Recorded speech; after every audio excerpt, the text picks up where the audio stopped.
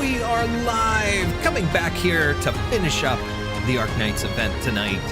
We have got a little bit of time to finish up story and challenge mode, and we got shorter hair to boot. So, let's get started.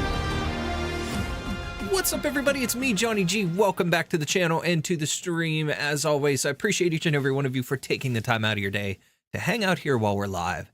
And for those of you watching on the VOD after, you are awesome as well. Hope everybody's having a great Wednesday. We were supposed to go live with this yesterday, but things got sidetracked because of the fact that I got called into work early today and had to start earlier, so I had to jump in bed last night.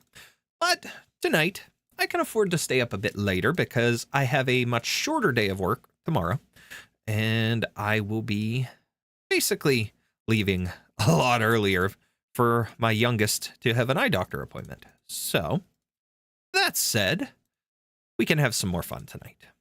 And last time we tackled the entirety of the stages, regular and EX, and we got through all that. We did our head hunting, we got Eblana, so it's kind of where we stood. We have the purple lights still for Eblana for this, so.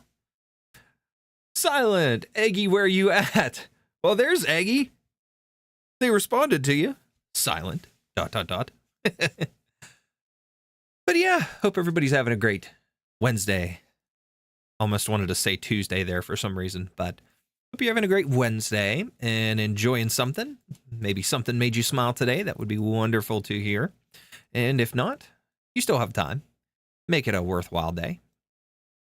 But it's been a decent day for me. Like I said, though, did have to go into work early, unfortunately, which killed some of my time, but and killed some of my mood early this morning. But it was only an hour earlier, but still, having to get up in around 5:30-ish to leave and be there around 6:30-ish sucked, to say the least.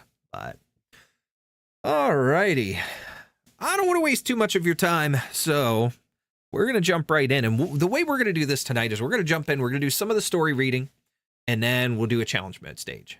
And then we'll do story mode, and then we'll do challenge mode, and just kind of bounce back and forth a little bit. Do a couple stages and stuff in between. So we've got, let me take a look here while I'm thinking before we actually transfer over. Because I'm also not going to really have farming time, which sucks. But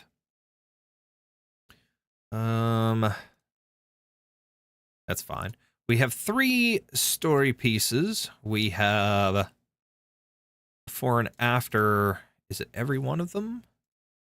2, 3 before and after. 4 so far for every one of them. 5, yes.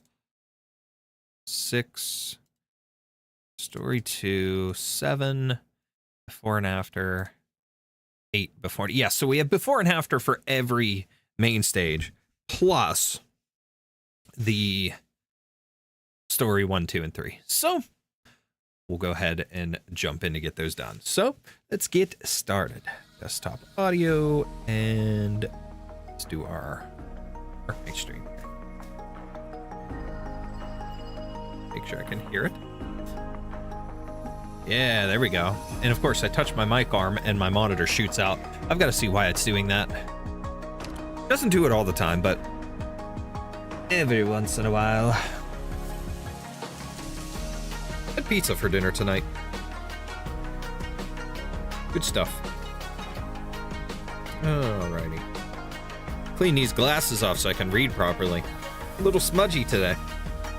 Just a little bit smudgy. But fun. Challenging me to see triple of things. Oh, excuse me. Alrighty. Here we go. We are flickering shadows. There we go. So let's do story 1. Here we go. Time for me to annoy you guys with my wonderful voices. My horrible voices, I mean. Let's find out. To reclaim her kingdom from the foes, the Red Dragon of Greed sought the aid of a shadowy force. Ooh. The dark mist that haunted in the forest. Ooh. The red dragon breathed the fire of death, while the dark mist Ooh. herded their foes into the blazing flames. Thus, the battle was won, and the kingdom was hers. The thorn-choked fields began to stir with life once again. Yet the deadly fire still crept across the land. The fields withered, the living faltered. The newborn perished before they could bloom, while the passing lingered, bound to this land.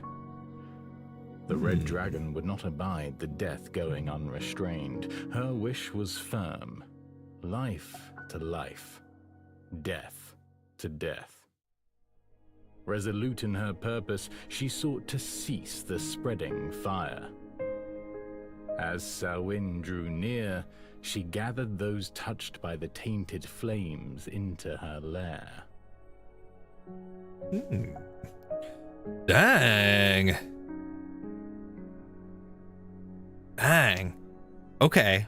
Now I like that. Why can't we do more of that? That would make my job easier, but then again, it's less fun for me. But that was pretty good. I like that voice. Pizza is so expensive. I spent $6.50 for a 12-inch. Thank you, local chains. And while it was really good, my wallet felt it. Ugh. I could make my favorite meals for half a week with that money. I don't blame you. I mean, half the time I don't get from chains or anything anymore. I just get like grocery store brand that's really freaking cheap. But you know, I make do with what I can for money right now. So it was good, you know, whatever. But I definitely agree with you. It's gotten a lot more expensive over the years. It would bloat the game size to double and it's already 14 gigabyte. True. Very true. Very true. And that is the story of the Red Dragon. We're going to kind of try to move quick with this and see how quickly we can get it done. Because I definitely, like I said, I could stay up. I can afford to have some extra time tonight, but I don't want to go extremely long. So, plus I'll probably mispronounce things again. I know there's some words and funny things in this that I probably won't get right. So we'll try. But what comes after? What about the people tainted by the flames of death? There is no after. That's all I've written. That simply will not do. Everything has an ending, and those endings don't much care if you think they'll do, miss. And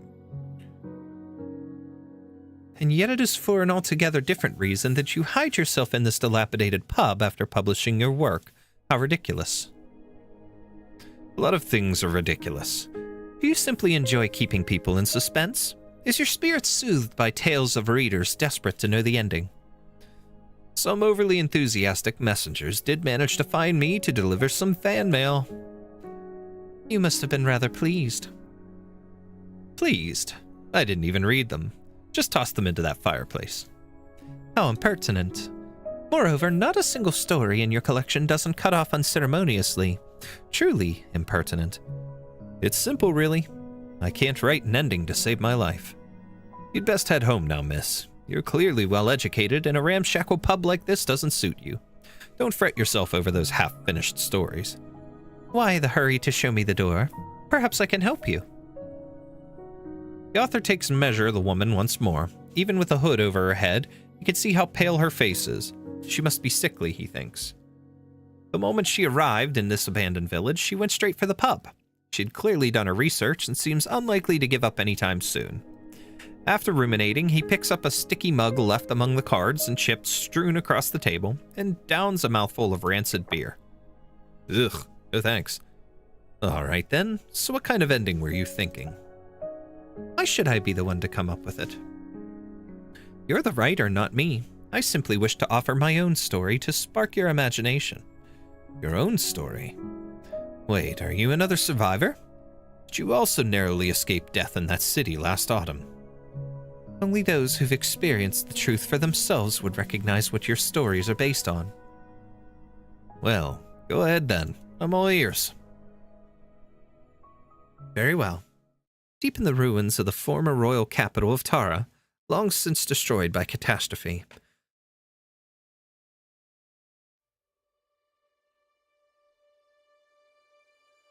Okay, I remember this from the end of the read the Flame Shadow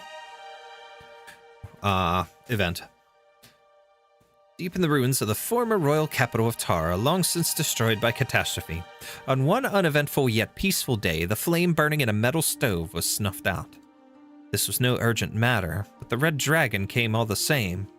Yeah, this background was used at then. That's funny. Eblana? Does it resist being lit? Or is it that not even an ominous outsider, newly come after centuries of silence, can relight old longings and resentments, near worn away by time? Or perhaps I simply need to be less reserved. A purple flame dances around the stove.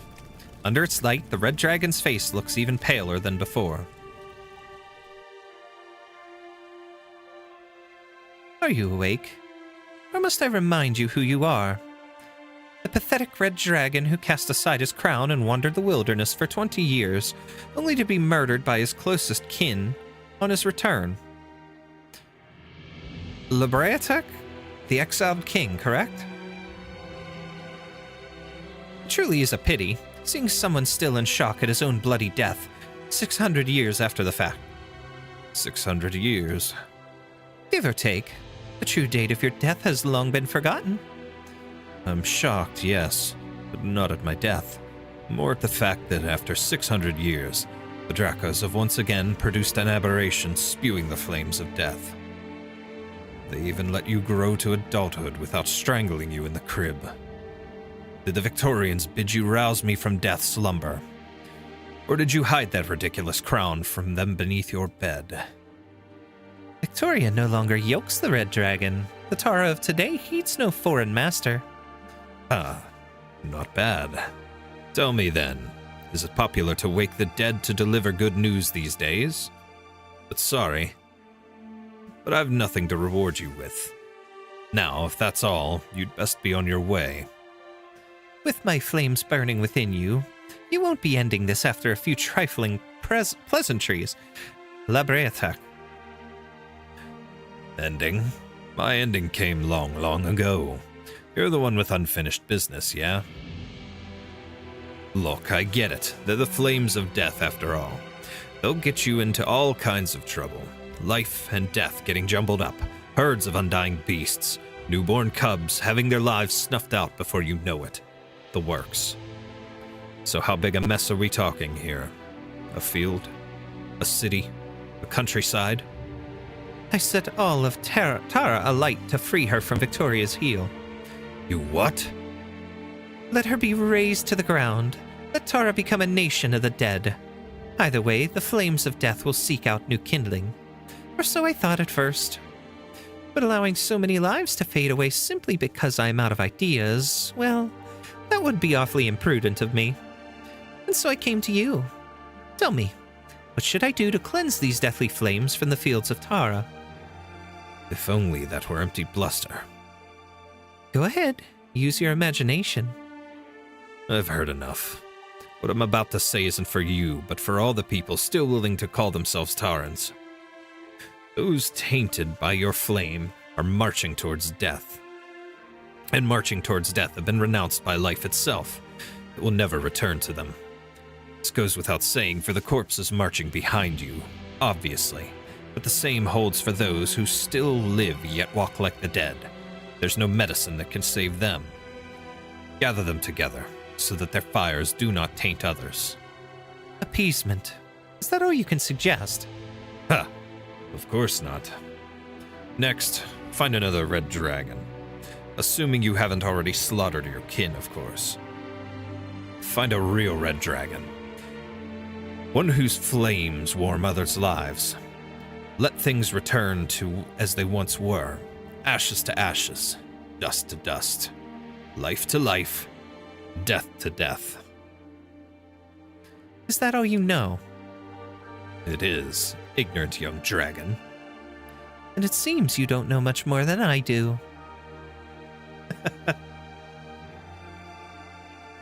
The red dragon does not even bother to sneer at him. She simply turns and leaves. She passes by a ruined home, faint yellow candlelight seeping through the cracks. This is the wilderness where the dead roam. No one should be living here, and so she knocks on the door. Who are you? Who I am is unimportant. What's important is, why are you living out here? I came because there aren't any Victorians here to knock at my door and rob the food I dug up myself, along with my savings. 5 years ago, on a night like this, a wicked caster came by, killing the Victorians as they closed in, step by step. I offered him beastment, grains, and freshly brewed wine, but he told me he didn't need any of it. What he needed was fire, a fire fueled by those who would happily burn themselves away. And so my only son, Keith, left home and followed them. What a noble soul. A lot of people gloss over this, but this exchange is quite literally, help, I kind of messed up. I could see how that was between her and the dragon. That's interesting. Yeah. Makes a lot of sense. And 3 years ago, someone knocked on my door in the middle of the night again. It was Keith. My Keith. He no longer spoke or wept or even breathed. He just stood there, his body covered in purple flames. How tragic. It gets worse.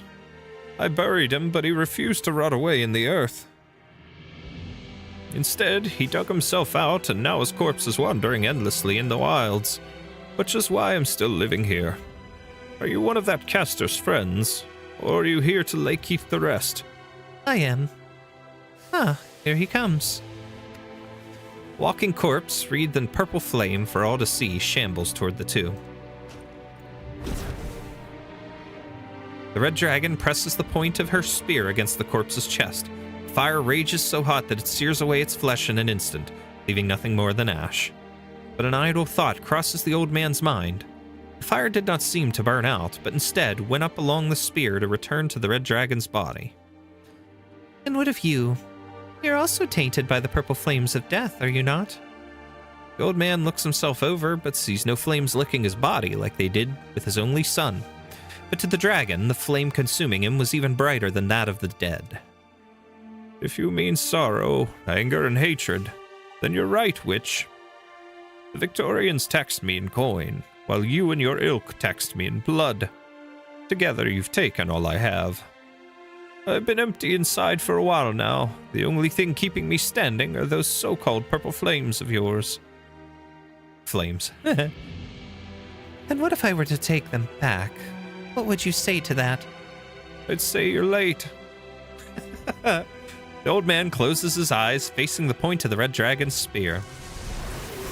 He can feel the fires of anger and sorrow propping him up, burble as they flow into her hand. As they leave his body, his muddled consciousness leaves with them. He can sense that death is near, but considering how stagnant his life has become, he no longer fears it. The fires suddenly stop flowing. Why? Why won't you kill me? Because you no longer need to be killed. The spirit once told me that life will never again grace those tainted by the flames of death. Now I see that he was right.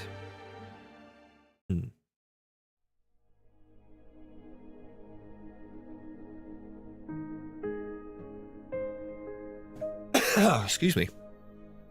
Now I see that he was right, The red dragon answered coldly.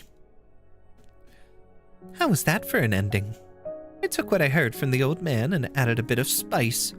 It shouldn't be too jarring in addition to your story, I would think. Excuse me. Sorry. Got a random tickle in the back of my throat. A little low. Hard to get at. Anyways, throwing in the ghost of the legendary exiled king, are we? It'll do, but do you really need the ending to my story at this point? What you've seen clearly differs from what I saw. I must see it through your eyes, hear it through your ears. You're not one of those bored toffs who's into piecing together the truth, are you? Excuse me. I've never once considered the truth boring. Ah, well, seeing as we both managed to make it out of that hellhole alive, I can pass you all the drafts I abandoned in the process of observing, thinking, and writing. But as for how those stories actually end, I couldn't say. Since you were talking about the Red Dragon, how about I start there too? The writer pours another half mug of beer directly into his belly, glances at the woman with a hint of provocation, then begins to tell his tale. If you have ever made the journey to the Red Dragon's lair we call Necrass, no matter how briefly, you will never forget the dark woods along the way. 1 second.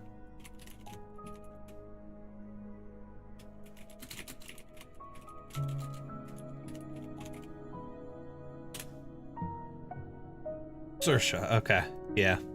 That's right. They are dismal and damp, filled with a gloomy mist and fae who love playing tricks on men, a labyrinth of darkest black. It is said that, of all the people who have entered, not a one has ever left without the forest's permission. Even if it does open its bowels to allow you passage, the mischievous fae will still lead you astray, jeering at your clumsy movements all the while.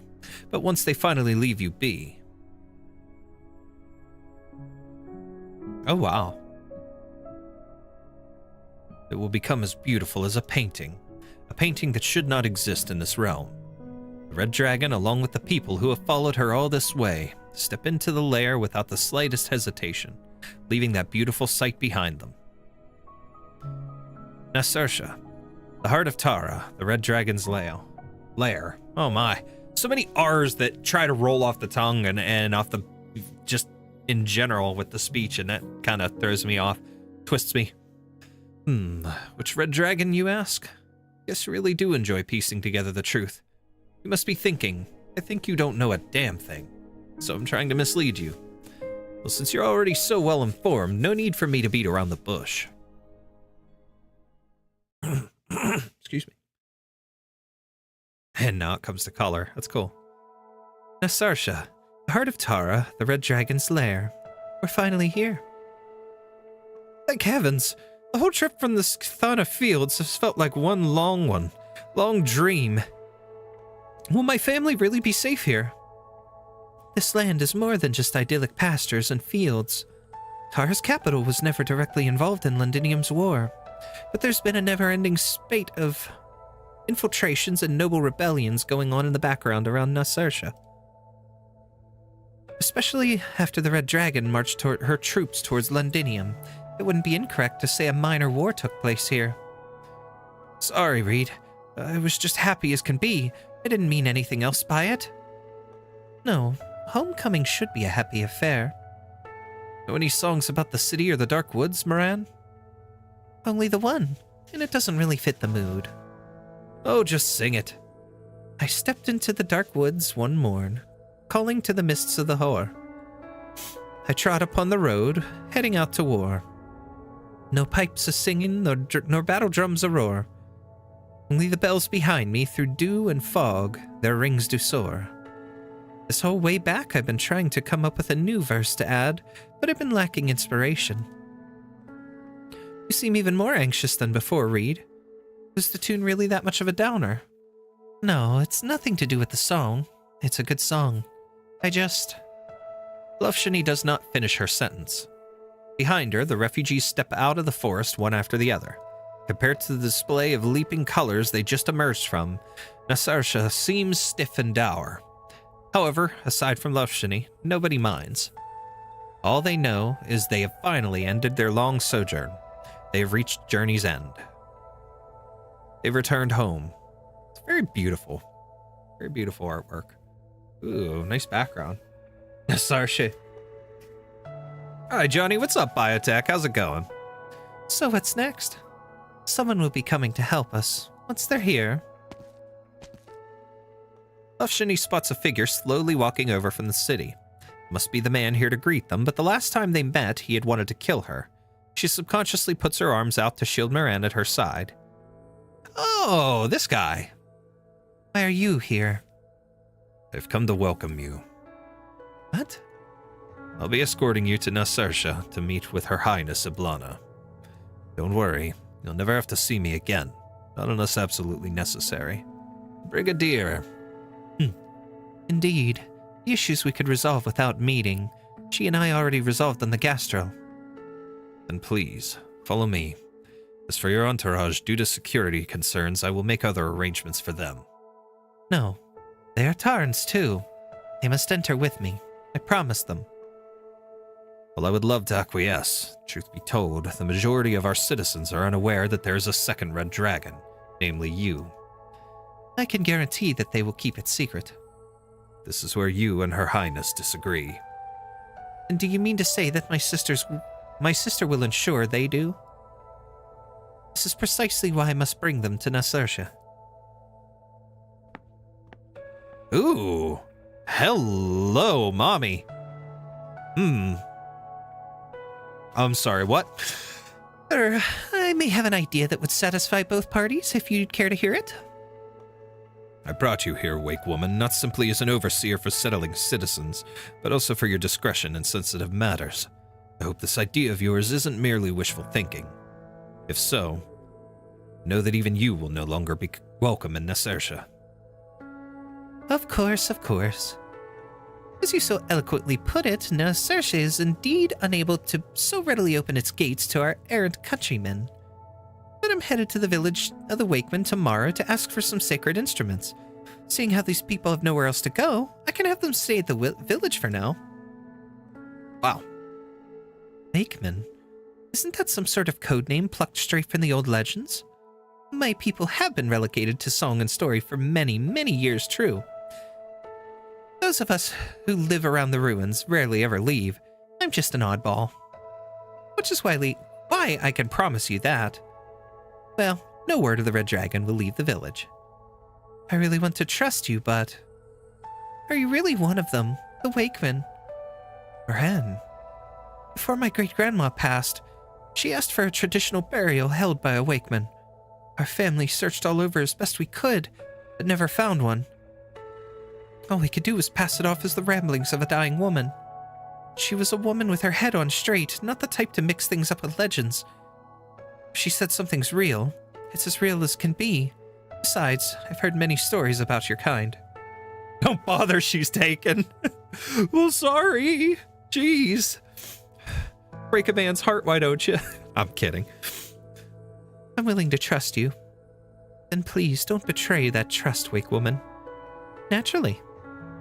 All right. What say you, Mr. Brigadier? Go. Go? Fine.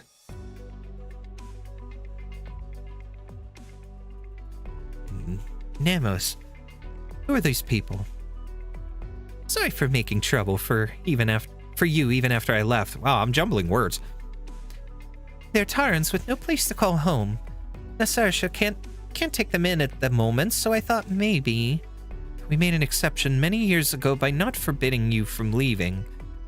We have even less reason to admit these strangers we know nothing about.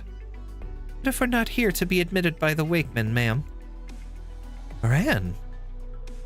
Once, when I still dreamt of being a wandering bard, I collected the legends of the Wakemen, sought out your people, and told your tales. But in the end, my dreams of both bardhood and Wakemen were shattered to pieces. Only now, when all I want is to go home, do I run into you. If the legends are true, your people live ascetic lives. You only come into contact with outsiders to hold funerals, letting the souls of the departed find rest in fire. Correct? We came here with... No, we're just folks from all across Tara seeking refuge. Not a one of us is qualified to join you. We're just looking for a place to stay for a day or two. I promise you, we'll follow your laws and customs as best we can.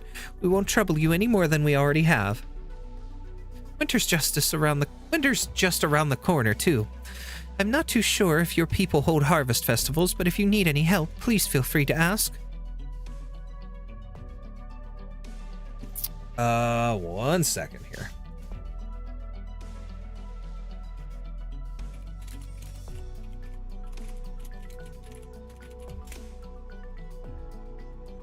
Yeah, he pronounced that Soen, I believe.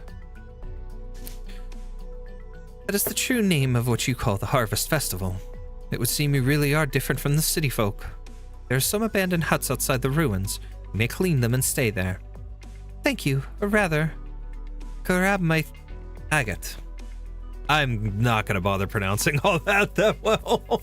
I'm terrible at it. I do apologize for that. Is there anything else, Nemos?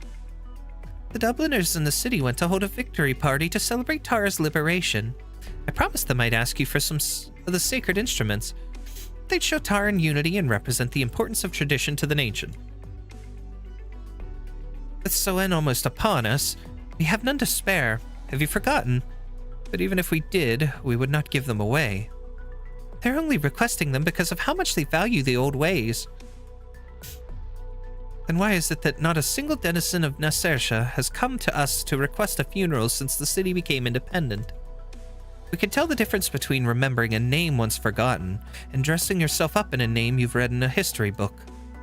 But if you cannot return empty-handed, then take this whistle and go. This is just an ordinary whistle. It's the highest honor we can give them.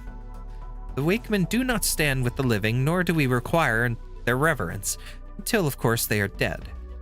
That is the tradition Dublin should be honoring.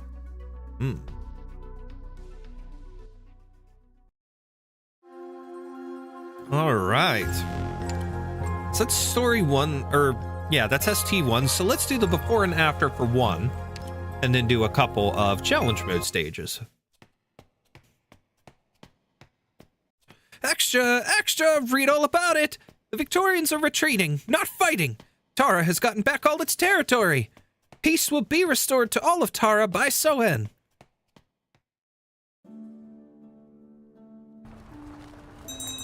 Ooh. Stop the cart. I've been ordered to escort you directly to meet Her Highness with no delays. Before I meet her, I need to see it with my own eyes. My sister's city, post-war Tara, the survivors and civilians, have their new lives finally begun? If you insist, but the people are not yet prepared for 2 red dragons. Of course, I know that.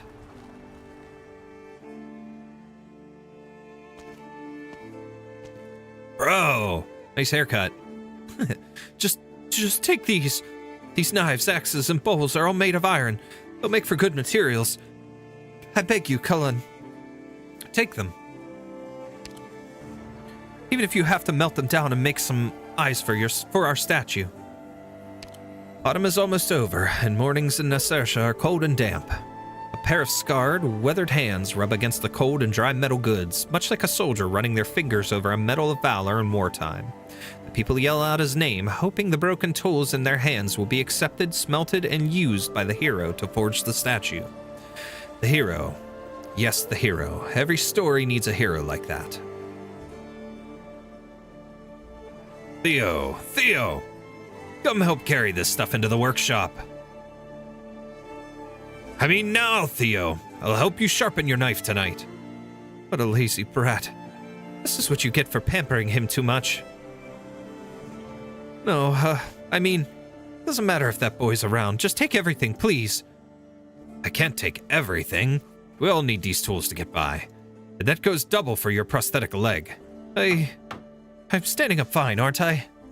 That wooden leg Nemos made is only temporary. Once better craftsmen arrive in town, they can repair your iron one. But you're making a statue to commemorate our victory in the war. One that'll be displayed in the main square during Soen.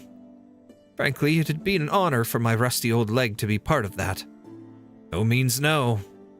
Just take it already. It's all old stuff we'd have thrown out while cleaning anyway. No one's got any use for them. What's wrong with these bowls? They look perfectly fine to me. We can use clay ones instead. As for the axes, we'll just share the few we've got left. The war just ended and the city's short on everything. If we don't help you, how will the statue ever be finished?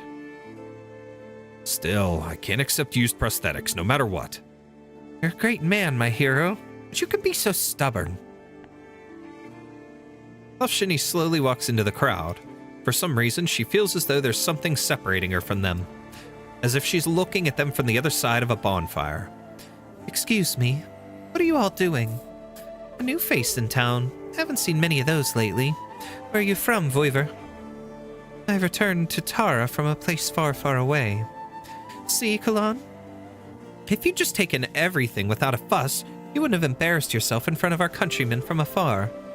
My answer is still no, not the prosthetic leg. The other stuff, fine. Why are people donating their pots, pans, and prosthetics? Because we all want to erect a statue in the square for Soen to celebrate Tara's rebirth. It's to celebrate Soen. I've only ever come across the festival in Taran folklore. It's held after the autumn harvest and before winter, yes?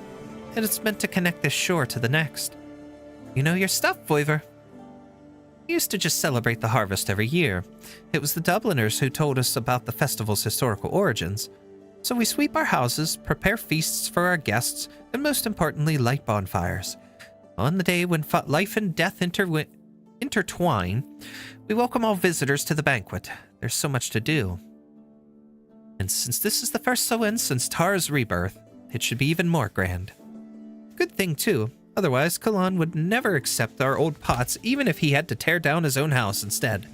Speaking of, do you have any iron of your own you'd like to donate so the hero can add it to the statue? All I have on me is a bookmark. I think it's made of iron. Will that do? You don't need to listen to her, Tarn, from afar. So what sort of statue are you making? A red dragon to celebrate Tara's rebirth. A red dragon? I'm telling you, Kalan, if you don't take my prosthetic leg, I won't leave until you do. Then I suppose I'll have to pick you up and carry you back myself. You and your gigantic muscles. By the time Soen is over and the statue has been erected, we'll all be living the good life. We'll all be able to make as many prosthetics as we want. Just imagine, a massive dragon statue standing tall in the night. Even though it's winter, its flames will remain lit, just like the legends. Why, it'd be enough to drive off the man-eating mist. And we wouldn't have to obey that blasted curfew anymore. The curfew is an order approved by the Red Dragon, put in place to ensure our safety. I know that. Of course I know that. As they speak, more and more people begin to gather around them until the alley is completely blocked. They each carry all manner of things meant to be melted down for the statue. Kalan patiently receives each new visitor as the objects at his feet begin to pile up. He's quite a large man, but even he can't carry all of them at once. Allow me to help you, Kalan. Oh, no need for that. My apprentice, Theo. Can you really count on Theo, though? We have no idea where that rascal ran off to.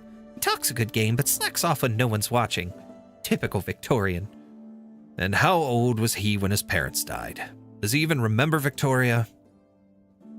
So what's your name, friend? Reed. Have you found a place to stay yet? You're welcome to stay at my place for the night. You wouldn't want to be wandering the streets during curfew, that's for sure. I think I do, but a curfew? You mean the city has a lights-out bell? Not quite. Victoria used lights-out bells to suppress the Tarans. Asersha's curfew is to safeguard us. The black mist lingers in the dark woods, shielding all of Nesersha from outsiders. But at times, it also drifts into the city streets. The curfew is meant to prevent anyone from encountering the mist. It permits no trespass. Anyone who enters without permission will never return. You mean the mist really eats people? Listen to yourself. You come all this way and this is what you ask about? Look, things will be better soon, just you wait. Now come with me, I'll show you around Nesersha. What about the man building the statue? Kalan, was it? What is he going to do? I know a bit of arts. Perhaps I could help him. Oh, don't worry about him. He's a genuine hero. He once dispatched an entire Victorian scout team in the dark woods. Unfortunately, he was a bit of a softie at the last moment. He's the only one willing to put up with Theo's nonsense. All by himself. Really? Well, in the woods, the forest has always been on the Taran's side. Stop changing the subject, Reed. Just come with me and have some ale and stewed meat. It'll warm you right up. You must know that you've come home at the perfect time.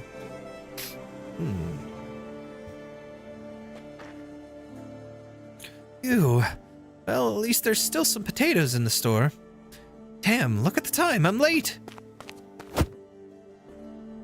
Who's the one charging through here like a wrecking ball? Theo?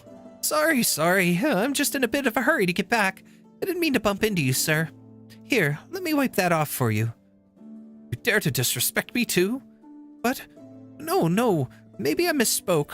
I was just wondering if you needed help. Stay away from me. The man raises his cane and strikes Theo hard on the chest, knocking him away. The morning mist has long since gathered in the uneven crevices of the stone pavement, forming murky puddles.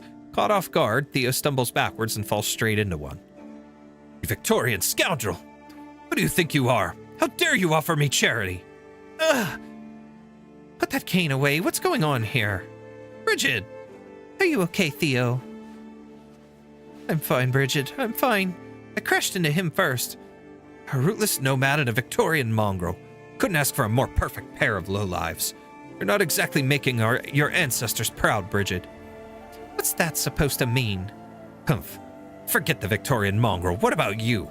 You're descended from the exiled king, from the very clan that's supposed to warn the Tarans of impending catastrophes, yet here you are mingling with the likes of him. Even during the war, you never cared whatever your own people won or lost. You just coldly toss battle reports into the citadel, then go door to door delivering those meaningless personal letters. Are you lot even fit to call yourselves Tarans?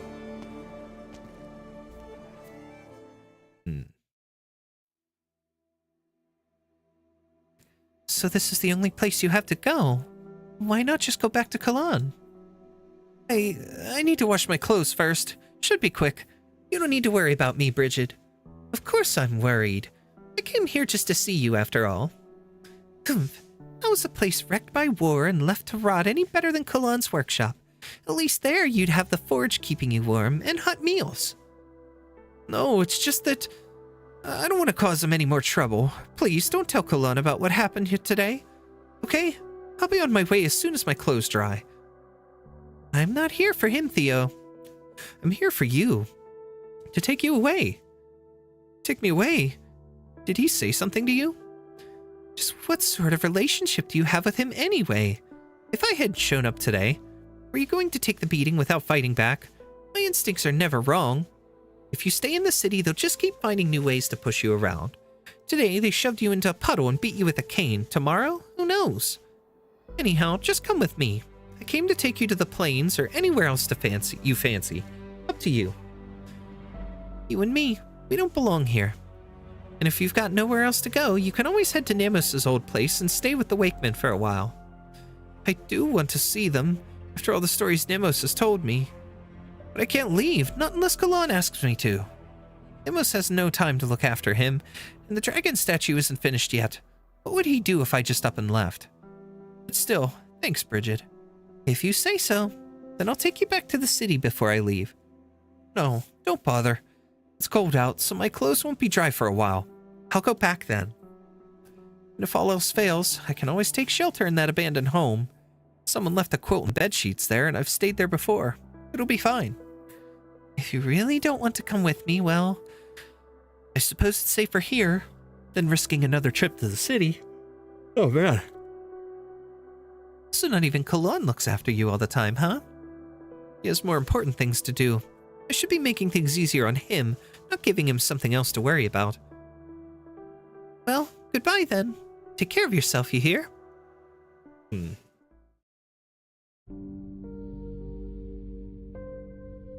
We're here. Like I said, you've come at the perfect time. Today we have fresh ale, stew, and oatmeal.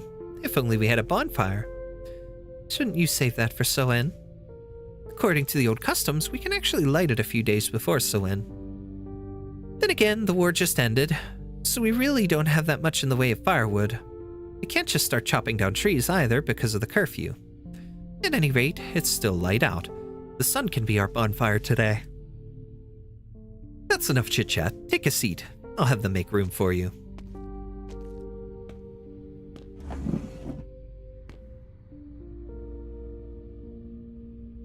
Love Shinny steps forward. In the damp, chilly air, each dish in the lavish spread on the table has the same familiar scent. Warm, rustic, and simple. Yet not what it seems. She looks around, concealing her surprise, only to find that no one else finds any of this unusual. Is this stewed meat? Yeah, this here's the meat. These are grilled fins, and your cup is full of ale. All right, and we also have oatmeal. I'll go grab you a bowl. But all the dishes appear to be made of the same thing. They're all made of potatoes, right? Their statue is bowls, their bonfire is the sun. Their feast is potatoes. As the friendly resident goes to fetch a bowl of oatmeal, Lufshini stands up and walks towards the cart and burden beast that has been waiting for her the whole time.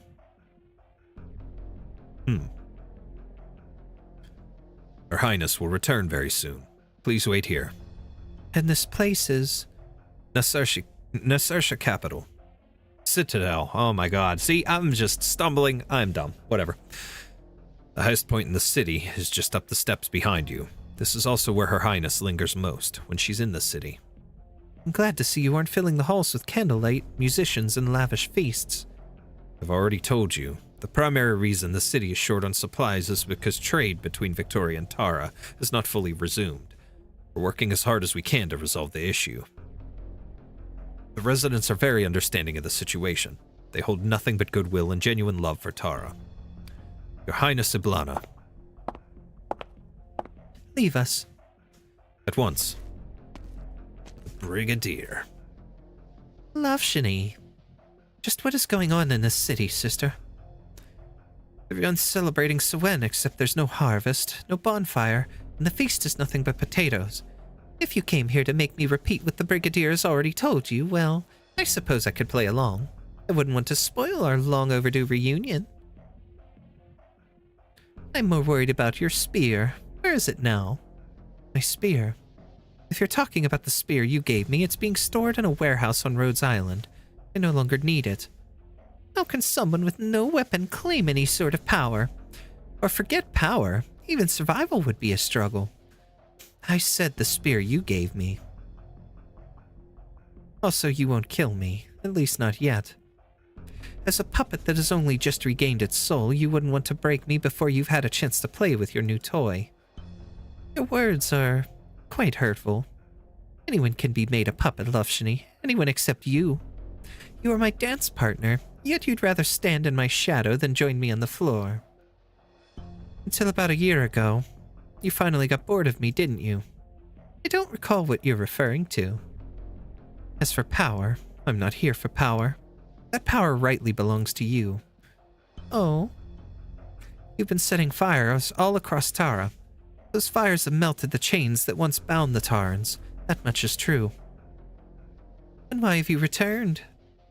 To bear witness. If you're truly willing to use your power to give the Tarans a new beginning, then I will do everything I can to support you. Say, for example, that you're too busy to deal with the supply shortages in the city right now. If so, I would be willing to help with that. Whether I step forward as a second red dragon, or hide my identity as before, it makes no difference to me. As noble as ever, my dear sister. But I can't say whether you would truly be satisfied with that. The sister I knew wasn't someone who sought power simply to live a life of indulgence. She wanted more than that. But so far, every step you've taken has been paved with bones and blood. I can only pray that's because you've had no other choice. I sincerely hope I will never have reason to collect my spear and come searching for you. Not bad. Not bad at all. It seems your life of wandering has taught you far more than you've ever learned while acting as my shadow. Let's not beat around the bush. I've made my intentions clear and you've invited me back. So what is it that you want from me? You'll find out soon enough. Until you do, though, why not come with me? I'll show you around the Red Dragon's lair. Ooh, that's a beautiful view. Legend has it that the architect deliberately shaped the plate with uneven elevations to mirror the old Taran capital. Legend has it that Tara's stonemasons showcased their finest craftsmanship in every building they made, save for one. They refused to add even a single ornament to the citadel, knowing it would be inhabited by a puppet king. Lufshini has heard many stories like this, but no story can tell you whether it is itself a true flame or merely its shadow cast on the wall. And so she follows her sister up the steps and looks down at the city with her own eyes. She sees the empty pedestal in the square below. It seems to be waiting for something massive to be placed on it. She sees the winding, undulating cobblestone roads stretching from the square, and the humble stone houses, so simple they inspire a sense of affection. But after she focuses her gaze and takes a harder look, she finally sees the thing she had sensed before, the thing that had separated her from the other residents. It is something that definitely does not belong in the city. Flames. Flames. At a closer look, they are tiny sparks of fire scattered across the city. All the residents, whether talking, rushing to and fro, yelling, or resting, are surrounded by flickering flames. Purple flames. Ooh. What did you do to these people? You've made them into walking corpses, haven't you? You just got back from town. You met them yourself. You should know better than I do. Flames will spread. Your flames of death should not be spread to the living. It is an unfortunate reality. But wherever man resides, so too does death. Whether on the battlefield or in a bustling city, the flames merely hasten the inevitable. But I must admit, it doesn't sit right with me either. The dead wander the wilderness, driven by the desires they held in life, while those tainted by the flames of death can never truly start anew. Life and death cannot remain entangled like this, each defiling the other. But haven't you been their chief defiler? No. Death should be mine to command. I cannot have it expanding beyond the boundaries I set. Well then, my dear sister, what would you like Tara to become? I want your opinion. Should the living endure and the dead rest in peace, or should all of Tara become a kingdom of death? I ask a question you already know the answer to. Excuse me. Then it is clear what you must do. Kill me, Lufshini. What? While you've been trudging through the crowds, I've been busy preparing. The moment the tip of your spear pierces my heart, heralding death's embrace, everything tainted by my deathly flames shall leave this realm along with me. Then you will become the first and only true leader Tara has seen in decades. I will not be your shadow anymore, and we red dragons will not be the monsters they claim us to be, slaughtering our own kin in madness.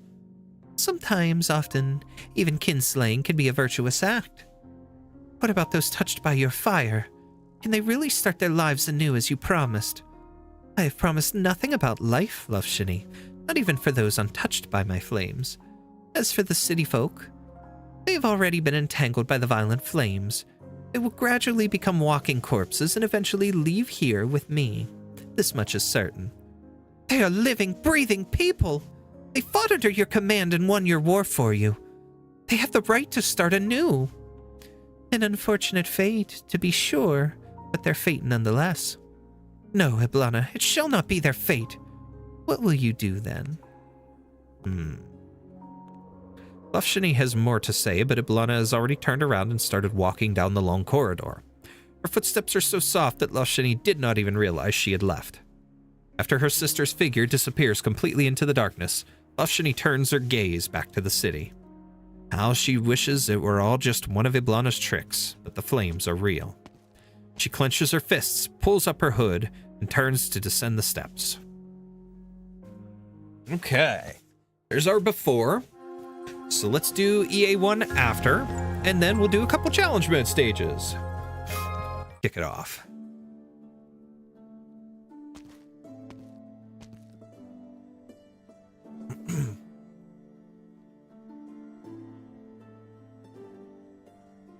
Sorry. Ma'am, hold on, please. Oh, Reed, it's you. You left so suddenly. I was worried our hospitality had been lacking in some way. No, I truly appreciate your hospitality. I had just suddenly remembered some business I had to take care of. I still had a few questions, though. Would you mind answering them for me? Ask away. Do you realize that you're engulfed in flames? Flames? Oh, you mean my blessing? Wow, you can see other people's blessings? I didn't notice until someone pointed it out to me. Wait, you're saying you know about the flames, but can't see them? How can that be? The friendly resident puts her hand on her waist. The ancient Tarans carried small flames at their waists, stabilized through originium arts to dispel the dark mist in the marsh. After Victoria seized full control of Tara, this custom, along with all similar practices, was strictly banned. But times have changed. No longer bound by Victoria's rules, the Tarans, or at least the people of Necrass, have chosen to wear small originium lamps at their waists. I'm sure you know fuel is scarce, and with the curfew in place, we can't afford to keep the lamps on, nor do we need to. But if we carry these small lamps... Ah, okay. That's our fire. That's the color of her fire in the lamp. Now, whenever people turn on their lamps, this is the color they'll see. Even if they replace the filaments with different ones, the color remains unchanged. And you're not the least bit worried about this. Well, as you can see, things are on the up and up here in Necrass. And what explanation can there be but the Red Dragon's blessing? But if a reckless returnee tried to warn her that those flames were anything but fortuitous, she would never believe it. Afshini hopes that perhaps a more direct approach would work. But I wanted to experience the dragon's blessing for myself. May I hold your hand? But you've already entered the city. Everyone who does will receive the blessing sooner or later. Please, it's just a small favor. Well, I suppose it wasn't easy for you to make it all the way back to Tara. All right, what do you do for a living anyway? I know some basic medicine, along with some healing arts. Nothing to brag about. So you're a doctor then? We're in need of doctors, actually. Come here, give me your hand.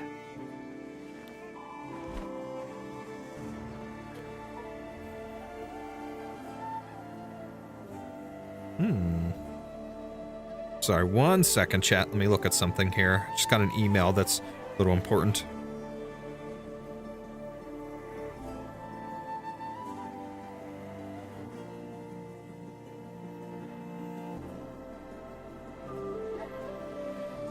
Cool.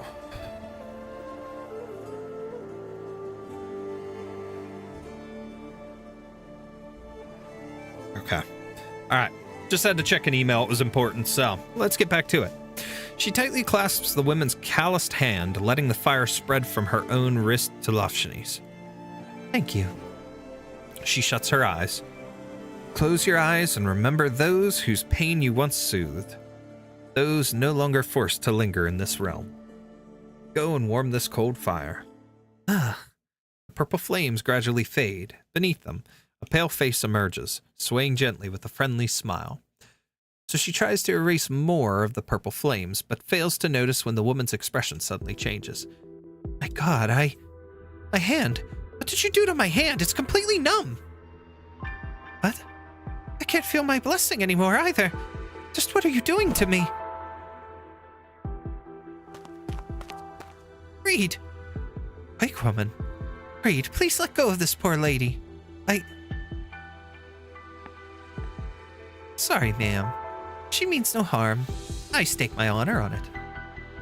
But she said she's a doctor. How could a doctor possibly... Arts-based medicine can sometimes have side effects. Look at your hand. It's perfectly fine now, isn't it? But I still can't feel anything. You'll be fine. The wayward wake woman raises a hand, gently pressing her warm palm to the frightened woman's forehead. It is just a normal, casual gesture, yet the woman gradually calms down. Okay, I believe you. Right, I still have my hand, as well as my blessing. It's almost nightfall. You should head back home. And Reed, you have another banquet to attend, don't you? A banquet? Right, the banquet. So please, allow me to lead the way.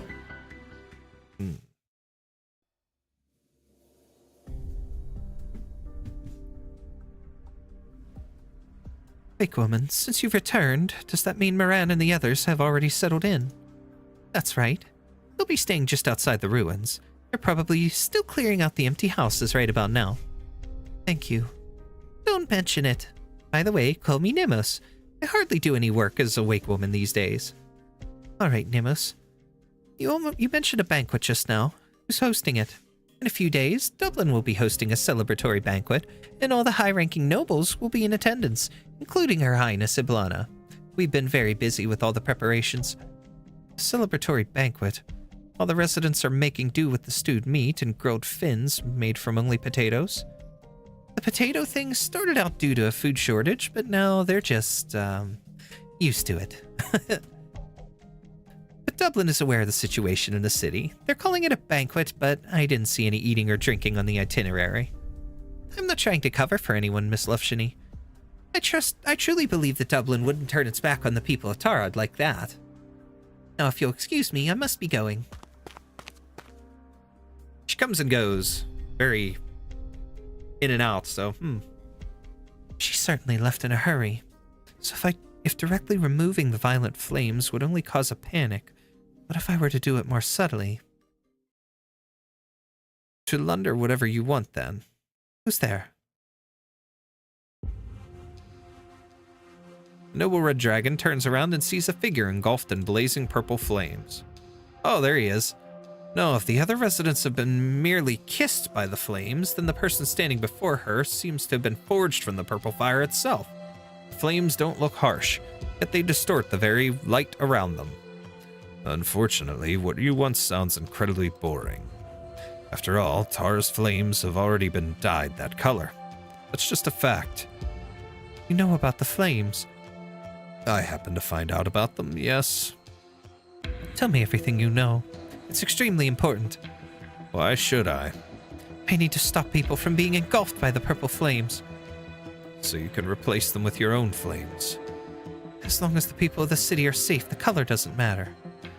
What grandiose nonsense. It's almost nostalgic. Your excuse is so clumsy that it's laughable, Red Dragon. What is your relationship to my sister, sir? Ashani takes a step forward while the figure moves backwards, preserving the distance between them. Relationship? You, your sister, and I are all cut from the same cloth. We all crave power, conflict, and bloodshed. We're all itching for what comes next, eager to set the land ablaze. But this time I'll stay out of it. Until the lair is consumed by flames, I'll be cheering on both sides. Goodbye. Wait. Poof! He gone. The red dragon tries to weave the flames of life into a cage, but before it can take shape, the strange figure scatters in the wind. Her fire only briefly illuminated his long tail, then returned to nothingness. Poof! Dragon be gone. Hey, it's the same as the other lady with shorter hair and a different outfit. Anyways, sir. It's you. What's wrong? Why have you come to see me now? Don't tell me there's another problem with your grain shop that I have to deal with. I never treated you as a subordinate. We're business partners, understand? I understand. Good. As long as you do, I have another shipment. Oh, excuse me. I have another shipment that needs to be escorted out of the city. Leave soon and be back before curfew. Sir, about that. About what? About the grain we sent out before. You said it wouldn't affect the city's food supply, but now we're all stuck eating only potatoes. Do you know what it's like in other parts of Tara? They don't even have potatoes. Asarsha's agricultural output is already top tier. We're taking urgent measures to help our countrymen, understand? Besides, how much did you earn from just those last 2 carts? Look at it this way, the people of Nasarsha aren't starving. At least they've got potatoes to fill their bellies. What's more, it's almost harvest time. There will be plenty of new grain then. I'm more worried that your tiny shop won't have the throughput to sell it all. Still, I'm not one to force anyone to act against their conscience. If you really feel that bad about it, you can always just transfer your business license to someone else and close your shop. But how will I eat then? I told you, you're not my subordinate. How's that my problem? All right. Just hand over your business license by the end of the day. No, don't. Okay, I'll do it. Are you still standing there? I have something else to discuss. My friend told me that lately, the dark mist is in the forest. Dark mist? If I needed you to remind me about that, I might as well quit right now. There will be someone waiting for you once you're past the gates, just like always. Anything else is none of your concern. Now go. Oh, excuse me. Silent. I'm here. I stepped out earlier. Irish. Sir. What is it? Did the Brigadier say something when he was on patrol this morning? No, sir. He didn't come around this morning. The leader sent him on another assignment. Phew. Then what's got you in such a panic? It's officially harvest season for the agricultural plate of the south. Isn't that a good thing?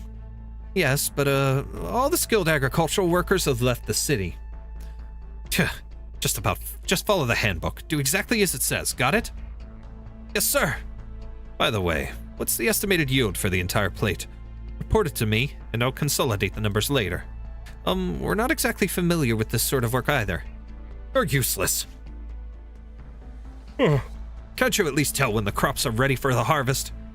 They're definitely ripe, or we wouldn't have harvested them in the first place. And isn't it just business as usual? Report a normal yield based on previous years. Now get going.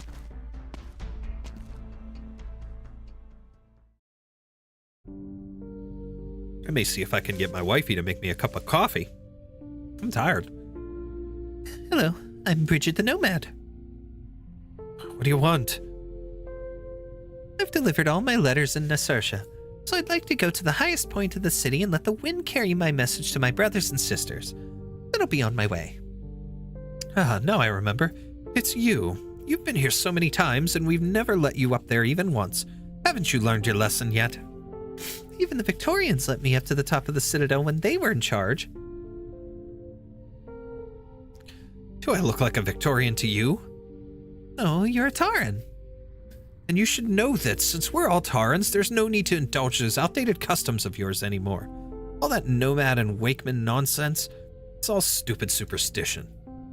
Now get moving. If you don't mind, I might just have you arrested. If you don't, I might just have you arrested. Fine, I'm going. No need to make a fuss. I completely forgot to log in yesterday, or I would have worked on getting the sniper chips for her, but I didn't. So I don't have her ready for messing with, trying out. Well, I've done exactly nothing I set out to do other than delivering my letters. Oh well, at least I'm out of the city before curfew. Now to just pass through the dark woods and I'll be back on the open plains. I just hope the mist will let me through. But it's never stopped the nomads before, so why am I worrying about it? The nomad kicks a pile of fallen leaves by the roadside. The rustling sound echoes through the vast, empty forest ahead. To her surprise, the sound doesn't fade away. It echoes back in a repeating loop. Person named after white-shelled embryo. In response to Iggy. That's funny. Bridget suddenly crouches down, trying to cover the scattered leaves before her, where the sound is coming from. Sorry, shouldn't have kicked you. The sound continues. Ooh, color's changing. It doesn't stop. Instead, it grows louder and louder, echoing until it becomes an unbearable, deafening cacophony. At the same time, the dark mist creeps up from her feet, covering her eyes and ears.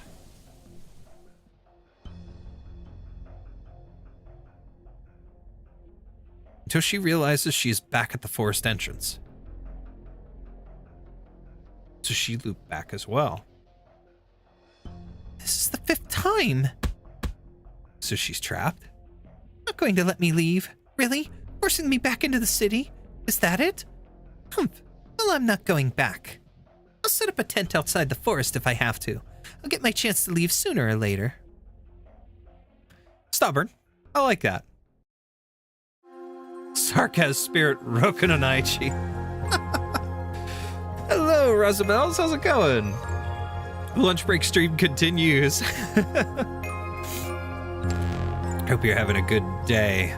Okay, so we've done these two. So we'll do at least these 2 stages, and then we will do these 2 for story, and then 2 more stages, and then we'll continue with challenge mode. But let's start with this. Give me one moment though. I'm gonna talk to my wife just outside the door here, see if she'll make me a cup of coffee. I need some caffeine.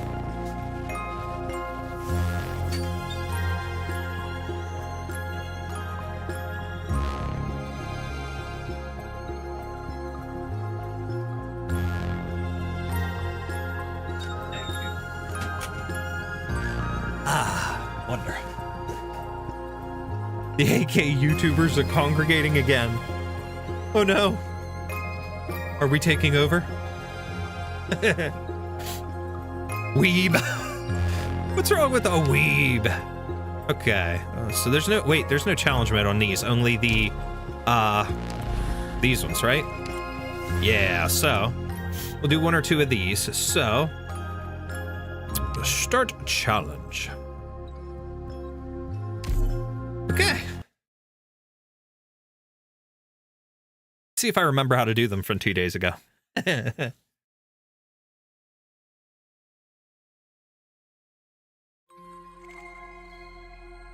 Sun's perfectly positioned. What did I do Let's this head one? to the ambush point.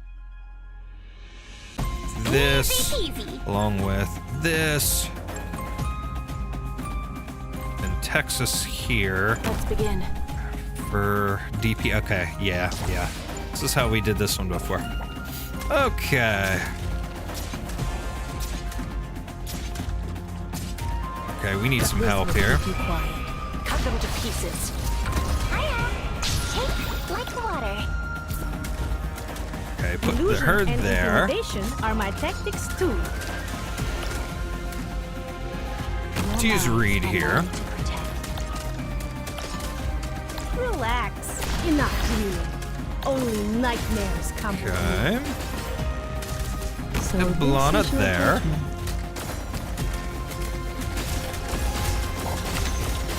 Okay.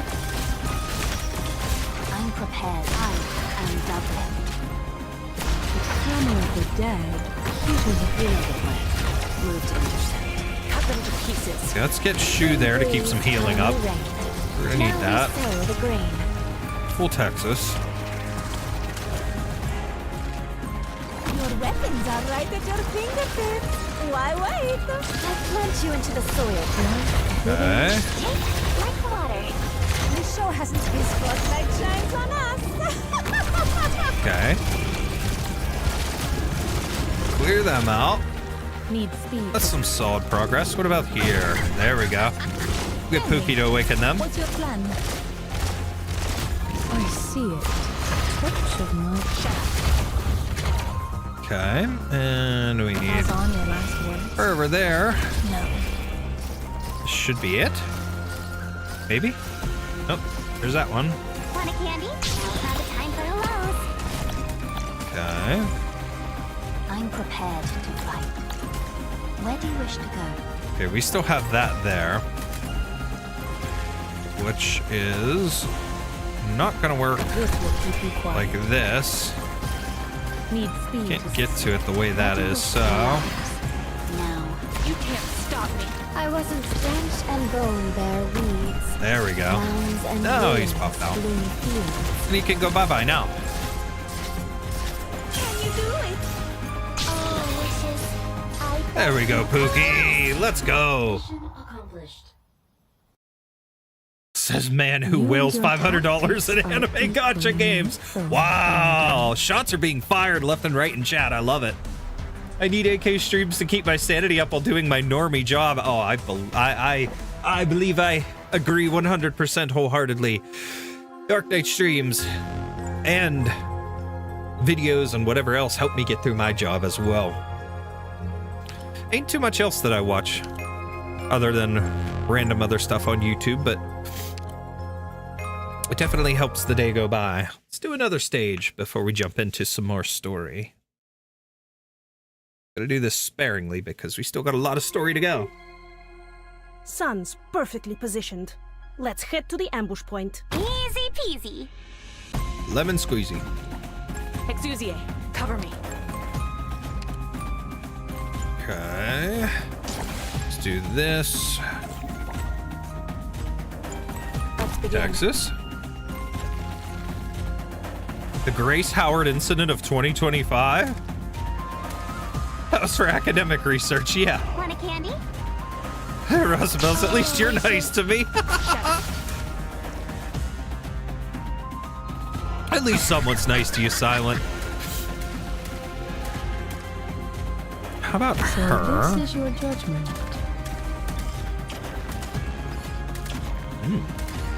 Okay.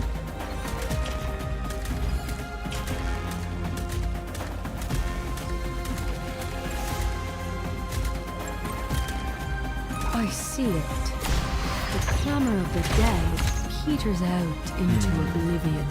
Let's go That's here. what you deserve. I mean, what Even though you that ordered. limits her a little bit more. Okay. Speed it up a little. Patience, friend. Heat control has got it.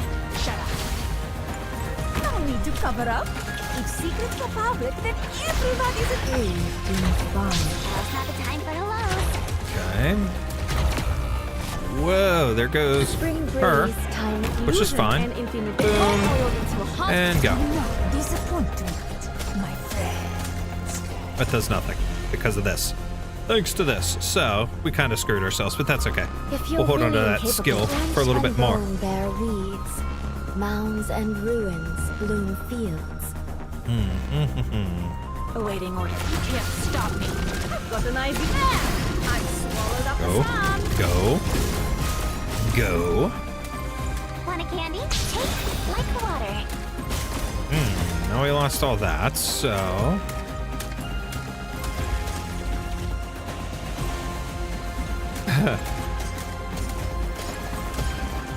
Okay. Shut up. Pass on your last words.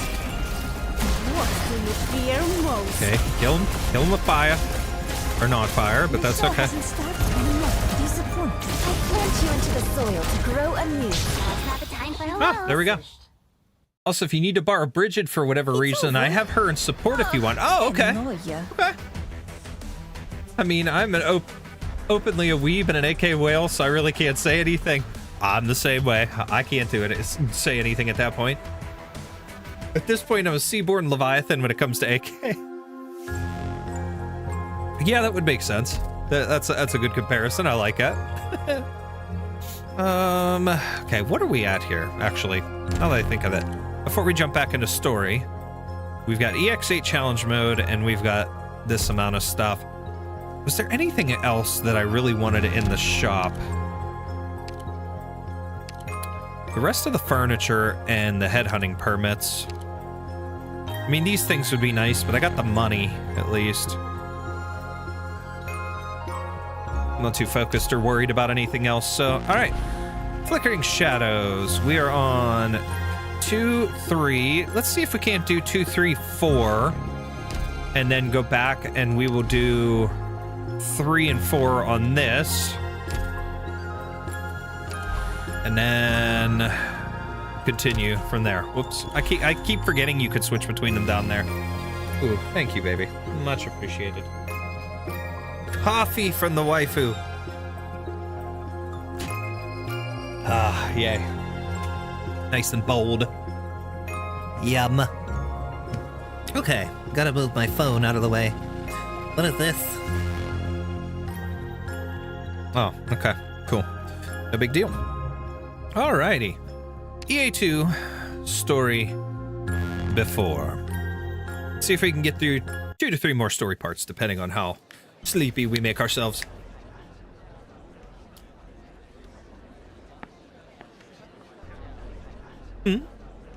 Wow, there's so many people here. Sorry, please make way. Ah! I've been to Millington Street already. It was picked clean ages ago. The shops are still open, but the shelves are all empty. Even the shopping bags are gone. Kramon said they had stuff left here, so I ran 5 blocks only to find not even a single foul beast feather left. I just will go back, grab my crossbow, and sneak past the guards to hunt in the dark woods. At least I might get some real meat before I starve. What? You've really gone crazy from hunger now. Going into the forest is a death wish. And you're not crazy? Stop talking like you know anything. Who are you to say I don't know anything? The grain store on Lagern Street, Emma's place. You know about it? Haven't had a chance to check it out yet. What of it? I went there and had a look. There's no grain left, but from what Emma says, it's all because of those bloody Victorians. The Victorian bastards have been blockading us since forever. This isn't new, so why act like it's a big shock?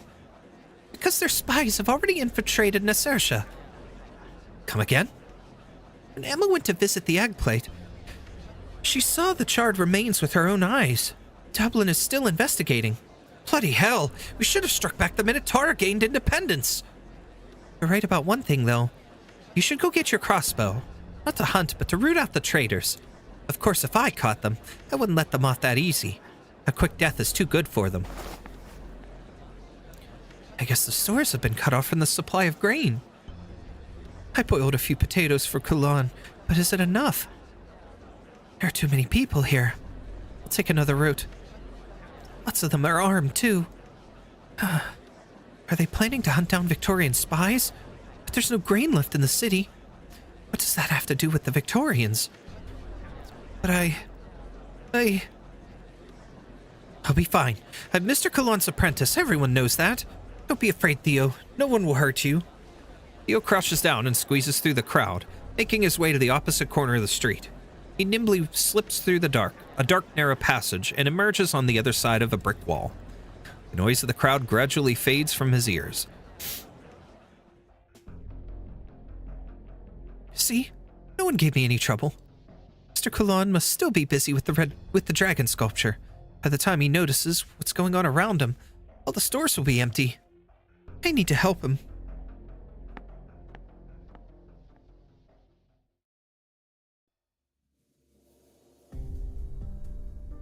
Take these and give them to the neighbors. Tell them not to worry.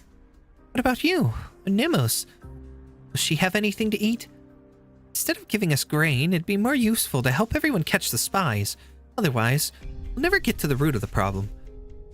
I'll go. Please let everyone know. But for now, just take them. Nemos stands with the leader, so it's only natural to endure a little hardship for everyone's sake. All right then. Thank you. Hey, Kalon, you must have more where that came from, right? Besides, would you know we'd be running out of grains? Did Nemos tip you off in advance, or... What are you saying, Rory? If you don't want any, fine. How do I know you or Nemos aren't spies? We've both been raising that Victorian boy together. Get out. What? Did I hit a nerve? Am I right? Are you really... Kalon, I heard you've been distributing grain. Impeccable timing. So where is it? Everything that's left is right here. Don't change the subject. You still haven't answered me. I've said everything I have to say. If you fill these potatoes with your dirty hands, then give them to someone else.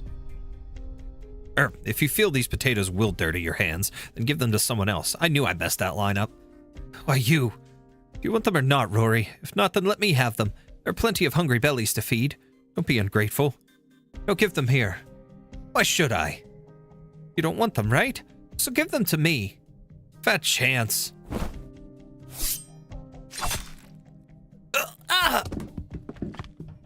The potatoes in the bag were very small. None had the usual oval shape. My arm! My God, he's bleeding! How could you turn a blade on a fellow Taran, Rory? I...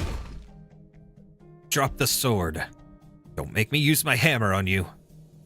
I see the hammer, and I'm thinking like the hammer from Halo. Like the gravity hammer. You're the only one we can count on, Kalon. Something's been off about Rory lately. I'll follow him a bit to check up on him. He's been out of sorts ever since his antique collection got burned in the war. As for his blade, just take it. Don't let him have it back. Kalon,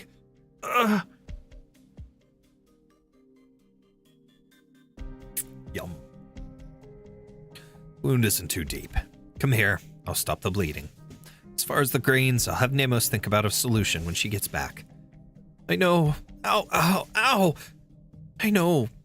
You're giving away everything you have. But you know, you're not as scary as you look. Ow! Don't talk. Save your energy.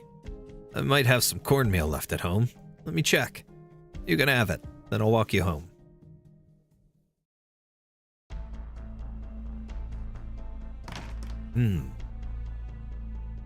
Kalon, are you and Theo doing all right? Why is there blood in here? Rory lost control and slashed someone. Where's Theo? He left a while ago for... Damn it. You... forget it. No one could have foreseen things getting so bad so quickly. How are things in the city? Rumors are spreading everywhere that the Victorians destroyed the egg plate, and Nassarsha is about to boil over. I know no one dared to go after Theo after you stood up for him, so you felt safe letting him run around. But this time, it's different. I have to go find him. Do you have time for that? Are you making that statue? It only needs to be finished before Soen. There's still a little time left. Damn it! Damn it! I'll worry about Theo. You just focus on your work. Okay. If If we want to make it lore accurate, you would be considered one if you influence people to spend on AK. That's funny. Eggy Egg, thoughts on Kalan? Have you seen Theo? Theo? Where's that boy run off to? Slacking off again, no doubt. Kalan spoils him too much. Really should talk to him about that. Theo! Theo! What trouble has that boy gotten himself into this time? Have you seen Theo? Are you alright? Me? Yeah, I'm fine. Just hungry. So what is it? Did you say something? Just the person I was looking for. Has that boy Theo been up to anything suspicious lately? No, just keeping him busy. Just keeping himself busy as usual. Oh, well, he'd better. Does it count if I donated my influence on people to pull for Vina? Gotta have everybody have Vina, right, Silent? Theo! What are you even doing here, Wake Woman? Wait, you're... Oh, the singer brings you here. Sorry, I was busy stirring my beef stew. Ooh, that sounds good. Beef stew, yum. I haven't had beef stew in a while. Very long time. Now you're making me hungry. Kalana's nice, but that is a reused NPC sprite. I heard rumors of chaos in the city, so I thought there might be something I could do to help. Alas, there's not. All I've heard is that the supply shortage was caused by Victorian sabotage. I've only ever run into the Victorian army by accident, and you and Kalan were the ones to save me at the time. Also, the information you provided us on the Wakemen has been truly fascinating. Ah, sorry, sir, but I don't have time to be reminiscing, but I could use your assistance. Kalan's apprentice, Theo, has gone missing. Can you help me look for him? I am unable to help with that. The city folk are angry enough at the Victorians to flay one alive. Why bother running around looking for a Victorian child? Forget it then, I'll go look myself. Remember that the celebration will start in just over an hour. Don't you need to deliver the sacred instruments symbolizing the Wakeman's blessing to the venue? Sorry, I really must be going now.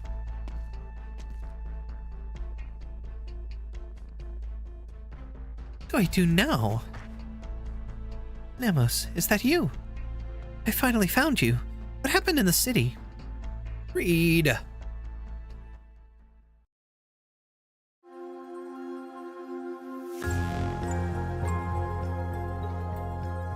Kulan's, yeah.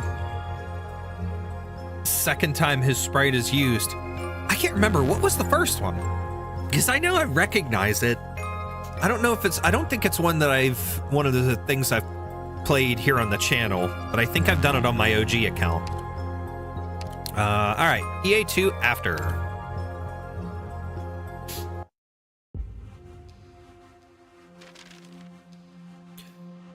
Afshani.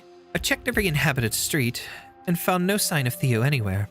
All I saw were the flames of the townsfolk growing even stronger, as if a sudden gale had swept through. What's more, everyone just seems used to it at this point. Getting rid of the flames would only terrify them. They'd only have numbness in their body. Does this mean it's too late for the people of Nasersha? No. I can't think that way. My first priority is to find Theo. I should go to that nomad named Bridget, the one Nemos mentioned. But would anyone really be willing to pitch a tent outside the city just because they can't get into the dark woods?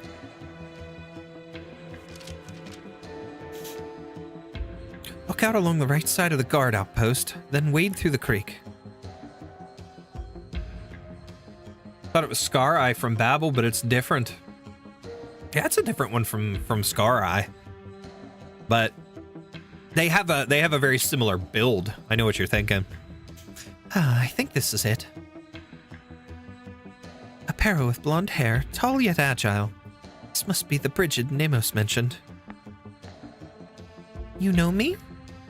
No, I don't believe we met before. Nemos asked me to come find you. My name is Reed. You... Bridget leans in slightly and twitches her nose twice, but does not otherwise react. Afshani takes this to be the way the nomads greet each other. You're not the red dragon from the city. What? I'm not a red dragon at all. I'm just... You're not the one from the city. You're a different one. A second dragon returning to the city, just like the old stories. And you can tell with a single sniff. Sure can. Your flames smell different. But that's none of my business. What can I do for you, Reed? Theo's gone missing. Emma's told me you might have an idea where he is. I've heard you often chat with him while you're in town. He's missing? He went out this morning and never came home, and the city's in chaos today. We searched all over Necrass, but both Nemos and I, but there was no sign of him anywhere. But I saw him just before I left the city. He was doing fine. No, I can't say he was fine. Anyhow, I went to the Citadel after that and left town. Haven't seen him since. Where the heck could he be? Wandering around aimlessly. Theo! Theo! Should have knocked him out and carried him back with me when I had the chance. Say something, Theo. This time you're coming with me, you hear? Where are we, Bridget? This plate was dragged out during the war, supposedly to appease some noble or other. But when they brought it back, it was left like this, barely clinging to Necrass, and no one's bothered fixing it up. You know, come to think of it, this particular area, I believe this background was used during, Zvillingster. At the very beginning or something like that.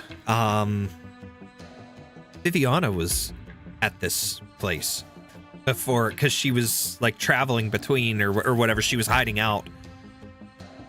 And that woman found her there. I can't remember her name. The one that turned out to betray everybody in the end.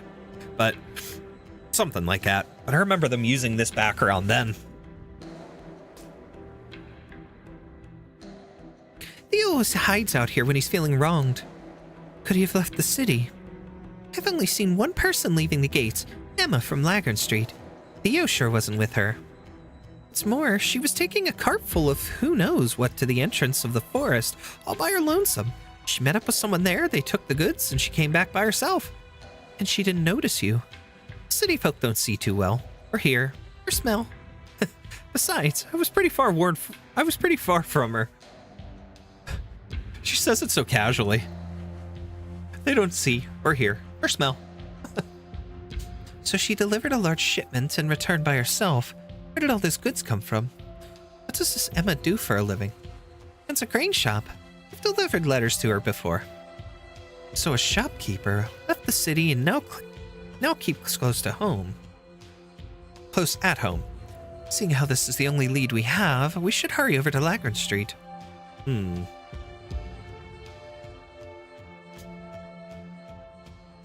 Bridget, Reed! Hello. You wouldn't happen to have seen Theo around, would you? Theo, did Nemos send you to find him? That's right. Nope, haven't seen him. Heavens knows where that boy has run off to. Hope he didn't skip town all along with the spies that set the ag plate on fire. How can you... Bridget, we need to find him. How about Emma, then? Have you seen her anywhere? She closed up shop early today. Actually, I came to see if she might be willing to reopen for me, but I guess I wasted the trip. Weird. There it is again, that cold burnt smell. It's been everywhere in Necrass lately. I can't stand it. I've been meaning to ask, are you able to smell purple flames? Yeah, the scorched stench of the red dragon's flames. Lately, even the city folk have been reeking of it. It's not just the smell, the fire itself has spread to them. What? How? I don't see any flames on them. So you can't see them either. I was gonna ask the same thing. You're saying you can see the flames? And again, makes sense, you being a dragon too and all. The city folk live so close to the other one and worship her like a god. Guess it was only a matter of time before they got burned. Emma, it's me, Bridget. Emma? Is she not in? With that purple flame stench coming out of the keyhole, must be someone in there. So what now? Break in? I don't see any other options. True Pupper can smell the difference between fires. She's got a very strong nose. A strong-willed Pero. Her artists did a really nice job with the character, but her face, like her eye style and everything, reminds me of the illustrations for Sword Art Online, like the character design. So she kind of gives me Alice vibes with Paro ears and a more, I don't want to say rounded face, but like her eyes are a little nicer. But anyways, that's just a odd comparison I've been making since I've seen her. Oh, so dragonfire can burn through locks too? Let's save that conversation for later. We need to get in there. Hopper. Here, officer, have a drink. We may not have a proper feast, but there's more than enough booze to go around. Cheers. Oh, if it isn't our resident wake woman, the leader invited you too. I'm here to present the sacred instruments to the Red Dragon on behalf of the Wakemen. Oh, offerings from the wakemen. Let's see what you've got. A whistle? And what else? Someone is almost upon us. The Wakemen do not have much left to offer. This is all they could spare. That's it. My sincerest apologies. Aren't you the one swearing to us you'd bring in those ritual doodads to give us the celebration, give this celebration the dignity it deserves? I'm sorry. I didn't think it through. Who cares? It wasn't Nemos's idea anyways. I was against it from the start. What's so auspicious about offerings from people who deal with ghosts and corpses all day? We should be glad they only gave us a whistle. Of course you'd take her side. She saved your life. We can't just laugh this off. Tell us, Wake Woman, how do you plan to take responsibility for this? Quiet. This was not solely her responsibility. If you truly wish to hold the Wakemen accountable for disrespecting the leader, we could revisit the matter later. Set aside the matter of the ritual objects for now. The leader sent me ahead to make sure everyone is enjoying themselves. These are difficult times, so we're keeping things simple. There will be no feast for the ceremony, but feel free to go and relax until she arrives. Not you, Wake Woman. I expect you to provide Her Highness an explanation for your failure.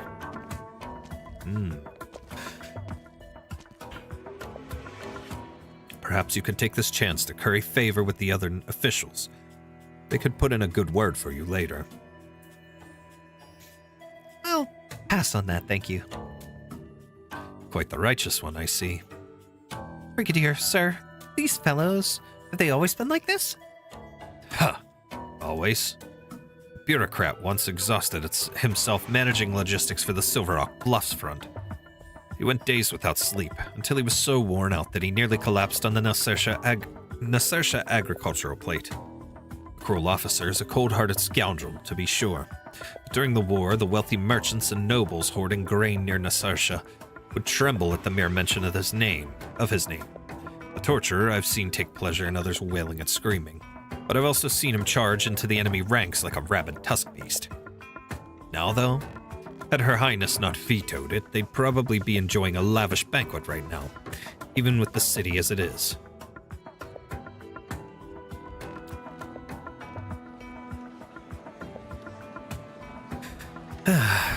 Will our dear Brigadier ever remove that stick from his arse? Bridget is good pupper, very head pats, much belly rubs. I love Narantuya at home. Mom, can we have Narantuya? No, we already have Narantuya at home.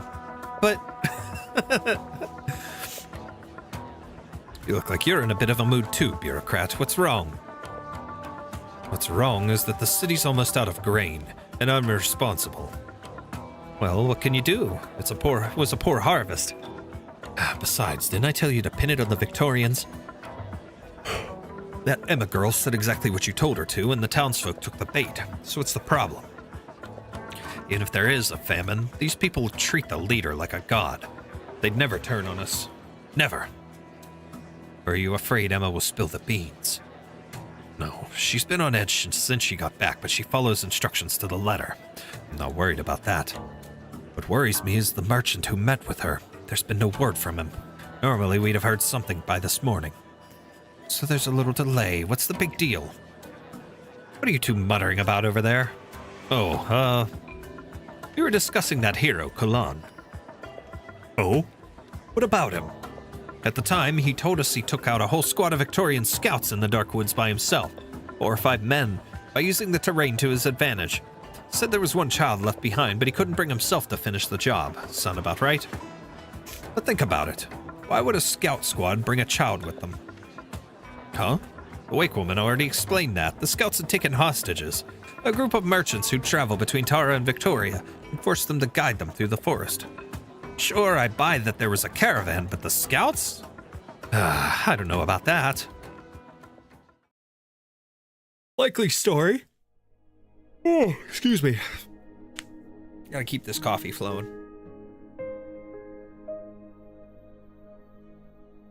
But the scouts? I don't know about that. His throat getting dry, the writer grabs his mug, only to find it devoid of beer. I'll go get you some more. The mysterious woman stands up and heads to the bar. The writer leans back in his chair. As has been the habit for many years, he sets about planning how to make the next part of his story captivating. However, as he thinks it through, a sudden tightness grips his heart. Even if this woman is also a survivor, and even if she knows a thing or two about what happened, he cannot simply lay everything out there like he has been. At least not for this next part. Heavens knows what she would have to say about it. What's sad is that Bridget is more competent than Narantuya in most aspects. Interesting? Is that, like, legit? Because you guys, I'm sure you've seen enough how much I love Narantuya and love using her. If I could pair her up with Bridget or swap, put Bridget out, man, that would be awesome. If Bridget actually does better. But under the circumstances, I also really have a fondness for Narantuya, so I kind of keep her in, so pairing would be the better option. Having a dual sniper setup like that. With 2 similar ones. Oh, man. That's part of why we love our redheaded girl failure. Oh my god, of course. You can't not love her. Heavens knows what she would have to say about it. This is just a story, a shadow cast on the wall, not the fire itself. No, he means in story. Oh, okay. I was thinking like gameplay. I'm like, wait a second. That would be absolutely insane with her being a free 5-star versus, you know, Narantuya 6. But, well, Narantuya wasn't the freebie, but Narantuya is kind of dumb as a brick. Oh, I know. I still love her. She's awesome. Oh, man. Excuse me. This is just a story, a shadow cast on the wall, not the fire itself. The storyteller must always remember this, or they will find themselves consumed by the flames. Here you are. Your beer. Thank you kindly. Now, where were we? The Dubliner's ugliness at the celebration banquet. All right. Well then, the true star of the party is about to make her entrance. The woman sitting in front of you.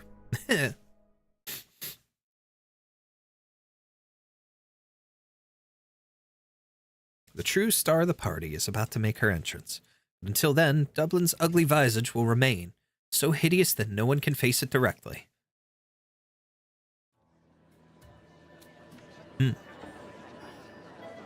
Oh, well, What is it? Is there something crawling on my head? Ha! It may be freezing here in Nasersha, but at least there are still bugs. Don't move, I'll grab it. Wait! The banquet hall suddenly quiets down. Everyone is staring at the bureaucrat's head, where a beetle is perched. A solid gold beetle. One of the decorations fell down. Go on, put it back. The officer removes the gold beetle from the bureaucrat's head and places it in his palm. The bureaucrat lets out a sigh of relief. He is about to place the beetle back in its original spot when it flutters its diamond-encrusted wings, flies a short distance towards the door, and lands in the center of the hall. He takes a few steps forward, and the beetle, as if tempting him, crawls a little further ahead. Such enthusiasm, Mr. Bureaucrat. Your Highness, I just wanted to catch this stray beetle for you. Of course. Why would I blame you for that? All right then. By the way, about the sacred instruments I reported to you about. A trifling matter. What is truly important is that my faithful servants be rewarded for this victory. Eblana picks up the beetle from the ground and flattens her palm. The beetle buzzes as it flies towards the door. Ladies and gentlemen, we are in the very hall where the treasures of the ancient King Gael were once displayed. The furnishings had all been looted by the Victorians, as they are wont to do, but we have finally returned most of them to their rightful places. That beetle you were chasing was awarded personally to a capable official. He was praised for his tireless work in gathering every last grain of the harvest and storing it in the treasury.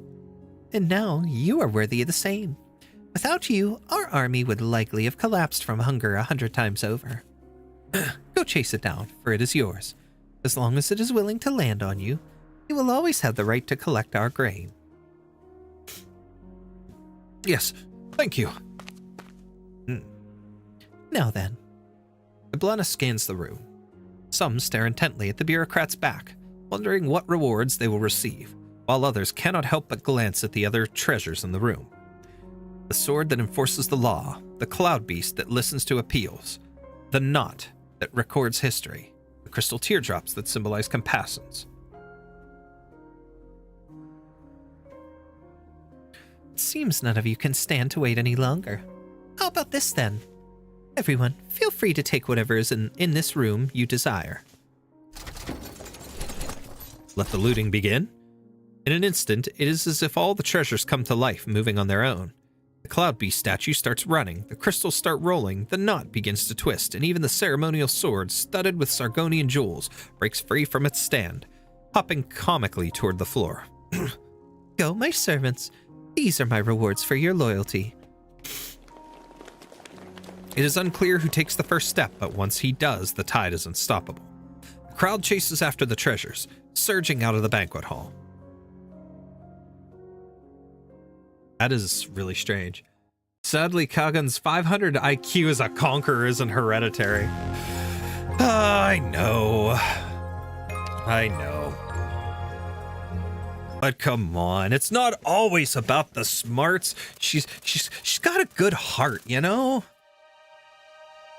She's brilliant in other ways. We'll put it that way. You know? Doesn't always have to be up here. The beetle flies through the dark alley. It flaps its wings furiously, but only manages to find its way into an abandoned block that few souls tread anymore. Its golden body is too heavy, weighed down even further by the gems on its wings. It can only fly a short distance before coming to a rest in a gap between the stone tiles. Found you. I got it! You've got your bug. Now help me get these crystals before they fall into the ditch. Coming. Hold on. I am going to get my cut if I help you, right? Sure, just hurry. You don't want to see these crystals end up in the ditch, do you? Sweet cloud beast, you're mine! Good. All the gems on the sword are there. Where are the brigadier and the others? Who cares? Narutuya has confidence. Exactly. See, you got it.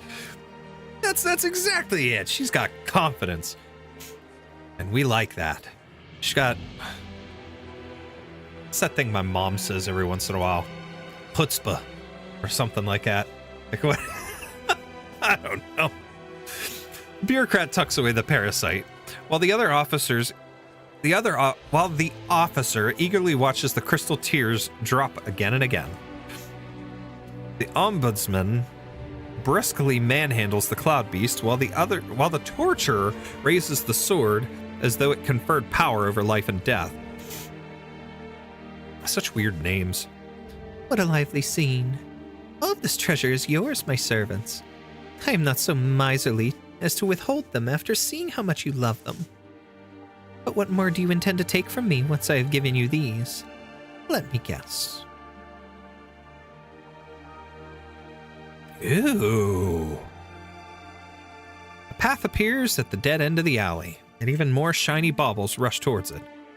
There's no time to bother with what is already in their hands. They scramble for the treasure on the ground, stuffing it into their pockets, carrying it on their backs, and rushing towards the next shiny piece before even standing back up from the last one. None of them care where the path leads. Going to Dosselis tomorrow. It's high time I treated myself to something nice. Squeeze the country bumpkins and Nassersha a little more. Don't forget my share. Can't wait for the townsfolk to send me some Victorian spies. My. After far more than just wealth, aren't we? A life of luxury, a high status, power over life and death. You want it all. I have nothing against being true to your desires, and what you desire are things that I will not miss. Unfortunately, you happen to be my servants, yet you seem far greedier than I. So goodbye. Go to where you belong. The treasures pave a shiny path where none existed, sending the madmen out of the lair and out onto the land, towards whence the darkness came, the gaping mouth of the dark woods. HG, hey Kagan, what kind of genetic benefits do you want passed down to your descendants? Do you want them to be strong or have a natural desire to become leaders, or do you... Red hair. Red hair. That's it. Red hair. But, nope, red hair. This part is very different from the rest of your work. I told you, I've abandoned many drafts in the process of observing, thinking, and writing. Any and all of them ready to be thrown in at a moment's notice. You really think I'd be sitting here drinking this swill if I could tell the story as a consistent, unified narrative? And just like that, Dublin is gone. You're the one insisting it gets a proper ending, not me. True. But if I must regard this passage as your own personal embellishment, should I also consider the rejection of Bridget by the Mist to be a creative liberty as well? No more than the exiled king you forced into the story. Then what about the rest of the story you are about to tell? Should it be seen as an observation or as a creation? That's up to you to decide. Do you want me to tell it or not? Of course. Go on. Just like Mandragora. Mandragora.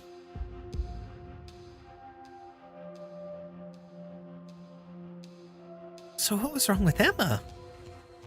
Just a cold, on top of a mild malnutrition.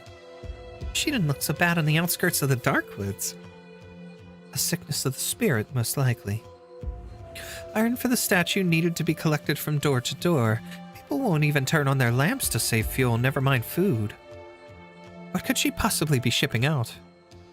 And Gertrude, oh, the dame! Congrats on hitting the acceptance phase, Silent. Oh, phase by phase moving. He's at acceptance. Oh, not anymore. Gone. He pulled those messages real quick, Eggy. She runs a grain store. Maybe. What now? I love when you guys are in chat. You make it so lively. You make it so much fun.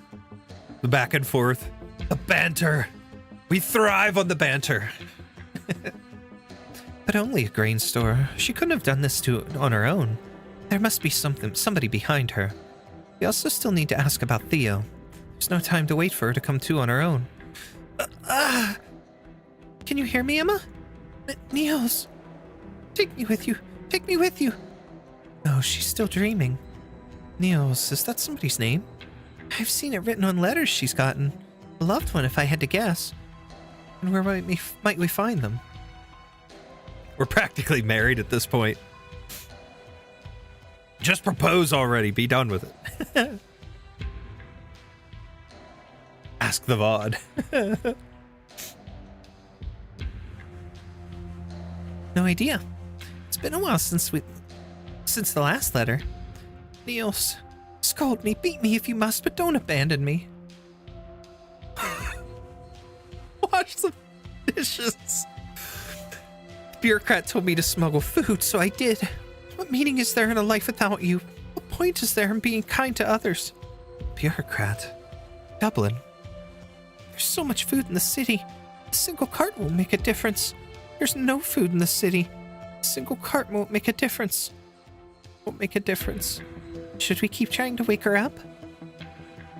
Wait. Why wasn't it you who lived? Those accursed Victorians, why did their child live? A child of Victorians? Why? It'll be all right, my dear. I'll make things right. Wait for me, Niels. Wait for me, my love. Sob, sob, sob. I can't see you, my love. I can't see you. Why? Why? The Victorians who killed you have been chased out. The last Victorian bastard died before my eyes. Niels. Sweat fills Emma's fevered brow. Tormented by nightmares, she instinctively grabs the sheets beneath her. But it does not stop her from trembling. The other two stand up at the time. Suck a fart out of my ass woman proceeds to wash the dishes. Yeah, that's about how it goes. It's already past curfew. Will we really be able to move freely? Stick with me. If the mist wants to take either of us, let it try. Wait, someone's coming over from the Citadel. Who is it? It looks like Dublin. It's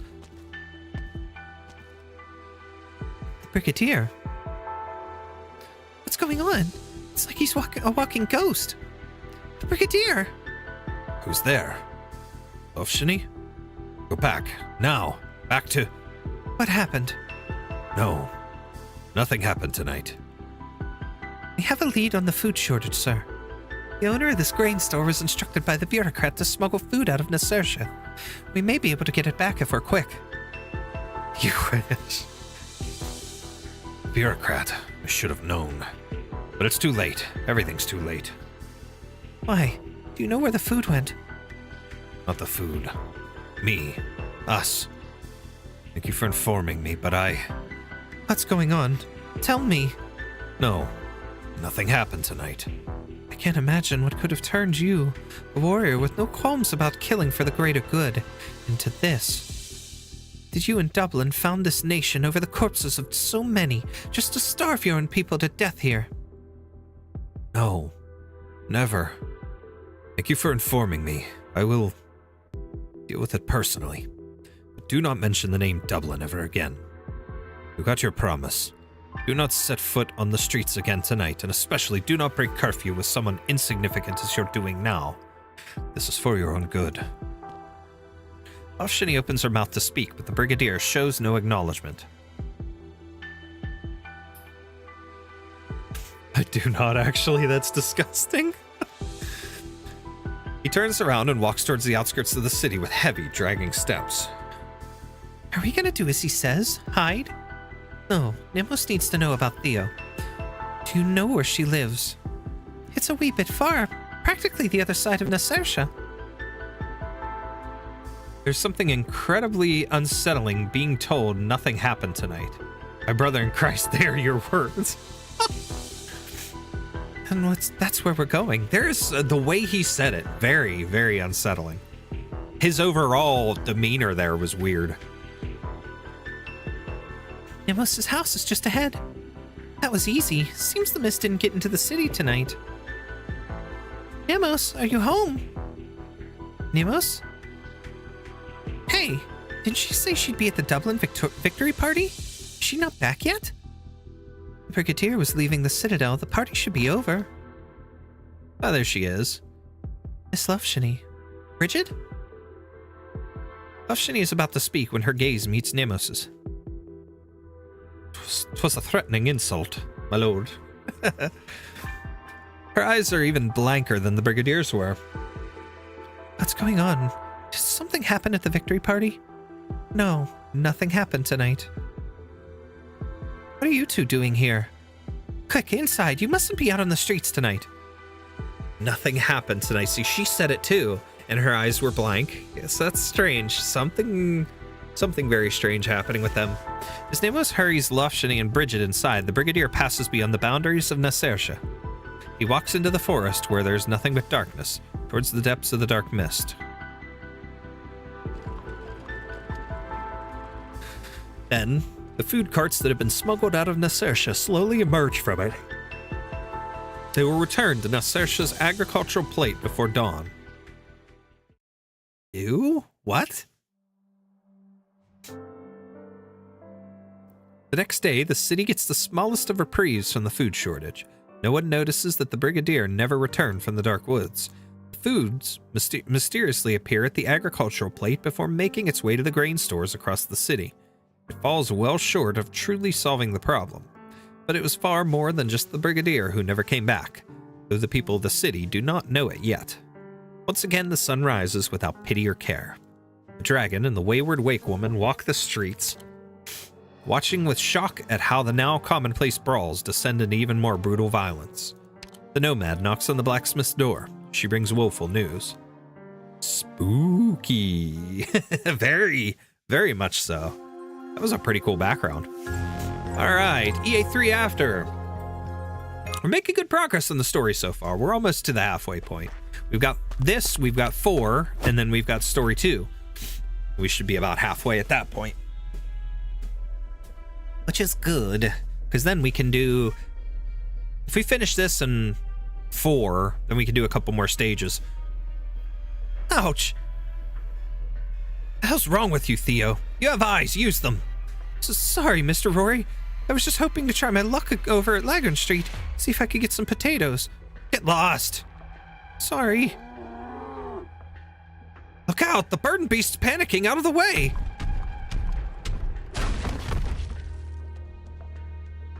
Stupid coachman, you nearly ran me over. Get back here. That dung for brains just ran off, just like that. Mr. Rory, Ha! Look who did get run over. Serves you right. Not going anywhere now. Let's go see the Dublin folks. Maybe they'll give me some potatoes for handing over a traitor. Better stick to the back streets. Can't have someone else taking my spy. The man grabs the boy's collar and drags him into a small empty alley. The boy groans in anguish.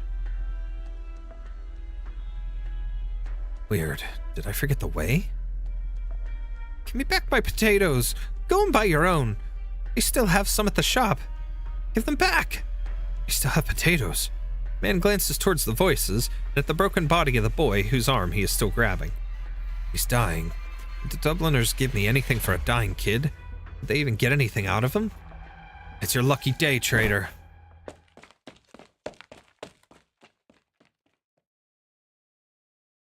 The man shakes off the boy's hand, which had been grabbing his sleeve, then walks off briskly towards the voices. My leg, it hurts. I can't stand. This is Emma. Who's there? Who's calling my name? I did as you asked, just leave me alone. Emma. Theo, what happened? I got hit by a carriage, then left behind here. I'm not a Victorian spy, Mrs. Emma. Please help me. Take me to Mr. Kalan. A Victorian? Spies? Spy? It's all happening so fast. It hurts so much. I know the Victorians did bad things. Nobody likes me. Nobody listens to me. Nobody wants to get close to me. Could you at least find Mr. Kalan? It hurts. It's so cold. When I grow up, I'll find the Victorians and take revenge for Mr. Niels. Maybe I'd have helped you, Theo, if Niels was the only one who died. This is Emma? You know that Niels died in the war, but even more people died without ever seeing the battlefield. And my fiance's pet name for me is Potato, so every time I hear it, I look up like my name is called. Oh no! That's a cute pet name, though. I like that, Potato. That's funny. That's good. I don't think my wife and I ever really had like pet names or anything. Like now I call her wifey or waifu, stuff like that, just randomly. But we never really did anything like that, like pet names. Most of the time we don't even really call each other anything. Like when I text her, it's, like, hey baby, stuff like that, or she'll text me, that kind of thing, but we never really used pet names, now that I think of it. The hell have I been missing out on? I'm weird. Anyways. You Victorians blocked off the supply routes. You still are. So many people starved, including me, including the child Niels left behind. Child inside me. Starved to death because of you Victorians.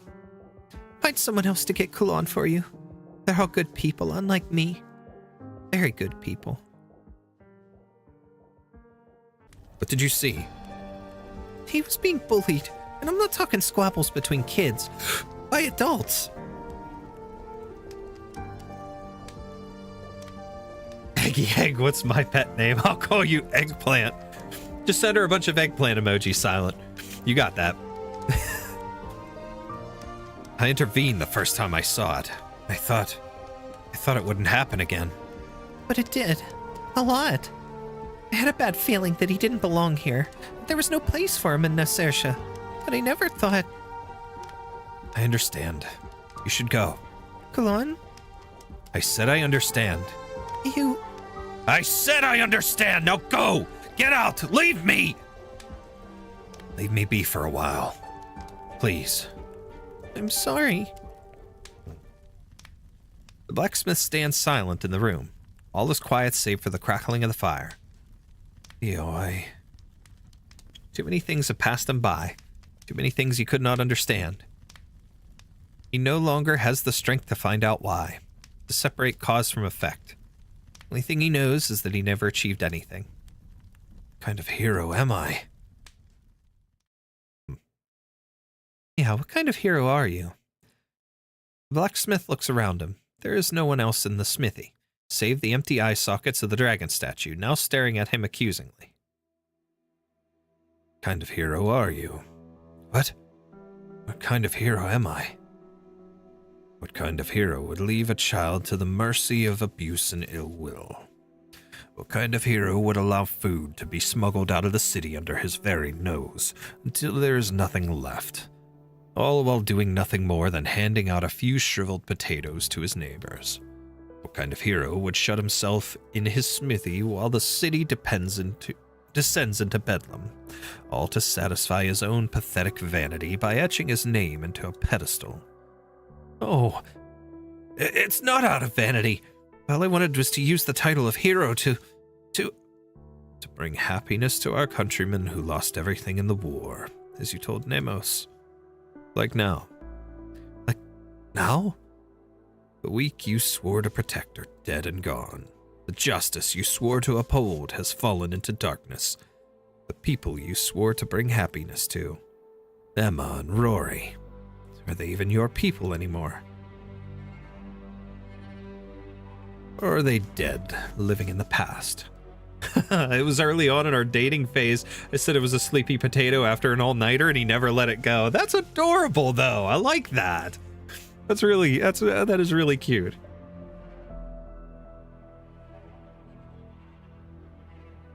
The dead, living in the past. Their heart still dreams of the future, vain as it is, but them, they're the walking dead, stuck in the past. Cue the Walking Dead theme song. Do-do-do-do-do-do-do-do-do. Sorry. Anyways. Who is it you are calling your countryman? The wretch who spends his days brandishing an antique sword he salvaged from the flames? The smuggler who let an innocent child die because she miscarried her own? Townsfolk who no longer know anything but hate in the face of change? Go on. Go out and find anyone. Ask them what their plan for the future is. What do you think the answer will be? The blacksmith's hammer falls to the ground with a loud crash. No, it doesn't. He's still holding it. He glares at the dragon's head. No. No! It's you who's trapping them in the past. I collected the plates and bowls my people used day to day, lit the fuel they relied on for warmth and light, just to feed you. You monster. I don't know about the food, but the metal and the fuel. It was me. I fed you those pots and pans. I put the people's livelihoods into your mouth with my own hands, all so that you could grow and grow. You've devoured everything in my life, and you devoured Theo himself. Theo. It was me. I nurtured the monster that took your life. Soon it will stand in the square on Soen, spread its wings and turn everyone in the city into the dead, those who can only live in the past. You're right, monster. I'm no hero. I'm a fraud, a vain, pathetic fraud. Once I fooled others. Now, the only one I'm fooling is myself. But they need me. They need you. They need a hero to wake them up, to tell them that the war is over. That what really matters is what lies ahead. The future, tomorrow. And you think you're the one. I'm the one. Neo! So we got a Walking Dead reference and a Matrix reference. Yay! The blacksmith walks away from the forge with resolute steps. He takes the thickest metal chain he can find and walks back to the dragon, its empty eyes still fixated upon him. Come with me. Where to? To the square. It's not Soen yet. I can wait no more. I will not wait for your ominous prophecies to come true. Come with me. I will dismantle you and return our lives to the people. The dragon does not move. In the eyes of the blacksmith, however, he sees the dragon bow its head, perhaps mockingly, perhaps invitingly. Kinky.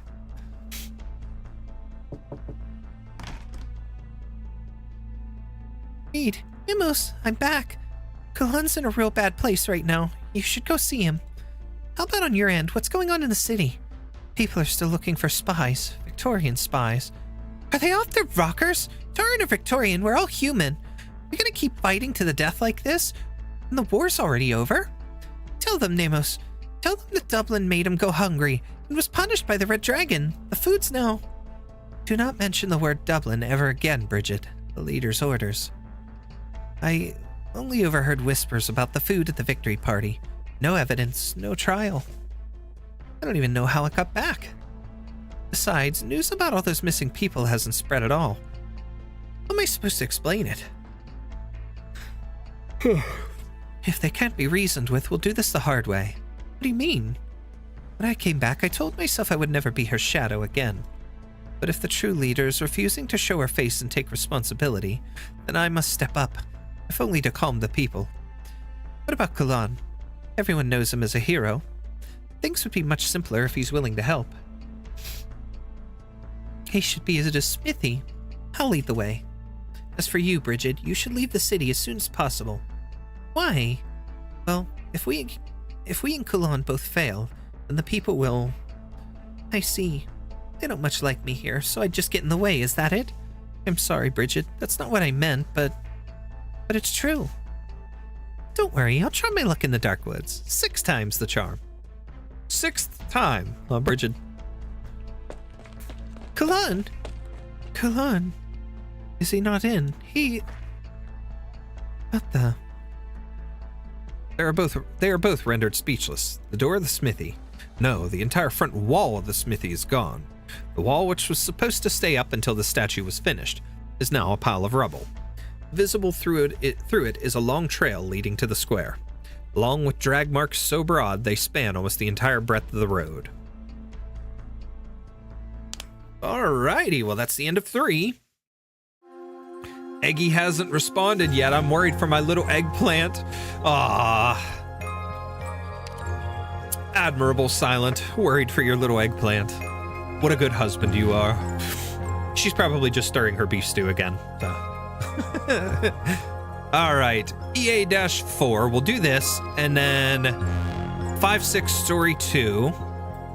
So EA-4, after this one, we'll do 3 and 4 of the challenge stages. 5-6-2, we'll do 5 and 6, and then 7-8 and ST3, and we'll finish it off. So, okay, making solid progress. Plenty of time. Trying to get through it as quick as possible. Hundreds, thousands of years ago, the Tauren's ancestors did the same as their descendants do now, lighting bonfire after bonfire in the barrens between autumn and winter. They would sleep beside the Red Dragon, their red-hot dreams buffeted by sand and wind until raw. But even so, it was enough to keep everyone warm. They would wake up to a still-burning bonfire because the Red Dragon does not sleep. With a moment's rest, the Red Dragon could find respite from fatigue and pain by breathing in the dreams of the homeland, liquor, and freedom rising slowly from the flames and into the sky.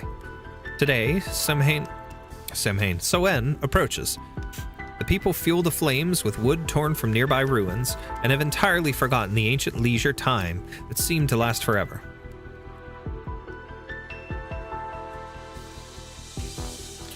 Put your hand in the fire. Look at the color of the flames on my hip. Mataran, I tell you, one blessed by the red dragon.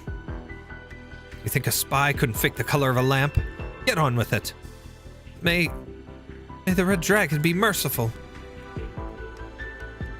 Oh, it doesn't even hurt too bad. Really. Look, you can barely make out the burn marks on my hand. So you're not a Victorian spy. Do you know of anyone else who hasn't undergone the trial yet?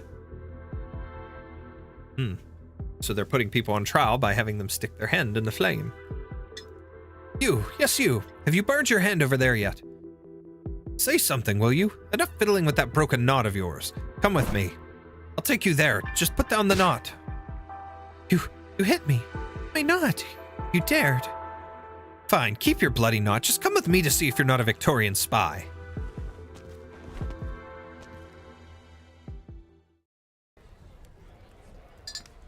Yum. The quiet resident stands up without a word and heads towards the bonfire with shaky steps. The square has already descended into complete chaos. Though half of it stems from suspicion and hatred, not to mention frustration at having revealed no spies yet. The other half comes from the looks of despair, I clicked too early, and the deathly silence, until a faint sound of something dragged across the ground rumbles in the distance. The sound grows louder and louder until it drowns out all the clamor and chaos. Everyone hears the sound of something massive, slowly being dragged closer to them.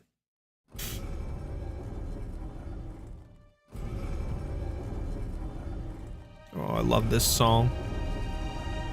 In a flash, every other sound fades, leaving only the shaking of steel and gears in its wake. Hidden in the humid mist is the gigantic silhouette of an ice-cold statue. Forged by a hero and still considered incomplete by the townsfolk, the statue of the Red Dragon's ancestor is presented to Tara. It arrives in a raging light of the dying sun, yet even so nearly manages to shroud the sky. Even so, nearly manages to shroud the sky. The dragon statue, it came to life! Oh, that's Kulan! Kulan, are you here to help us find the Victorians too? He has to prove he isn't one first. Over here, Kulan! Listen, the fire won't hurt you as long as you're no Victorian. Are you deaf? Get over here already! Hold on, he dragged this giant statue all on his own? They finally noticed the iron chains wrapped around his arms, 1, 2, 3 times around, and that the statue's weight was resting on those wide yet mortal shoulders. The hero does not respond to his name and continues forward. The statue grinds down on him until it draws blood. His flesh is nearly rent asunder. His bones cry out in sorrow, and yet he presses on. The young hero walks ahead of the statue, unafraid of the disparity between his small stature and the gigantic structure. He takes one step, then another, each heavy and certain, towards an open space in the crowd.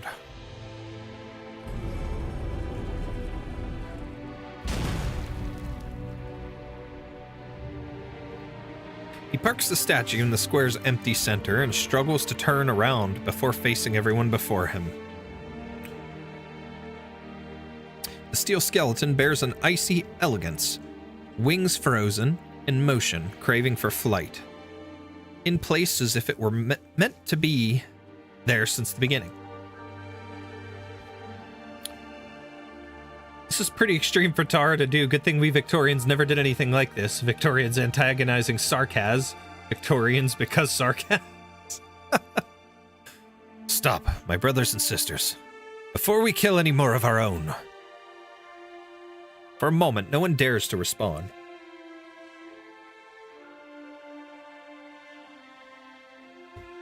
Yum. Hate and doubt both remain,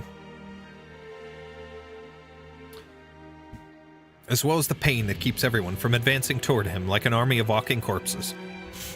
The man before them is a hero. He protected Necrass. He dragged both blessing and curse all the way here, and the statue behind him laces his every word with an awe-inspiring weight. Kill our own? Who? You are burning hands with fire now, but what if your spy isn't found? I should have said naturalized Victorian sarcasm. I got what you meant, though. I got what you meant.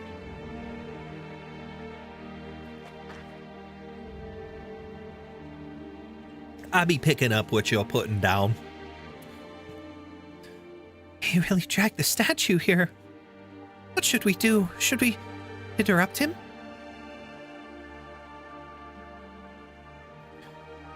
Did our food not return to us? Is the war not over? Say there really was a spy. Why must the entire city gather here? Why must we hurt each other just to find one lowly spy? Let him finish. I'll say it again. The war is over. Yeah, I'm about halfway-ish story, so I'd like some more coffee. Thank you, baby. When it had just ended, my thoughts were simple. I'd wait for a smith better than myself to arrive, then learn a thing or two from them so I could repair what I made myself. But no smiths came, and I learned no skills. I even took what you lot needed to live and forged it into the statue. That was wrong of me. Necrass is short of everything. Even an empty bowl is better put to catching rainwater than being cast into a shiny statue that does nothing but grow. And the food. I was so worried yesterday. So afraid that famine would put us past the point of no return. Maybe it was the Red Dragon's mercy. Or maybe one of the ag plates had a good harvest. The fact is, our food is back. And as long as we're alive, we can make it through this. Am I wrong? But Theo is no longer alive. You still feeling pity for that Victorian bastard? Yes, I am. When I heard of his death, I began to hate everyone in this city, myself included. Oh, better than any of us what the Victorians have done. I know that with the last of their strength, they leaned over and begged me to take him away. I hate you all. I even feel like taking revenge on any of you who sat back and watched him die. But revenge needs a reason, doesn't it? What's our revenge for, then? To rob them just like they robbed us back then. And how do you suppose Necrass could manage to take even a single grain from the Victorians when we've already melted our axes into this statue? We have to let those bastards feel the pain that we went through. Yeah, just like how I want to make you lot feel what it's like to die alone in an alley. Our brothers, our sisters died so we could live. Why must we now throw our own lives away just to make others suffer? Do you want us to love them, then? To love those who stole our crops, killed our kin? No, of course not. No one needs to love their enemy. All I want is for you to love the living, to love yourselves. But I don't even need you to do that. I just have one question for you all. Tomorrow, once Samhain is over, once the shadow of war finally leaves us, what will you do? I wanted to finish the statue and carve my name on it, but now I want to find a better smith to teach me to fix up a prosthetic leg. I don't know what's up with the fancy speech all of a sudden, Kulan. But I don't care what happens tomorrow, or about the war. I just want the Victorians dead. So if you're speaking for them, I want you dead too. Fine.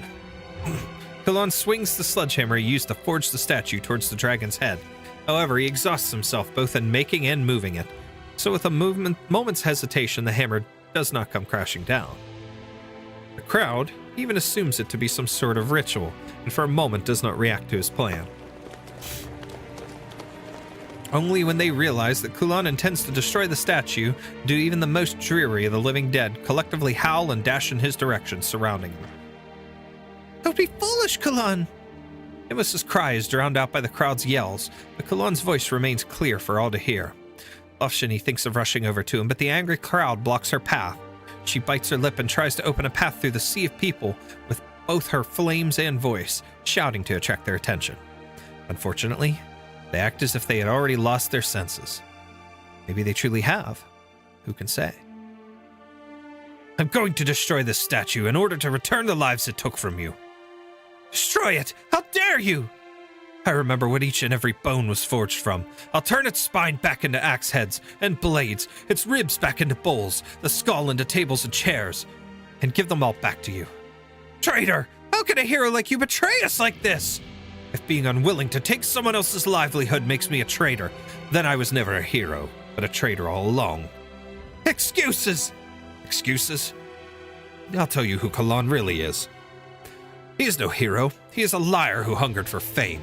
He claimed to have killed a squad of Victorian scouts in the dark woods, but it was not in the woods that he met those Victorians, but somewhere further away. They weren't even scouts, just a band of poor traders, already trampled over by some army or other.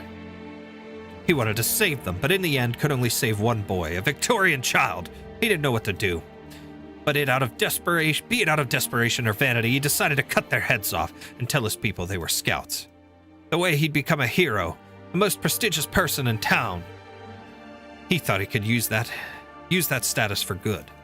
Raising the boy would become an act of mercy for a benevolent hero. You lied to us! Even this poor liar knew that he was still a blacksmith and thought he should learn his trade after the war. But you lot, what about you? You're not Kulan, you're a fake, pretending to be him. Yeah, you're not Kulan, he's our hero, the man of steel who even a whole Victorian squad couldn't handle. Who the bloody hell are you? Huh. After dragging the statue all the way here from my workshop, how much longer do you expect me to live? Fresh blood gushes from Kulan's mouth and nose as if he had just uttered his last words. He bears an almost kind and expectant gaze as he looks at his compatriots surrounding him, hoping their faces will reveal an expression other than hate.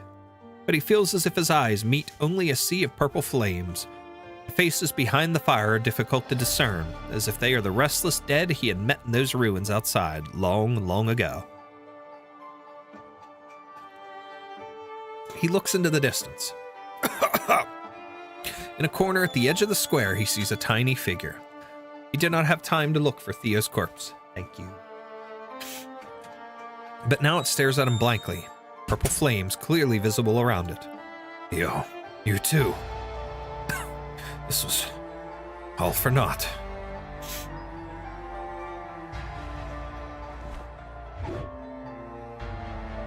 Kulan stumbles to his feet and picks up his hammer to swing.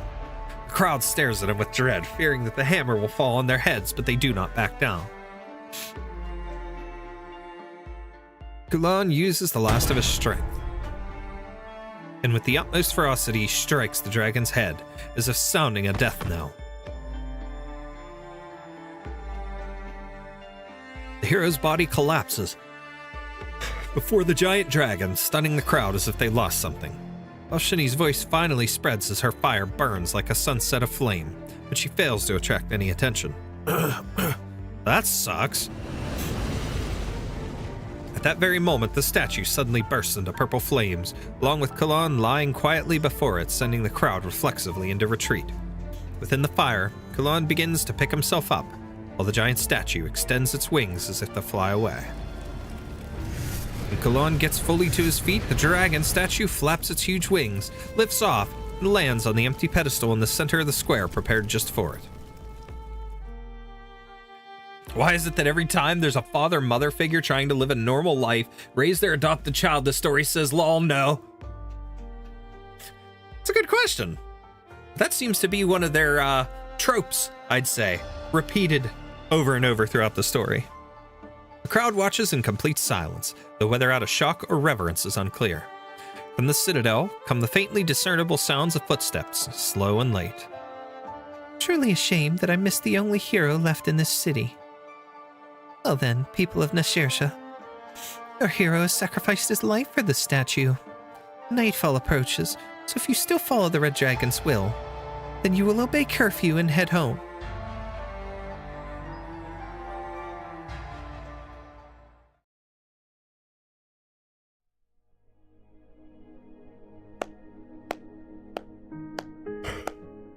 Kulan uses the last of his strength, and with the utmost ferocity, he strikes the dragon's head as if sounding a death knell. You're quite the fan of Kulan, I see. A tragic ending, but your embellishments made it beautiful. You flatter me. I only ever met the blacksmith a few times. He was the first victim of the city's chaos, if you don't count Theo. Actually, I'm rather curious about something. Dubliners who walked into the darkness, did they also bear the purple flames you mentioned? I'm sorry, but I couldn't say. Based on your story so far, I do not believe they would have. Corruption, smuggling, abuse of authority. They had many plans for the future. Because drama! Drama! Anyway, I should get back to work. Good luck with the rest of the stream. I hope you enjoy the story. Well, thank you for stopping by again. I watched your preview video earlier on the upcoming chapter for the main theme, and that was very good, and that was fun. That entertained me while I was at work, so I'm glad that I could entertain you for a little bit as well. Appreciate you being here. We'll see you later. I'm sure I will definitely enjoy this story. I'm enjoying it so far. It's really good. It's really intriguing. There's a lot to unpack here, but I'm having fun with it. If you thought about it that much, you could probably come up with your own ending by now. But that was not the only incident to occur in the city. You said so yourself. He was but the first victim. Though, if you insist on ending his here... The Red Dragon was certain those infected by the flames of death could not be saved, and so she declared to her people that the land would become Death's domain, and they would become her followers, accompanying her on a journey towards death. Corpse-like masses no longer had the strength to either consent or refuse. That night, flames rose high into the sky, illuminating the fields, and since then, no one has ever seen the Red Dragon or her followers again. Ugh. What is it? Nothing. You can go now. There's obviously something. Since then, no one's ever seen the Red Dragon. Really? The author glances towards the tavern wall, covered in newspapers no one has touched. Today's paper is there too, with a photo of the leader gracing the headlines. It declares she is currently in Oak Grove for some ceremony or other. Also, accompanying her on a journey towards death. When did that happen? Stories are free to go where they please. Free, sure, but that doesn't mean we get to twist the tale beyond recognition and laugh it off. Why ever not? Because you and I were Tarans. Our stories will reflect us, no matter how distorted they become.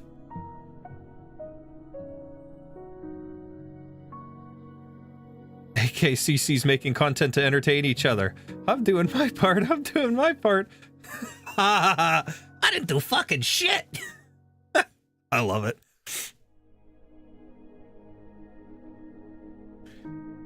I've been Taran since the very first time I read a line penned by Seamus Williams. Why else would I have abandoned the warm armchairs of Castshire County's literature salon and run all the way to Tara and become a... Still regard yourself as a Taran. An extremely ominous thought flashes through the writer's mind, but he immediately rejects it. He looks at the newspapers again. Papers report only facts, even if they are edited. I'll just go ahead and ask. Who sent you? I'm here under no one's orders. As you put it, I'm simply an interested reader who wishes to help you piece together the truth. Can you prove it? Now there's a conundrum. It'd be simple enough to prove someone did send me, but the opposite? How do I prove someone's non-existence? The author takes another gulp of beer, despondently gripping his head. He knows it is too late to run, but he could still turn things around. He just has to be clever about it. I mulled it over, and you're right. It's just a story. I suppose I was a tad nervous. Apologies. You do have quite a few unfinished tales as well. Perhaps we can join them together and find an ending true to both Necrass as it was and the Tara in your heart. So if you're ready, then for the next story, how about we talk about the dance in the mirror? The dance in the mirror? What? No, this was not a matter of cleverness. As long as he's prudent and lets the shadow of the story cast by firelight rise and warp, he will definitely be fine. All right. That was the before, so we need the after. Get a little bit of coffee in me here. Once there was a red dragon of pride who snubbed all companions, talking only to herself in the mirror from time to time. Okay. Once at Samhain, she was to host a grand banquet, and her mirrored self was to help. But the two could not appear together before the guests, or the reflection would perish. The reflection had no choice but to obey the dragon's will. She went and fetched the wakeman for the banquet. The wakeman rejected their invitation and told the reflection to desert. Still, the reflection returned to the lair on her own, only to find the banquet had already begun. The reflection hurried to hide in darkness beyond the bonfire. As the banquet went on, the guests somehow began to vanish, one by one. And the red dragon found and dragged her mirrored self out of the darkness, forcing the reflection to dance with her. Whoever's voice this is The awesome. two kept dancing, so relentlessly that the reflection could not feel her toes. She asked for a little rest, but the red dragon was never satisfied. Yeah, you know, that happens. Whoops. Sorry. Yeah, anyways, moving on. Here, Lofshani. The book you wanted. The sequel to the Steam Knights adventures.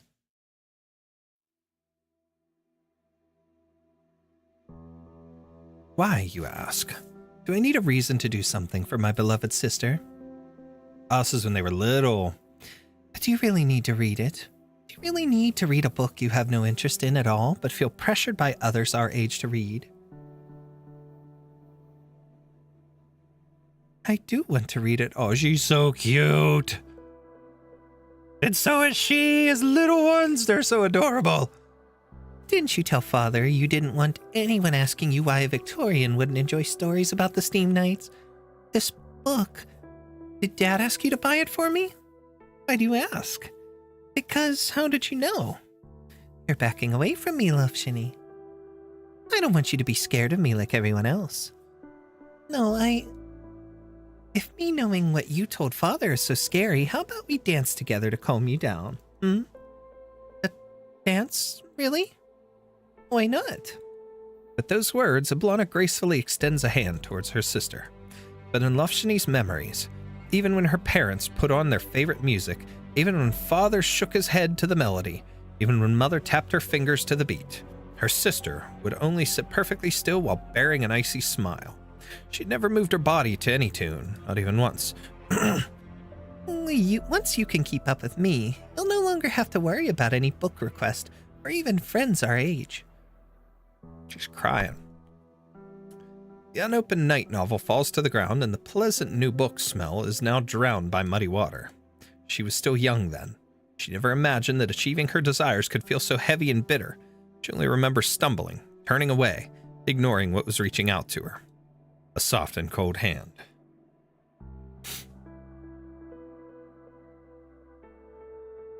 Lofshani, the crowd is gone. You need no longer hide your identity. Do you still think of them as alive even now? I only know that every Tauren's heart burns with a similar flame, and that ever since our ancestors first bent the knee to the Victorians, that flame has never gone out. That goes for all the townsfolk, as well as those who followed me back here. They all have the same fire, except that theirs has never been tainted by the shade of death. What a wonderful analogy, Lofshani. Then let me ask you again, what will you do? Dye these flames in your own hue? I imagine you must have tried already.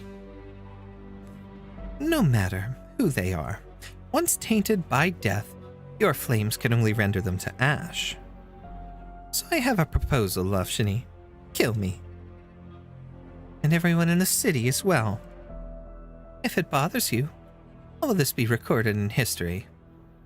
If it bothers you how this will be recorded in history, then you can just say that I killed them, and you merely laid them to rest. The people of Necrass are still alive. Necrass. Even if what animates their bodies is not life but death. If they were truly devoid of even the faintest spark of life, they would have long since become one of those hollow, shambling corpses you have wandering about. Oh, they will eventually.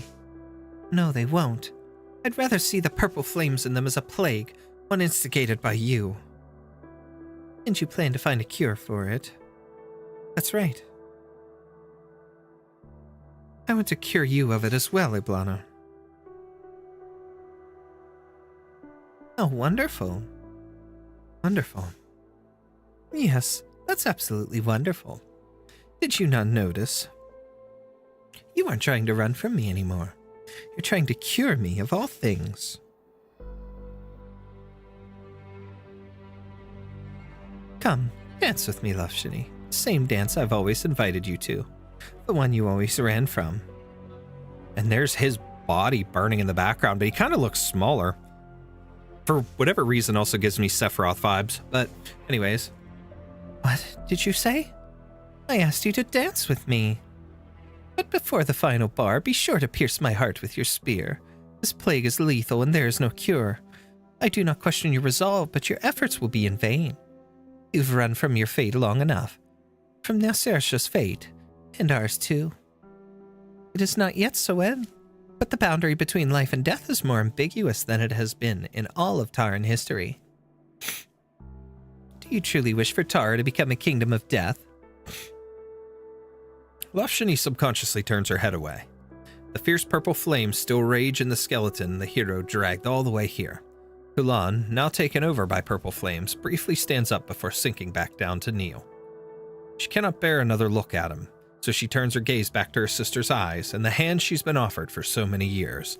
It is unclear if it is her imagination or a side effect of the purple flames depriving everything they touch of vitality, but the hand before her seems so pale and bloodless compared to the one in her memories.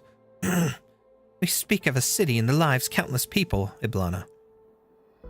We cannot sum this up as a matter of simple as fate. Are you finished? I believe we've spent enough time talking past each other. Eblana! Oh, but feel free to continue. If you so desire, I shall wait here for as long as you need me to. But do not try to take too long. You can afford to wait. Yet, that may not be true for others. You're right. You can afford to wait, but that may not be true for others. All right, I'll dance your dance until one of us falls and can dance no more. But I will not follow your lead, absolutely not.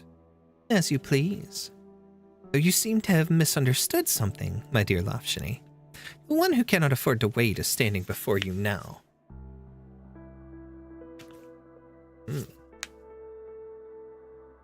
Cannot afford to wait. Loveshini scrutinizes her sister's face as she suddenly realizes something entirely unrelated to their conversation. The offered hand is indeed pale, and it is not just her imagination. Purple flames seem to weave together into an omnipresent cloak, giving Eblana her beautiful yet terrifying appearance. Yet they also fail to conceal the malady which seems to consume her beneath her pale white skin. She shouldn't be like this. She was never like this before.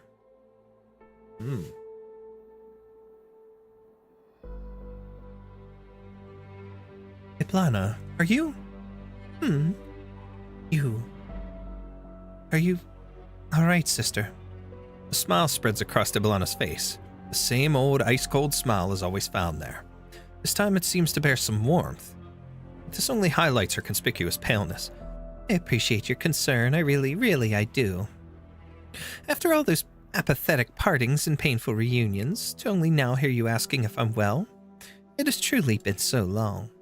Incidentally, I really do want to dance with you. I will, once I find a way to heal you. Very well, then I shall await you here. Eblana strides towards the citadel, her footsteps so faint that they seem almost frail.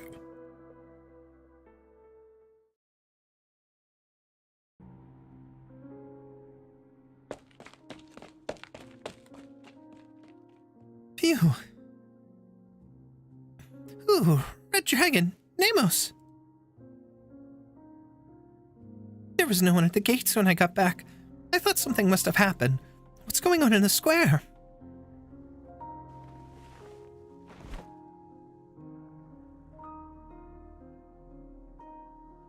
Red Dragon, what's that? Loveshini is holding a small box in her arms. The dim night light seems to make it harder than usual to see. I couldn't save Kulan. This was the only way for him to rest in peace, so he'd no longer have to suffer from the flames in the square. The nomad is silent for a long time until she finds a stone on the ground. She hurls it with all her strength towards the citadel, but the darkness of the night swallows it up, and it fails to even make a sound. It's already past curfew. Nemos, Bridget, let's just... No. No. Nemos reaches out to the wooden box as if trying to brush non-existent dust off the lid. She suddenly recalls being rejected by her own people a few days ago, and the superfluous words she heard then. Oh, I'm surprised I got that word on right off the bat. The Wakemen do not stand with the living, nor do we require their reverence, until of course they are dead. That is the tradition Dublin should be honoring. Still, I'm grateful you were at least willing to give me this whistle. I'll be going now. Wait, Nemos. You knew well that Soen approaches and the Wakemen would be lacking sacred instruments, yet you still came. Did the Dubliners force you to? No, I came here of my own. Nemos, you haven't changed one bit. You wait, meditate, and reconcile. Are you also like this in Nasersha? Do you also serve the Red Dragon like this?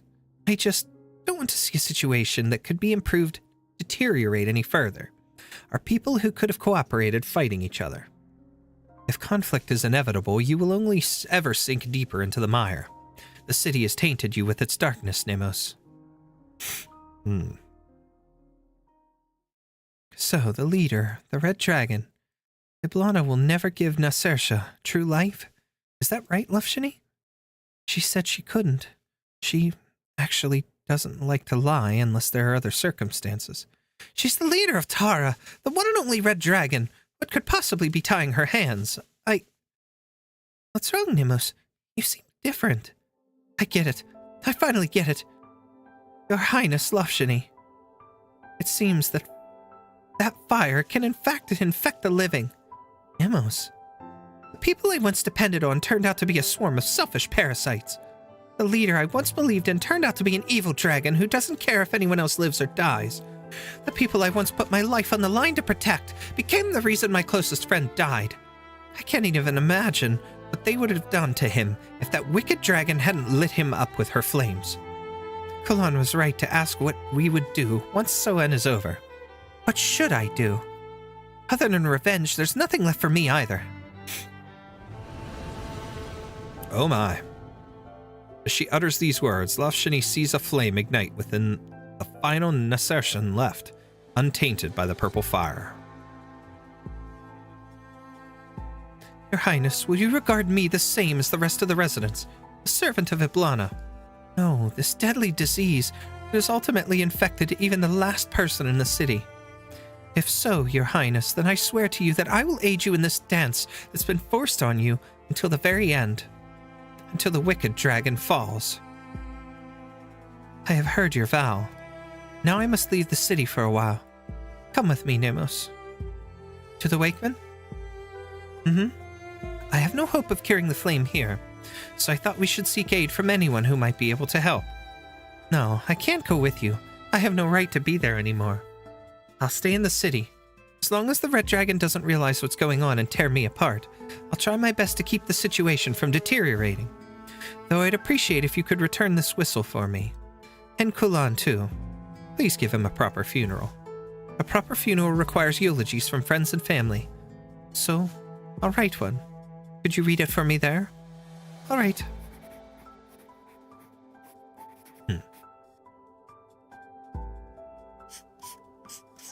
Here. It's done. I'll go with Reed. The Darkwoods aren't letting anyone in or out, but it should be smoother with us two. No, Bridget, you should stay too. I need your help. Reed? I'll be fine by myself. That works, but Nemos, you're so different now. I guess this is what vengeance does to a person. It's a hell of a burden to bear. All right. So that's EA4. So next will be 5, 6, and 2, but let's continue on with challenge mode. EA EX-3. We haven't tried Bridget yet, so who we got here? There we go. They're silent with Bridget, so we'll use support just as you told me to. I want to try her out. Warm Spring Parade. Okay. Let us be off to create many more corpses. Let's begin. Excuse me.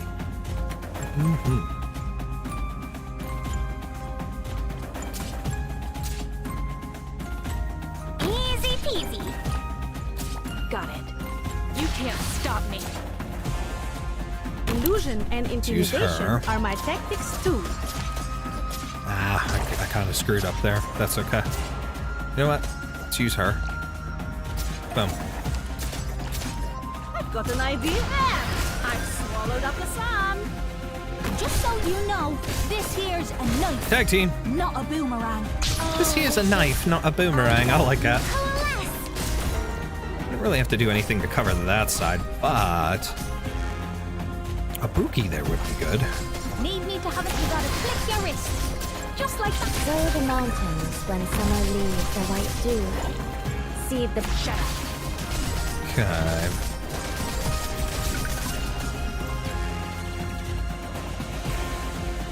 Is she able to go here? Yes, she is. No need to I cover don't up. know if she'll be able to actually... Then everybody's in the game. No, nothing there. Okay. We're gonna lose her. That's okay. So long as you're We'll here. do this. Have some hot super food though. Awaiting order. Shut up. Okay. You and... Low key. No, Pookie. I knew who you were right away. Please, trust in me. Yeah, she's not gonna be able to do anything. This will keep you quiet. Hiya! Now's not the time for hello. Clear skies for teaming. Great What do you fear most? need speed to succeed. Awaiting order. You Okay. can't stop me. A lot. I think last time what I did was I put her up here. Crash the Like mission this. briefing. I know what you want. People got close enough. But then again, they're just gonna come through, and if they're cloaked, so that's probably dumb of me, but that's okay. So you wrapped your brain in paper. Now, wait in line. We got plenty for everyone. 11 of 24. Yeah, but then again, they focus on her thing, so... Want a candy? Take it like water. I've got an idea. Relax. Come on, egg. You think I've been here too Stick long. the eggs on. Let's wrap things up. Patience for slow simmer on low heat. not disappoint me. Sow the mountains when summer leaves the white dew. Seed the plains when equinox paints russet hue.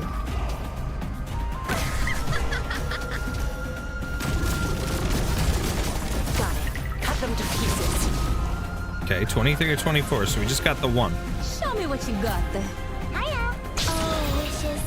I beg you, coalesce. And the fox there. Come a little closer, bud. Got an idea. There you go. Some. Here there, Mr. Fox. Manager, bud. Gotcha! Make sure a video record of this battle is properly cataloged. Alright, fine, yaps it. If we have to. We love you, Calcit, don't worry. Okie dokie. Challenge mode -4. She was interesting to give a shot there. I don't necessarily need her to be paired up there, but she was alright. Cute. Windows side toy. A Let's toy. go. Let's begin. We're fighting you guys. Then please do your bestest job, or I'll be really bored. I don't remember how I did this last time, but eh. Awaiting orders. You can't stop me. Solid positioning.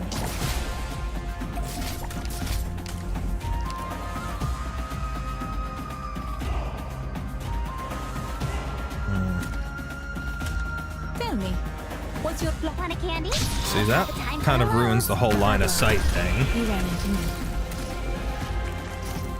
Spring breeze, timely rain. Now we sow the grain.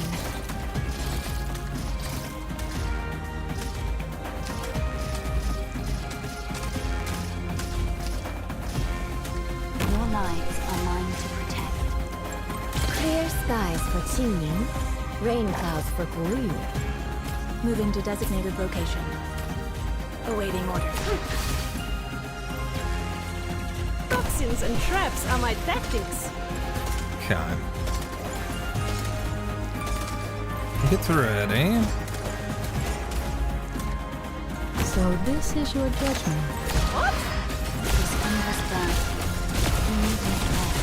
Oh, that lost her, but that's alright. No big deal.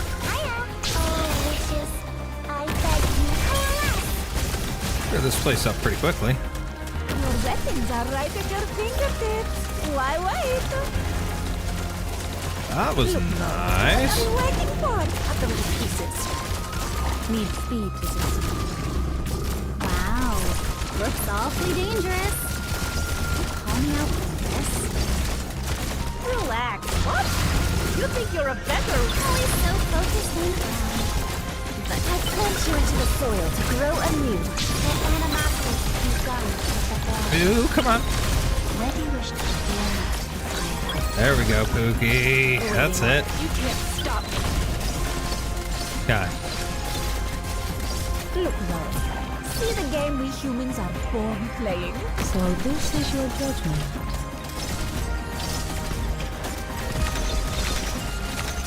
I've got an idea. I've swallowed up the sun. Life, bitters, and disappointment. Remnant. Oh, wishes, I beg you, coalesce. Got it. I have on the right words. No. Okay. I see it. Attributions. Branch and bone bear leaves. Okay. Mounds and ruins. There it is. bloom Boom. Fields. Let's go. Make sure a video record of this battle is properly cataloged. Again, Yapsit, we got this. Like, come on, chill. Chill, darling. We all right. All right. Speaking of. Okay. So. All right, so we're 2 more down in that. Story-wise, we were on 5. So if we could do 5, 6, and story 2, then we can go back here and we can do 5 and 6, and then 7, 8, story 3, we can wrap it up. So, here we go.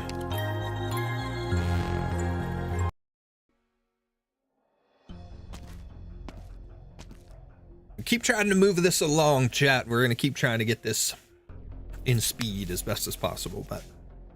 Is that another trick of the shadows? This isn't the right way. I'm going in circles. I can't see the sky. How long has it been? How far do I still have to go?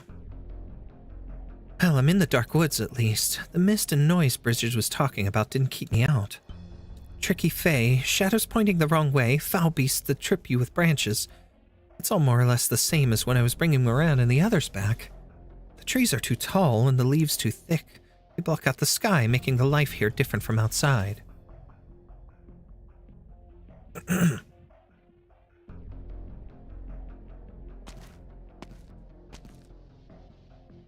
This is the right path. I'm at the heart of the Darkwoods now. The scenery seems different from before. Where did the red and gold of autumn go? Why does it look like this? The black mist? So the woods are rejecting me after all. Shinny grabs her weapon tightly. If Nemos was right, Dublin never returned after leaving the city, then they were most likely shadowed by the mist. But it shows no sign of aggression, it simply lingers. Does it reject me? No, it's closer to indifference. Disappointment? Why? There's no answer except the rustling of leaves. Shinny shakes her head and cautiously goes around the mist, choosing a path that looks like the light at the end. Looks like it has a light at the end. The mist remains indifferent to her passage. The Fae that delight in leading travelers astray are nowhere to be seen.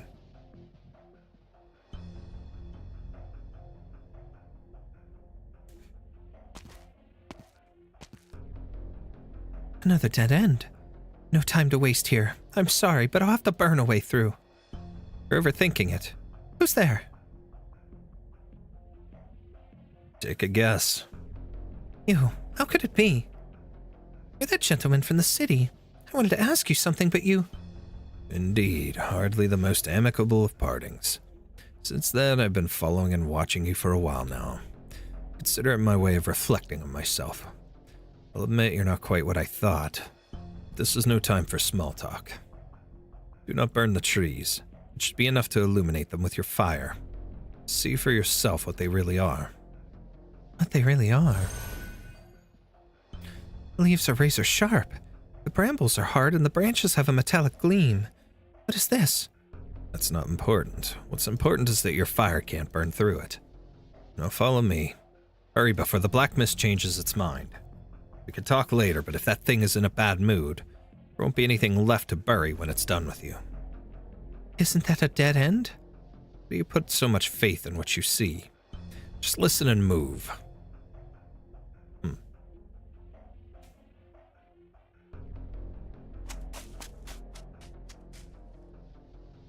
This is the path I took when we came to Necrass. So this is where those trails lead. If you don't mind me asking, are you in the Forest Fae? Don't be ridiculous. I have nothing to do with them. The woods, though. Centuries have passed. It's hardly changed at all. Other than the black mist. Ruins the view, really. We'll be out of the dark woods soon. And how could you... Tisk tisk. This is really... What's happening? Look behind you. Reed! Reed, we're here!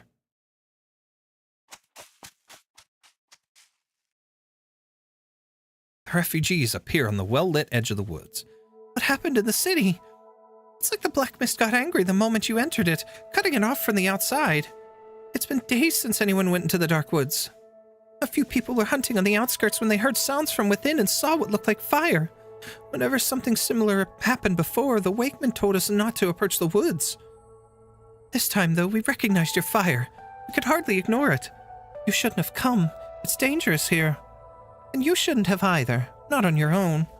We all learned our lesson about letting you go off alone after waiting for you in the marshes outside Londinium. We trust you, so please trust us back. Thank you.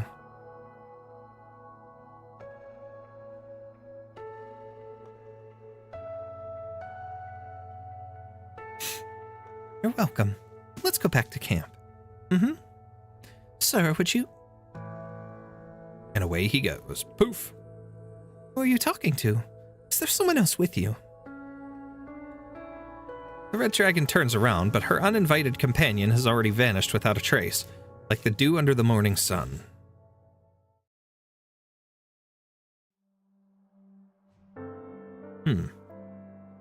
Thank you for providing refuge for these people. Nemos entrusted them to us. We simply did our part. On behalf of the Wakemen, I promise that we will not reveal your existence to anyone unaware. And you have seen with your own eyes that your people are safe. Now it is time for you to leave. What do you mean? Is she not welcome here? Neither are your people, Moran. Whenever two dragons meet, endless conflict awaits. If you insist on involving yourselves in it, then we can no longer offer you sanctuary. How could you? This is how we have always been. The Wakemen neither start nor end conflicts. The disputes of the living are not our concern. We watch over only the souls of the departed. If you are truly the noble and compassionate leader Moran imagines you to be, you will not drag these innocents into your battle, Red Dragon. This isn't a battle between two red dragons. I came to seek your help on behalf of the people of Necrass. Every battle has its reasons. It's not an excuse. Reed wouldn't do that. Excuse or not, the disputes of the living are none of our concern. A hard-learned lesson, whose bitter fruits we continue to taste to this day. Now leave. What if I'm here to ask you to hold a funeral? A funeral? In that case, the Wakemen will welcome you, but for that and only that. Now tell me the name of the departed, their deeds in life, and present the remains. His name was Kulan. He was a blacksmith. Kulan? How did he die? The purple flames of death took both his life and his will. Not even my flames can help him now. Then why is it that not a single denizen of Necrass has come to us to request a funeral since the city became independent? Well, now they have. So it transpires that the first Necrassan to be mourned since the end of the war was not taken by war at all. Indeed. Maybe an internal war within the city, but... So I weave the straw into a ring like this. Yes, then adorn it with these flowers and the wreath is complete. I remember when the farmers put a wreath on your head, praying for a good harvest next year. Feels like old times. I miss that. Are you not happy here?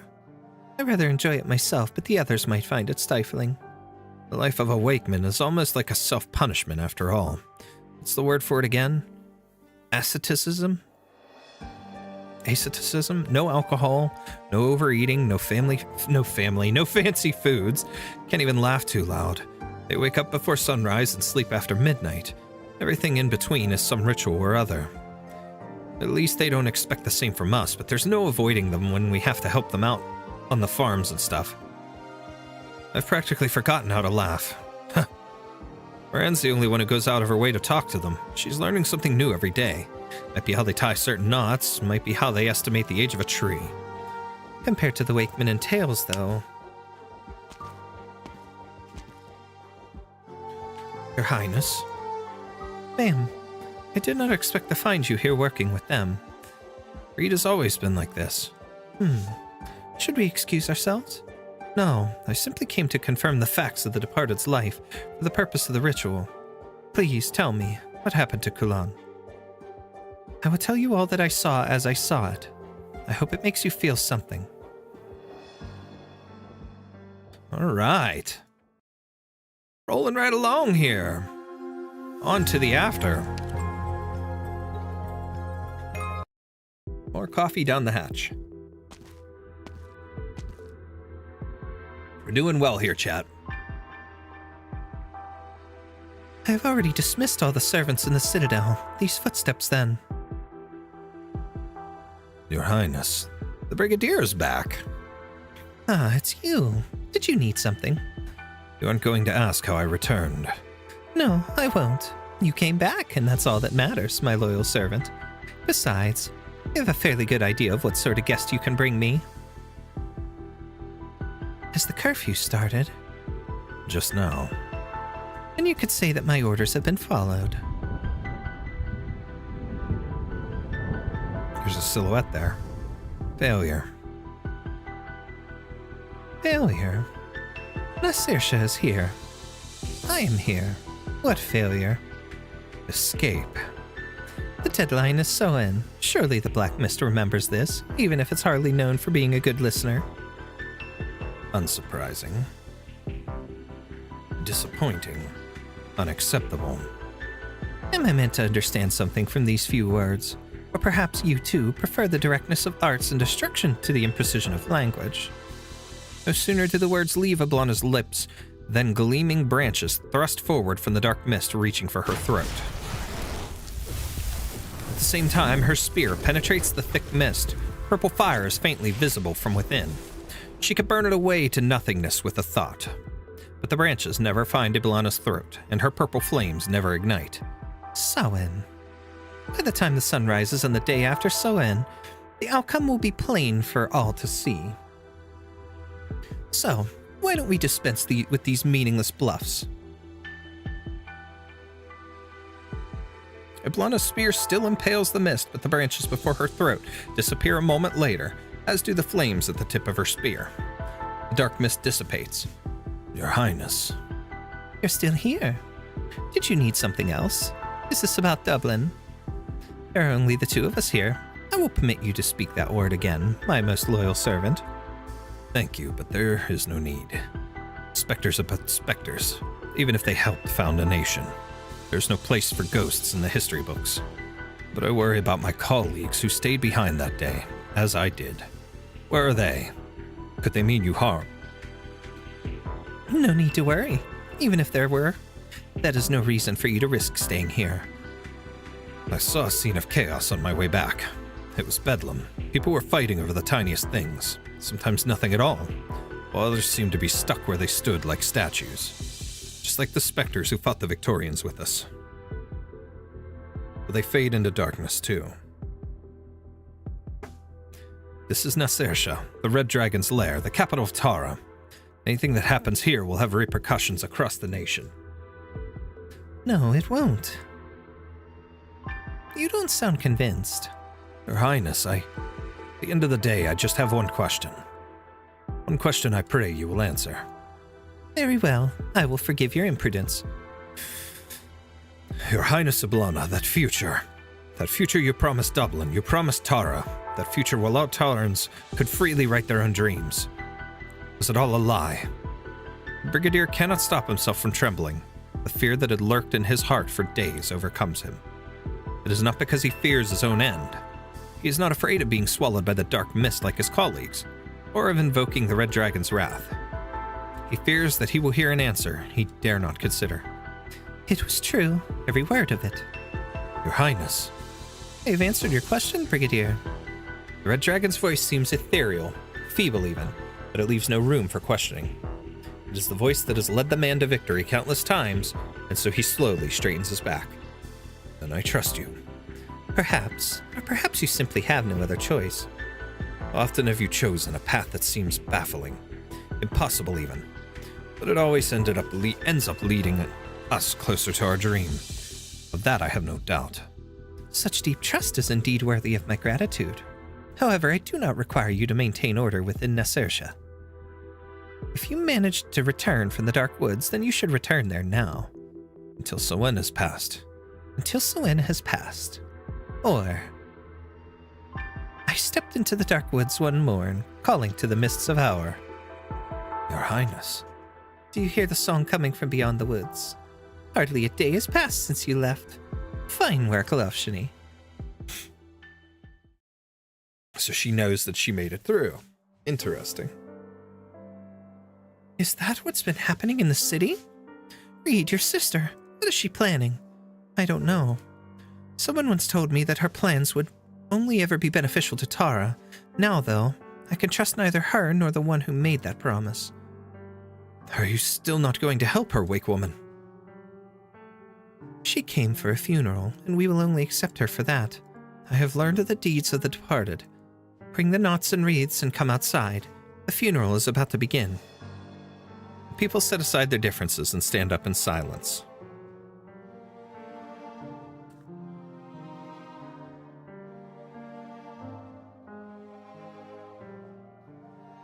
I stepped into the dark woods one morn, calling to the mists of Hour. I trod upon the road, heading out to war. No pipes a-singing, nor battle drums a-roar. Only the bells behind me. Through dew and fog their rings do soar. The wakemen sing softly, each attending to their own duty. Some adorn the coffin with knots and wreaths. Some lay firewood and kindling around it. Some distribute candles to the attending refugees as they continue to sing. Tiny lights begin to sway throughout the camp. Lofshini has a candle too, which she carefully lifts in front of her chest. Excuse me. Go ahead.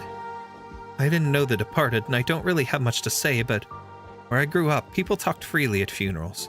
Certainly. This is how Tarans honored the departed. Life should be celebrated even after its end. The joy of the living is consolation of the dead, to the dead. You are free to talk amongst each other. I also made some snacks. Be so free to share them. We will also provide refreshments later. However, we must request that you exercise restraint. Considering that Mr. Kulon died before his time and under unfortunate circumstances.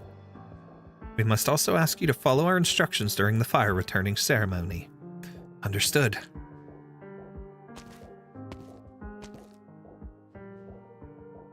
Is this how your folks hold funerals, Moran?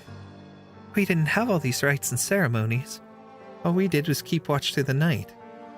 No clue what this fire returning thing is either. Guess we just follow their instructions. Have you ever been part of a ceremony like this, Reed? I see. Interesting. A last rites type of thing. You mean... Lofshini has found the wakemen. The hero's funeral has begun. I stepped into the dark woods one morn, calling to the mists of Hour. I trod upon the road, heading out to war. Do you know this song? You already know the answer. I lead the young into battle with it more than a few times. Fond of music, the Brigadier, eh?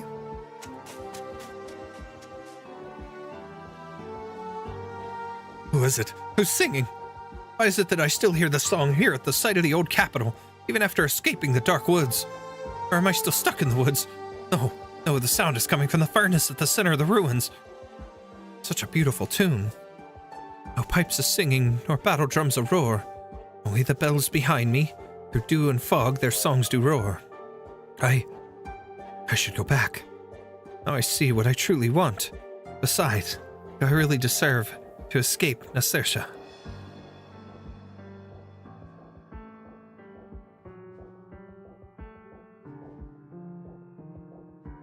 Here, Emma, today's bread. Thanks for sharing your food in times like these. You shared with me before, just returning the favor. But why do you keep staring at the bread in my hand like that? Control yourself. She's Emma, one who shared bread with you. You must help her, you must. I'm fine, Emma. I just meant to say that you've been bedridden for so long. There'll be tough times ahead. No pipes a singing, nor battle drums a roar. Are you singing that? Someone's singing in the distance. There's like an element of interconnectivity. And like it makes me curious how they're hearing it, how they have that connection. That's strange, because this is all going on in different locations. But that's weird. Friends of the departed, please present your eulogy before the fire returning ceremony begins. Read? I have a eulogy here written by Nemos. May I read it? Of course. Go ahead. Dear Kulan, a letter. Kulan, perhaps it won't be long before I join you.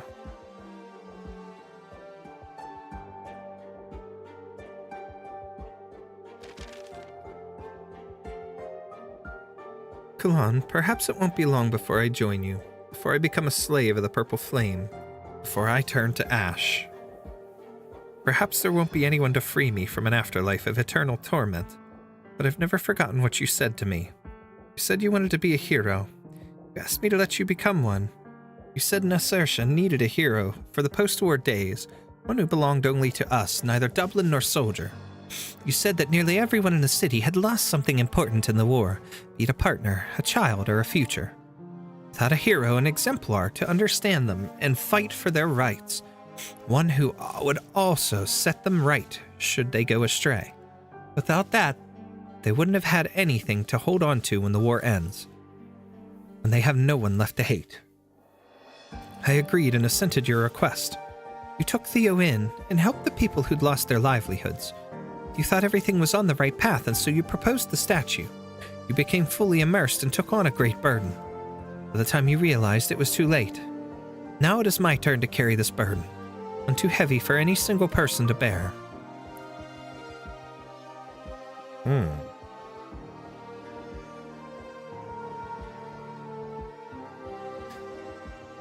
Now it is my turn to carry this burden, one too heavy for any single person to bear.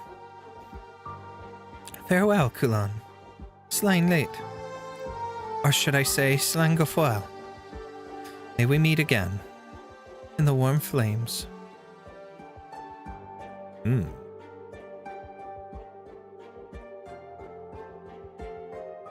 Interesting. As she finishes, a flame is thrown into the kindling surrounding the coffin, igniting the firewood. The crowd gathers around the bonfire, following the instructions of the wakeman. Witness that the departed has found peace and flames. You shall no longer wander the mortal realm. Place your candle as close to the fire as possible, or throw it in directly. Return the fire to the departed. If you have anything to say to the departed, say it aloud to the flame, be it praise or reproach. They are the memories that will console the departed at journey's end. Once you have returned the fire, please remain to keep watch over his soul until the fire has gone out. Let us begin. Slanayat, may you find rest, stranger, deceiver, and hero. Ran bends down and places her candle by the fire. The licking flames swallow it in an instant, almost burning her hand. Do you want to come closer to the fire, Reed? If there's anyone here who doesn't deserve to pay respects to Kulan, it would be me. You couldn't have saved him. Moran. There was no place for him in the Red Dragon's lair from the moment he made the choice to truly become a hero. You should return the fire to him. Ashes to ashes, dust to dust. Let the dead rest with our memories as life goes on. Return the fire. Let the dead rest with our memories as life goes on.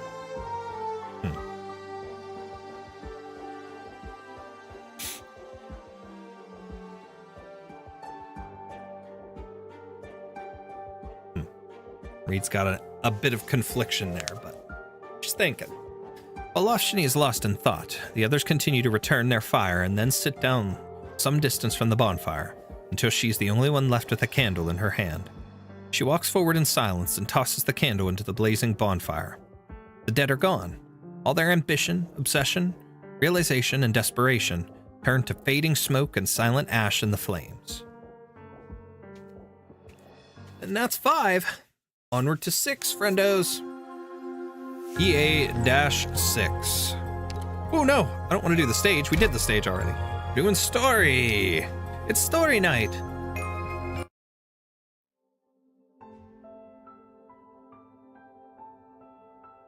So you won't go to the city even to perform a fire returning ceremony. What you've described as highly unusual. I cannot simply take your word that the residents are no longer among the living.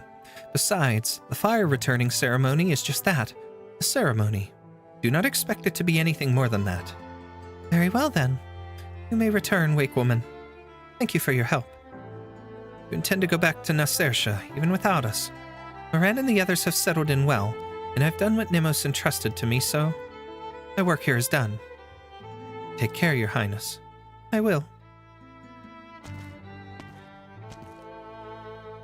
The Red Dragon sets out in the direction from whence she came. Everything that happened yesterday seems but a distant shadow now, but also a tiny spark of flame. Return the fire. Have you made up your mind to go to your death? The stranger. Good timing, sir. May we talk? If you will help me. Did your Red Dragon history lessons ever teach you about a poor wretch by the name of Lebretek? Excuse me? I'll take that as a no. After returning to the palace for the first time in years, he never even had the chance to see his brother before the guards took him away and plunged a sword through his chest. I know the story. Then why are you so eager to follow in his footsteps and have history remember you as a fool? Leave. You've seen your sister and you're still alive. In that, you've already achieved more than he ever did. The story of Lebretek and Ailil is not the story of me and Eblana. Fine. Let's say I was willing to hear you out. What did you want to talk about? The city's fire returning ceremony. I just wanted to find someone to help with the preparations, but you seem to know a lot about the history and the tales of Tara, so I was thinking you might be able to help. History? Tales? We can talk on the way.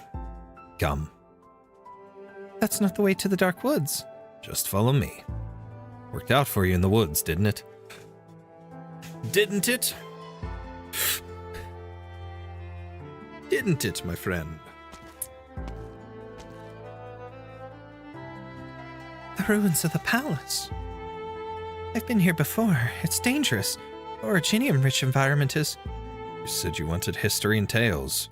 A better place in Tara than this ancient Tengai expletive palace. Than this ancient Tengai expletive palace.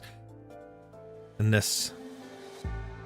What better place in Tara than this fucking palace? Maybe? I don't know. The what palace? Never mind. I appreciate your help in the woods, but I have important business to attend to. I don't have time to... And what's this important business? Dying for nothing? Sure, you're different from your sister. That dragon's flames may be cursed, but her personality is as typical as they come. Arrogant, leaving no room for any other voice. Maybe better, but... Excuse me. I'm different from my sister, but she's not who you say she is. But however different you may be, conflict is in the nature of the Red Dragons, even if you were merely dragged into it. There is only ever one outcome. Only one may emerge alive. One of you will die sooner or later. So what's the hurry? Have patience, young dragon. We're almost there. Very prophetic.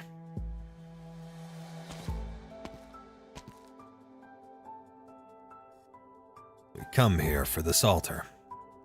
Altar? You mean that thing in the middle? Isn't that the furnace?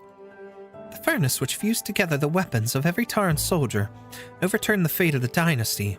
The furnace from which fallen soldiers were reborn. That's what you call it today, isn't it? Far more important than just another altar, to be sure. But an altar is an altar, even if it's a little bigger than the others. It was based on the ceremonial stone circle used to coronate the King Gael. And the palace was built around it. Whenever an old red dragon died, this is where the fire was returned to them. The fire returned? What you saw back at those Woodbrains camp, gotta give them credit. They managed to remember all that, even centuries later. Fire returning wasn't just about a bonfire back in the day, though. By the time the old hag Margaret, yeah, it was enough for the siblings of their heir to the title of King Gale to put their hands into the fire and get a few blisters. Back even further, though, and those siblings would have been burned alive together, or so they say. There's no hard evidence. Now you've gone even paler. He flicks his hand and a speck of purple fire flies forth from his sleeve, joining the same purple fire in the altar. The flames breathe quietly, like an infant in its mother's embrace. Your flame is purple too. No, wait. You're a Draco. Could you be... Awfully slow, aren't you? Well, it's too late to run. Put your hand in. What? You want Necrass to return its fire, didn't you? Put your hand in. The red dragon falls silent, then stretches out her hand to touch the flame in the furnace. As expected, it is not warm. To her surprise, it does not feel cold either. Now, I brought you here to see something. The tragedy of Tara, the ill repute of the red dragons, is simply the cruel cycle of fate repeating itself again and again. Like your sister, I was an aberration that breathed the flames of the dead. It is not my intention to disrespect the dead, nor could I even if I wanted to. But I wanted to show you the fate of those who die upon this land. Oh, that animation. Always beautiful the way they do the flames. Is this where we should begin? Understandable. Of all recent events, it is the most significant. Your sister was right. Those who have touched the flames of death are beyond help. But the fire should not have spread so readily. What hatred did it take for the Dracos to once again sire an ill-omened aberration? First in 600 years.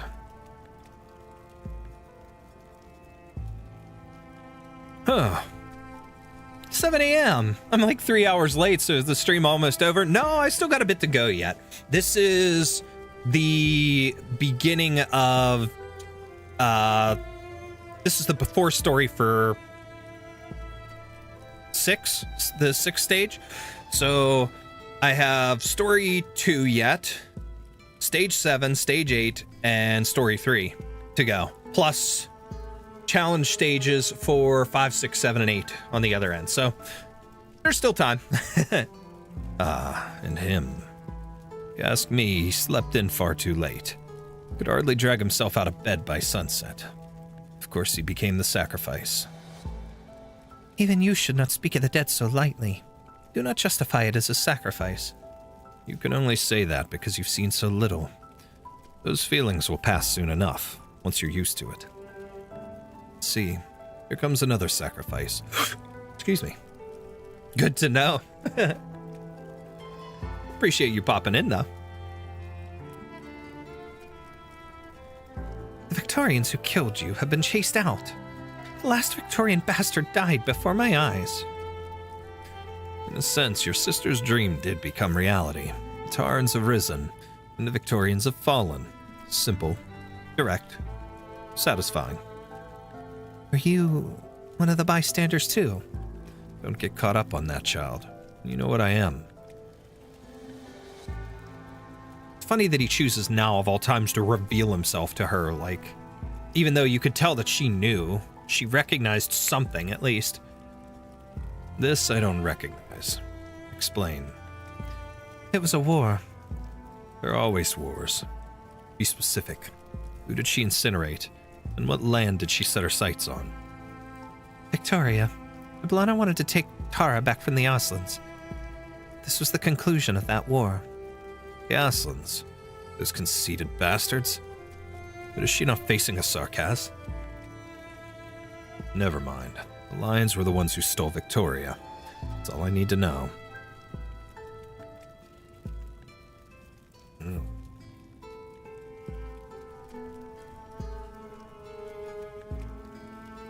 I don't need you to tell me what this is, just as I can tell the expression beneath the mask. Satisfaction and joy that only appear on a red dragon's visage in the face of certain death. No, that wasn't joy. It was the opposite. The opposite? Maybe you were simply gravely injured and started hallucinating on the brink of death. But as I said, this is simply repeating the past. Cities may ride on the wheels now, and the master of the realm has changed hands, but what's inside never changes. Excuse me. Ooh-wee. I remember this scene from What the Firelight cast. What is this? Your home. Where did you learn to point your blades at each other? Who's this man? The Earl of Warwick, our foster father. Eblana said he helped Tarans see hope. A hope they could see but never reach. That all he ever did was drive thirsty travelers mad with mirages. In his hand he held a delicate thread. On one end were the Tarans who had rediscovered their name. On the other lay the oppressors who had trodden upon them for so long. That thread was my sister and I. Looking back, perhaps he was the first to be afflicted by the purple flame.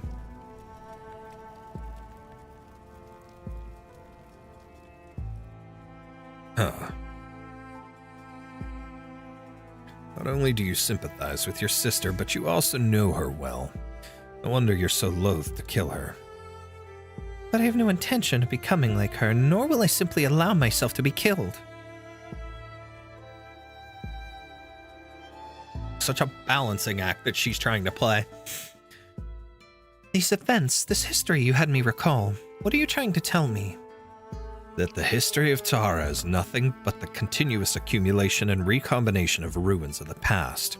What you have seen, I have too. Nothing new can be found within. But I see are not ruins, but the source of the flames. The flames in Necrass are indeed my sister's fire, but they are also the great sorrow behind the bloodshed, left with nowhere to go.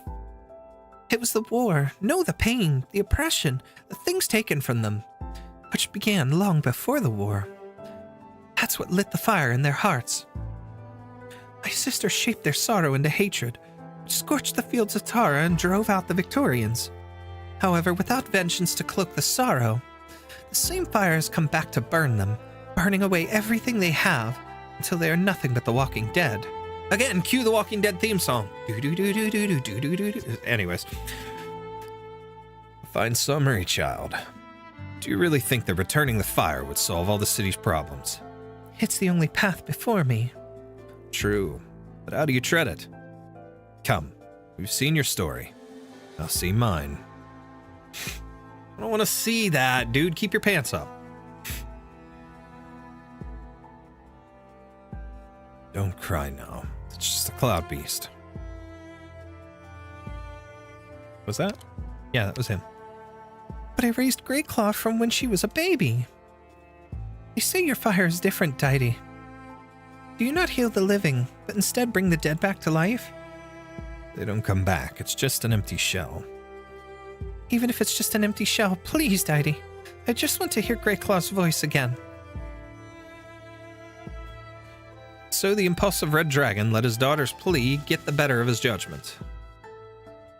After a few months, strange things began to happen, not just to the cloud beast, but to all the beasts of the pasture.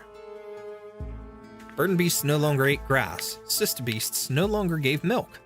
The old refused to die, the young refused to live, and bare skeletons devoid of flesh began to roam the pastures. As the purple fire spread through the herds, the dragon was forced to leave the pasture with his people. He made the same mistake many times throughout his brief existence.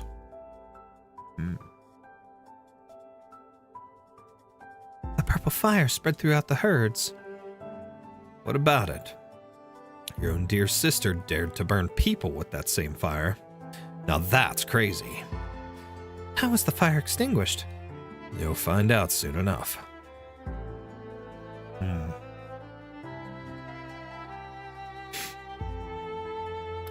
This is the Citadel in Necrass, that same corridor. No, but your mistake is understandable. You simply took a large step back in time. This is how the palace you currently stand in looked 600 years ago. It's incredible how stonemasons centuries hence managed to perfectly recreate it in this Necrass of yours. So what happened here? Here. Ha!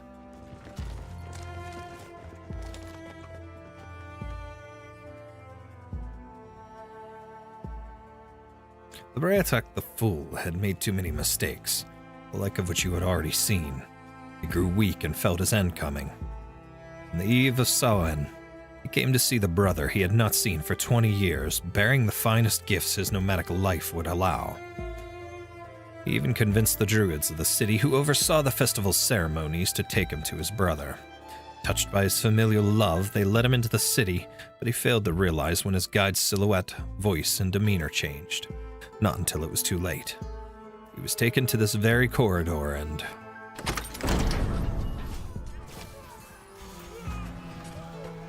the sword stabbing him. I doubt that Ailil, who gave the order to assassinate his brother, was on that balcony on the other side of the door. My eyes were wide open until the very end, but I never saw his fire through the gaps. Where did it all go wrong? Was he angry that the priests continued to treat me as royalty? Did he consider me leaving without a word 20 years earlier a betrayal? Or was it someone else who wanted me dead, and he simply had no choice? I'll never know. In this brief, swift act of violence, there was only one thing that I had long known, that I had never doubted. The Red Dragon never forgives. The hatred of the dragons is even longer than the history of Tara. He's using that to prove a point. Interesting. There is more I want to tell you. After I died, Ailil ordered my coffin dragged through the city, for all to see the end that befell me. And so purple fire raged through every pasture I had stayed at with my clan. Life turned its back on all who touched it. Only death remained. 7 days later, the priests returned my fire to me at a clearing outside the dark woods. And only when the fire they returned to me was extinguished did the purple flames in the pastures begin to subside. It was only then that the last vestige of my consciousness that remained in the flames after death faded into darkness. All living things that touched the flames, people or beasts, were turned to ash. Your sister spoke true. The flames will continue to spread as long as she lives. But she is a typical red dragon. She is not so noble as to give up her life to save those who have yet to survive. If she is inviting you back, then it is certainly a trap. Run. Call for help. Yell. Find someone who is her equal to extinguish the endlessly spreading flames. That is the only way. But what if she has already decided that I'm the only one worthy to dance with her? What if I can't abandon the lives in the city to their fates, as long as there is any chance of saving them? So we'll return the fire to someone who's still alive. Yes. And what if that doesn't work? Regardless, I'm going back no matter what.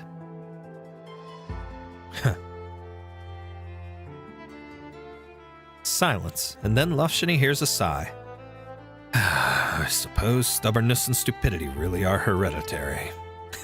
Kind of calls her out on that, but that's pretty good. I like it.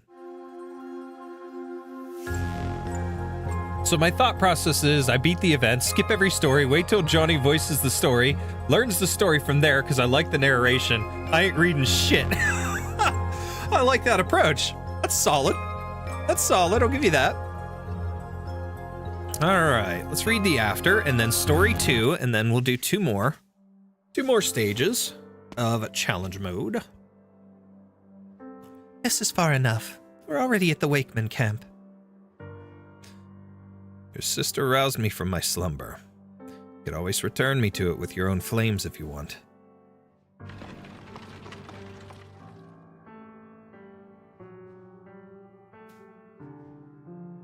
Coffee is gone, so I gotta work fast.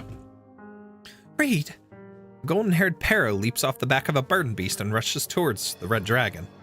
The burden beast is dragging an improvised cart with numerous long wooden boxes stacked upon it. Bridget, what are you doing here? Are those coffins? Only downside, don't let him voice Rose Salt. He kills any person's ears. Oh, you mean like this? I'm gonna go high-pitched with her. Oh my god. I'm not going there. Not right now. There was no characters like that in this one, so... Nobody completely that high-pitched, at least, so... Yeah, coffins. Nemo said to bring them to the Wakeman. Are they still in the ruins? Say, is there someone with you? I can smell that same burning stink, and I could swear I heard you talking just now. No, I'm alone. These are dead folks. The type who'd pull their own arms out of their sockets to bite at their imaginary enemies if you grab their hand, along with the poor wretches they tore to pieces. And Theo, Nemo's found him in the end. It's almost like this was the natural order of things. Bonfires would be burning brightest when night falls on Soen. Red Dragon looks towards Nasersha and sees a faint shadow in the distance painting the silhouette of purple flames. We'll be out of coffins if this keeps up. Poor Papo. Poor Papo had to bring all those coffins, but here's Nemos. I hope Bridget made it out of the city, and that the mist in the woods is thin enough for her to follow the trail. Blast it, Kulan left a few unused weapons in his house. I can't let anyone see them. And this fuel... explosives. Her Highness Lufshani might find a use for them. No, what's the point where every servant in the Citadel has already been afflicted by the purple flames? Besides, the greedy red dragon has already sent them away. Almost as if she's preparing for a showdown with Her Highness. Or setting a trap. Who's there? Rory? Rory, what are you doing here? Or Nemos. Yes, I'm going through Kulan's effects. If this isn't urgent, could I ask you to... Traitor. Have you gone mad? Oh, silly me, of course you have. We all have. Traitor. Somebody bonk him. I still can't bring myself to kill them, even if they might as well be dead already. I'd better drag this fellow back home. Could do without the unwanted attention. Damn.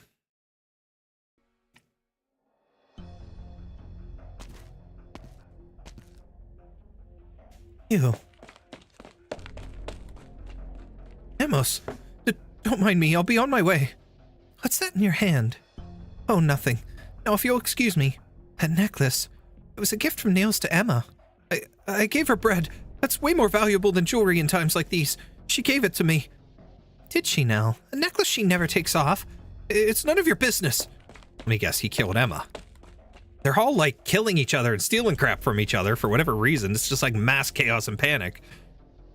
Nemos, you stayed behind. I thought all the Dubliners left the city.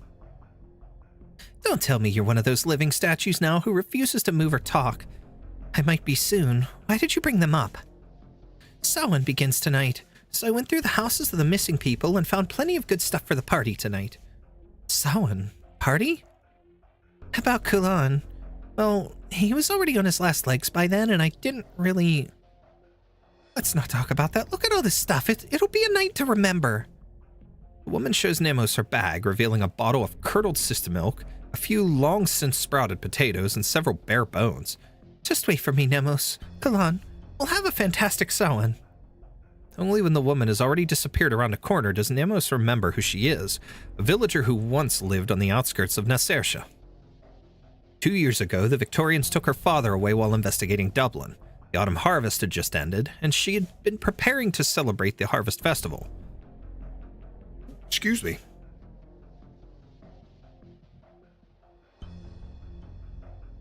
What Lofshini hears about the situation in the city exceeds her wildest imagination. I must go back now. Wait for me. I'll come with once I've delivered these folks to the Wakeman. Are you sure about this, Bridget? It's dangerous in the city. If I fail, there may be no survivors. True, but I still gotta go. Why? Because it wasn't like this before. The city folk never had much to spare, but they always had a cup of water for me when I delivered their letters. They didn't see me as one of their own, but they didn't walk away with a sneer when I told them the nomad legends either. They listened. And they definitely didn't bite, claw, and punch at people like they do these days, like the Walking Dead straight from a story. No violence this time. Anyways. Who will the nomads deliver letters for if the city dies for real? And then all we can do is place our hope in Reed. Reed has to take care of this. Moran. The second shipment of bodies has arrived from Nasersha. I must make the preparations. At this rate, it won't be long until the 3rd, 4th, or more. Are we really going to ignore it? As I've told you many times, the Wakemen do not take sides. It is not our decision to make. Are the Nasertians not Tarans too? Are we standing on the side watching when the Taran capital was marching towards destruction? I know you came back with the Red Dragon. You fear she will meet the same fate as Lebreatak. But we were the ones to send Lebreatak to his doom. We are descended from the priests that once officiated the ceremonies of Tara's royal palace. Our ancestors, moved by Lebreatak's plea, welcomed him back into the palace when Ailil's stance was ambivalent. The flames of death that spread through the plains of Tara were only extinguished 7 days after his death, when our ancestors finally returned his fire to him. They then left the palace of their own accord, going into self-exile in Lebreatak's former pastures, so as to never forget the lesson, and thus the Wakemen were born. I'm sorry, but Reed isn't Lebreatak, and history is not a cycle that repeats itself endlessly. If it were, Reed would have already died in that citadel. Even her tyrant of a sister was the one to free Tara from Victorian rule. Fates are often unlike, but always differ where it matters most. Now, the question is, will it really differ, or is that just wishful thinking? And now we flash forward again to the storyteller. Fates are often alike, but always differ where it matters most. What a wonderful tagline for the cover of the book. Surely this one is destined for the bestseller charts. Assuming, of course, that you are ever able to finish the story. I've never intended to profit off it. Oh, you will, if not in money, then in fame. The basis of the story where it happened. There are more than enough reasons this isn't my story to tell. Besides, what happens next? That's what I wanted to ask. Did Lofshini go back? From this point on, what I've seen, what I believe, and what I've said all contradict one another, which is why I've lost sight of the ending. Feel free to take up the challenge if you're up to it. Give this dance between the dragon and her reflection whatever ending you please. Oh, is it all the same if I tell it myself? Of course, ma'am, as you will it. The writer raises his mug, which is almost empty now, and toasts the woman before him. Once again, he swallows the bitter brew, half expecting the sweet aftertaste that he knows will never come. Did I spook you? You got so polite all of a sudden. It makes me feel impertinent for even pressing the question. No, but I must make it abundantly clear that everything we have discussed until now is no more than idle chatter. You understand, don't you? The woman sits straight and does not say a word. The writer can only attempt to guess whether she is still smiling through the shadows. Well, what are you waiting for? I've nearly finished my drink. I've fallen into the same conundrum as you. If this is as far as both your references and your imagination go, how could I possibly put the Red Dragon's ultimate fate to paper? I've already said all I'm able to. I refuse to give this story an entirely fictional end, one that not even I could believe in, even if the alternative is that there is no ending. If you don't have an answer either, then no need to waste your time here. Leave while it's still early. Is this because you do not remember, do not understand, or is it because you wish you never knew, never understood? What? What are you getting at? You've never lost sight of the ending. It would be more appropriate to say that your eyes have become clouded by too many creative liberties. Shall I recount them for you? Treasures leading people into the darkness, Kulan dragging the statue to the square by himself, and virtually everything related to the dark mist in the woods, from the rejection of Bridget, to the food carts returning the city on their own, to Lofshiny becoming lost in the woods, to the Brigadier and Eblana's meeting in the city. If these creative liberties have created the contradictions in your mind, then it is my responsibility to set them on a path towards the ending. Shall I supplement the story with my own observations? I'll take that as a yes. Perhaps they will lead you to a conclusion you can be satisfied with. Satisfying conclusion. Satisfy me, O Eblana. Satisfy me. All right, story 2, and then we move on to a couple more stages of challenge mode.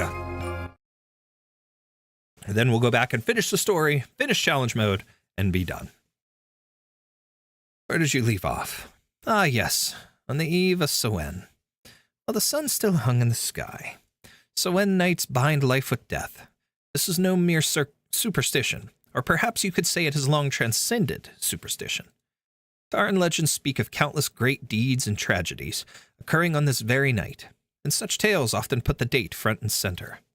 So long as innumerable legends coincide on that day, and so long as the Tarans still remember, if only vaguely, to celebrate the harvest and light up fires on that day, it will never be a simple change of season. It itself is the perfect footnote to add to any myth. Oh, and another thing. I don't suppose you'd mind if I gave the characters more fitting names, yes? The sun is leaning westward. Have we yet to figure out how to go on about this final confrontation? Now we're black and white. Lofshiny, why are you hiding in your room at dinner time again? Is Dad angry? Nobody will be soon. I'll be down soon. What's that on your desk? Nothing. The young red dragon tries to block her sister's line of sight with her body, but her effort is in vain. A small paper box sits on her desk, carefully lined with cotton.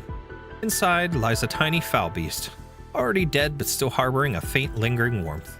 It seems to have broken its leg while alive. An unsuccessful splint fashioned from stiff paper now lies in pieces around it, accompanied by a few grains of wheat. This is the foul beast that sang at my window every morning. I don't know what happened to it, but I wanted to save it and... I beg of you, sister, tell Dad I'm only feeling ill. I'll be on time for dinner tomorrow. I'll bury it in the courtyard tonight. So you're giving up? It's already dead. Is that so? Purple flames slip past the foul beast's feathers into its already cold body. The two watch as it slowly stands up, its broken leg stiffly propping itself up on the cotton. All right, would you like it to fly or to sing a song for you? No, this isn't right. Not like this. Then why didn't you use your own flames on it while it was still alive? Your foul beast could have lived a much longer life. You do realize you aren't limited to how the mediocre masses do things, don't you? But Mom told me to swallow my flames, hide them away, and never let them be seen. And who would you see them in your own room? Who would see them in your own room? Sorry. The young dragon looks away to avoid her sister's eyes, but finds her gaze landing on the foul beast standing on its cotton bed instead. Purple fire burns in its eyes, and even the way it tilts its head is the spitting image of her sister. Or do we perhaps still harbor unrealistic fantasies for how this could end?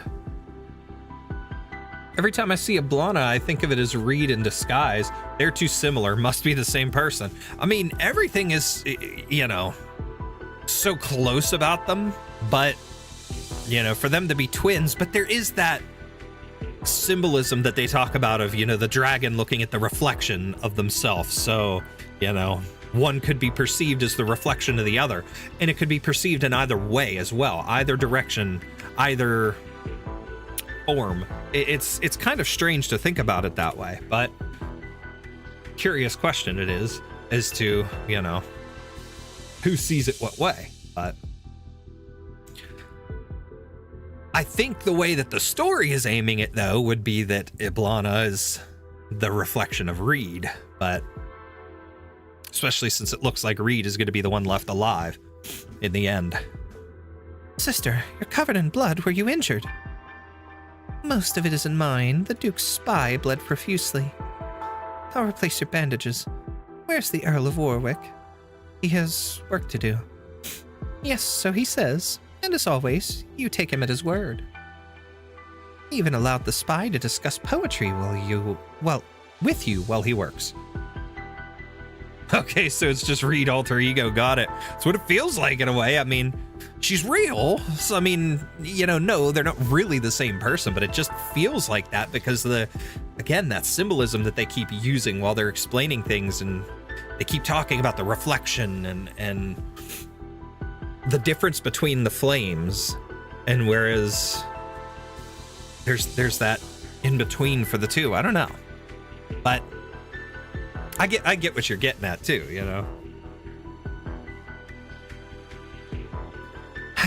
I thought I'd been keeping mum about our origins, as well as anything related to the Earl's vision. Everyone in this manor knows you never say a word more than necessary. That has never been something the Earl would bother to check. That's right. Had we let the spy escape, the Earl would still inevitably find a way to silence him in the dark, and we'd simply find ourselves bound by yet another chain called caution. I'm sorry, there's no need for you to apologize. Apologies have never changed a thing. Once packed with guests, the long empty parlor's acoustics now amplify the sound of the bandages being ripped apart, making the atmosphere even heavier. Those poems by that Seamus Williams you've been so into. If you can remember them, why not recite a line or two for me? The noble red dragon racks her brains for a verse that would not rouse her sister's rage. Perhaps something related to Tara, brave warriors, or even ancient legends. But all she can recall are verses that stand aloof from worldly affairs. The land is but a strange romance, the cause of its end lost to chance ill. I am but a wandering bard, well-versed in lore from songs in the woods. She sneaks a peek at her sister's face and sees no change, so she plucks up her courage and continues to recite more lines, only when she finishes both the entire poem and the new bandage with a delicate knot does she realize that her sister has already fallen asleep, encircled by meter and rhyme.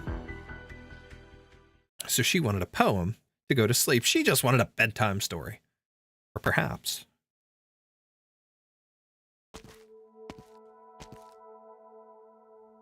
Sister. Ah, Loveshani, you've kept me waiting. What of your new friends? The wayward wake woman, or perhaps that lively nomad? With your presence, any obstacles preventing you from bringing them along should have easily been reduced to naught. They're in the city, but this is a moment to be shared by us alone. Indeed. It's cold out here on this balcony, so let us continue this in the corridor. A replica of where Libreatec died in Nassersha. Why must you cling onto our inglorious history and repeat it? I see you've gained a deeper understanding of the world of the word Tara. But if history does not repeat itself, then how can we speak of breaking the cycle? Repeating doesn't always mean breaking, though, so it can be very difficult to tell us apart by appearance. But the moment either of us speaks, it becomes as clear as night and day. Eblana only ever steers the conversation toward her own interests, while Loveshani is ever the polite one. She'd get to the bottom of this and find an ending. Don't interrupt me, sir. I'm talking about the characters in the story.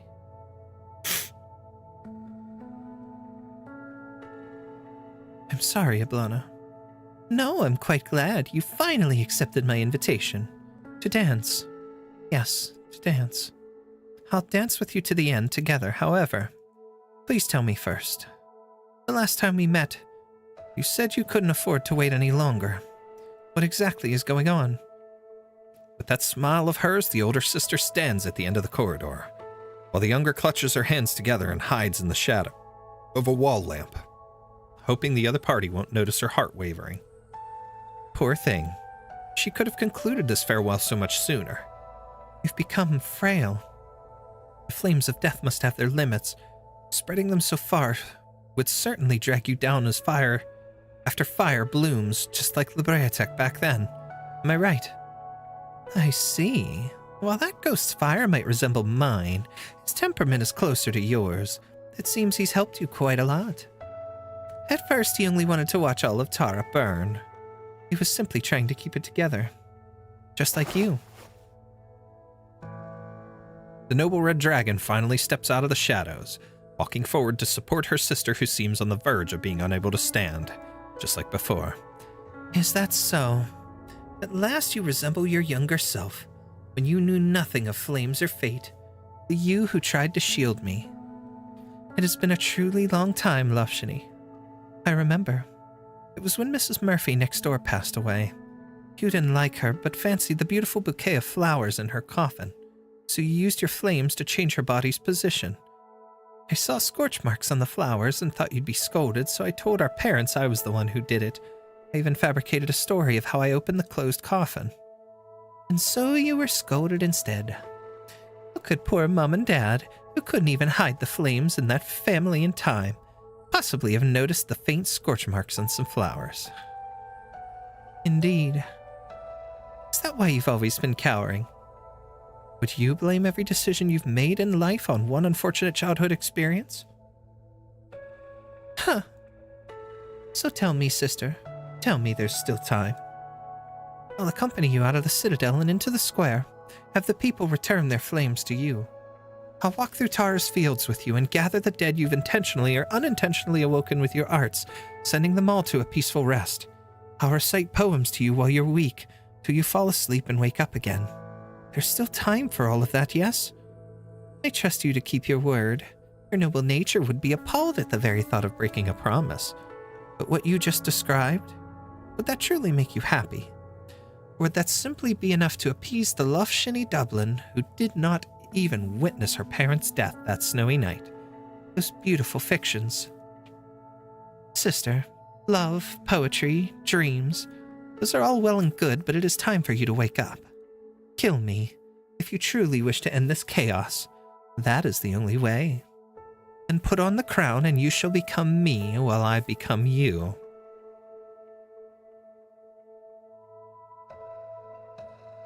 Reflection, mirror, transferring and change.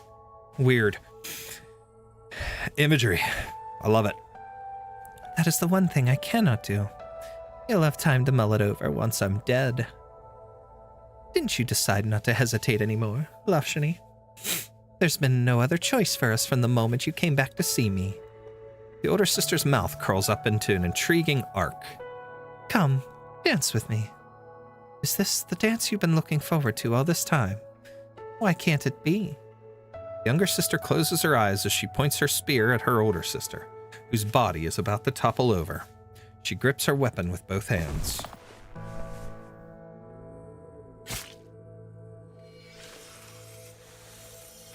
The sharp spear tip pierces the red dragon's body, but she stands unmoved as if nothing happened at all, until her younger sister's hand circles her waist and her body slowly crumples. Just like the end of a dance.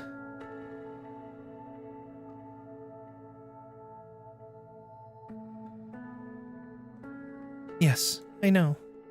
I should have known long ago. But why? Why must it be now? Then when? Don't tell me you'd prefer to stab my heart on a fine afternoon after meticulously dissecting every nuance of right and wrong with me. You return to me, and we dance this dance together. That's enough.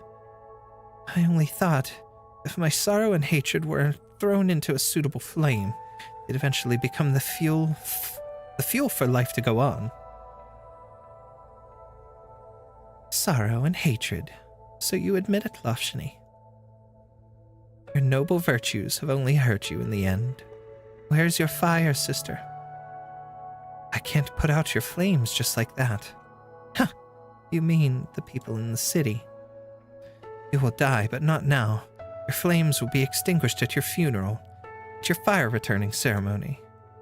But still, you ought to be dispelling death with scorching flames, rather than holding the hand of the dead and confessing your own inner turmoil, your own regrets otherwise. Theoretical question, could you roast some marshmallow or cook food with either's tail? If so, which would be the best for cooking perfectly? Probably Reed, because Reed's flames will actually burn hot, whereas Eblana's, there's mention multiple times of them either feeling cold or warm at best, so her fire really doesn't create that effect you would get to roast a marshmallow. So I would say Reed. I would say you'd have to go with Reed in order to get it to cook perfectly. So that's probably the best way to answer your question there. But definitely not Eblana. You will only ever be as you are now, letting go of your chance to save everything. Your final chance. What a dance. Oh, and there's the purple flame. But hers is more ignited as well. The noble red dragon looses her grip in shock, and her sister's body drops to the ground as cold as it was before her heart was pierced. It is not blood, but purple fire that roars from the wound spanning her entire torso. It instantly floods the balcony and flows down the citadel.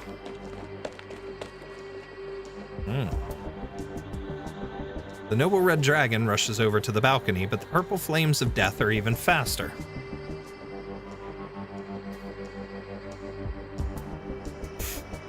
Got it, so Eblana will be the best for undercooked, and Reed is the best for emergency stove. Exactly! You got it! Before her own flames can emit even the tiniest spark of light, the purple fire spreads across the city, burning the whole of Necrass. The last time she looked out from this very spot, the flames were scattered like the stars in the sky. When she had returned earlier that day, they coated the whole city with a cold and gloomy hue. And now, Necrass itself burns fiercely, just like every other restless corpse she has seen. Oh, and that is story 2. So, we have 3 more parts left in the story, but for now, let's go back and do these 2 challenge mode stages. Let's go. EX-5, May Tree. What about June Tree? These wonderful days just never end. Okay. 10, 11, 12, 13, 14, 15. So we need her there. And intimidation That's are the my way this tactics goes. too.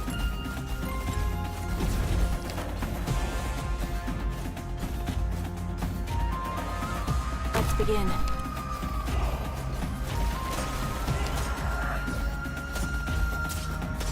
Got it. Shut up. Okay, serious face.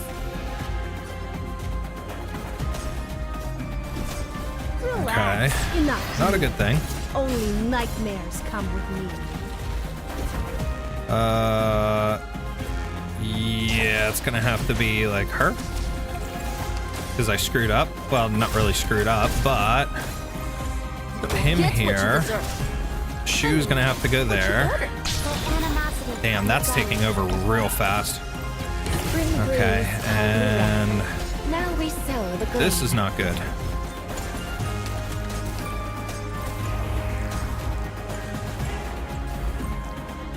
This will keep you quiet.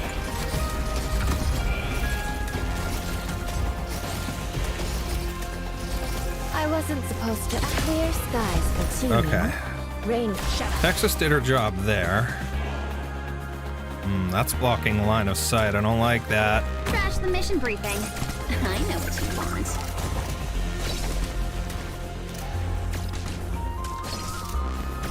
Quickly, not to swallow, huh? Try to behave yourself next time. Crap. There, Texas, drop you in here. This will keep you quiet. Always so fast. Boom. Took care of them pretty quickly. Want a candy? It's like the water.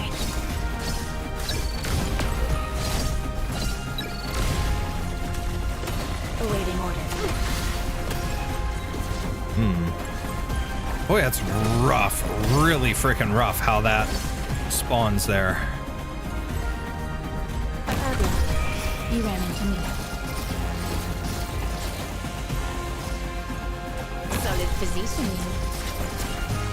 Okay. Pookie can help out there. Just try me. Done.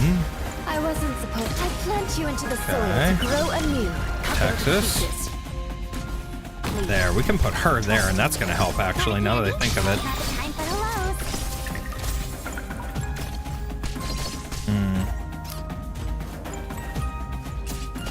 I had luck. You ran into me. Where do you wish to go? To the firelight. What? You think it's no simmer on low heat? Patience is not optional. Moving to designated location. Not a good thing, not a good thing. Come on, we got to get somebody down there. Cut them to pieces. Okay, we got one. That's good. Okay. You saw nothing. So you Come on, attack them. focused on the peaceful animosity. No respawn there. Okay, 42. There we go. Ah, we still got it. We managed to pull that one off. Well, Love not it. bad. This recipe will stand the test of Ooh. All right. Barely managed that because that was getting really, really shifty at the end. All right. EX-6. I am actually worried about the boss fight because we had too much of an easy time yesterday with the boss fight, chat. Both regular and EX. So I'm worried we're going to struggle with that one. But I guess we'll see what Reap happens. Not what's sown by malice. No, I had Pookie there. Let's begin. We're fighting you guys. And Then Reed was please over do there your as bestest well. job, or I'll be really bored. Spring breeze, timely rain. Now we No! sow the grain. Pass on your last word. No, you suck. No. Why would you do that?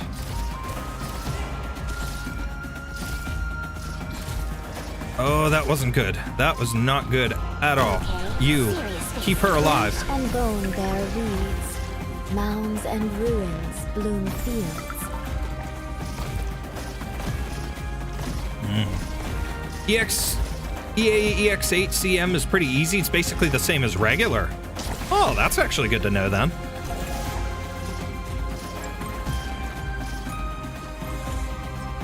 Oh, wait. I need Pookie here. Just cheese with you, use his second skill and put a medic with him. Get the boss stuck in him and he'll easily defeat first phase with no medic. Ooh, okay. I mean, I don't really use second skills a lot, but that's pretty cool, actually. illusion. That's good to know.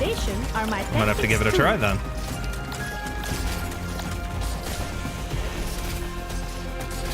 Got an All right, idea. What Narn do to you. fear You need to help. most?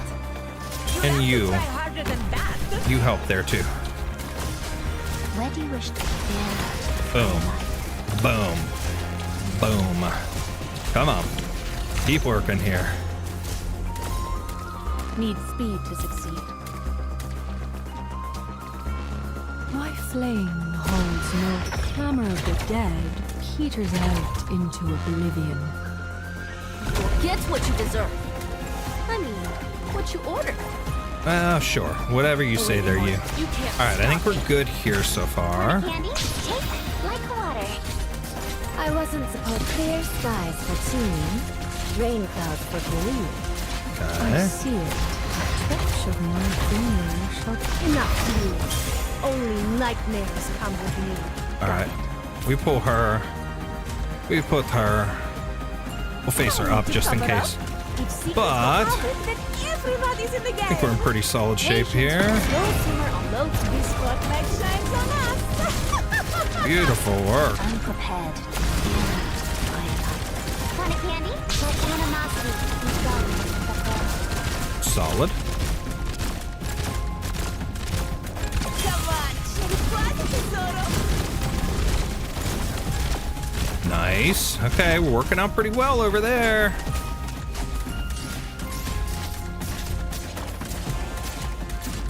If you're really, I plant you into the soil to grow anew.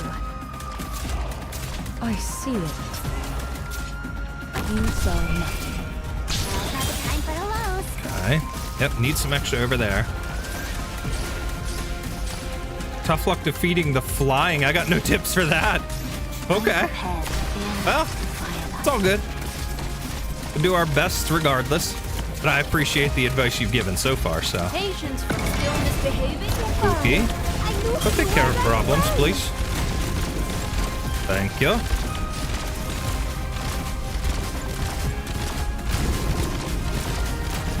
Okay, we gotta get them. Come on. This is becoming very problematic. Scared. They're like floating over there, but they can't do anything because of line of sight.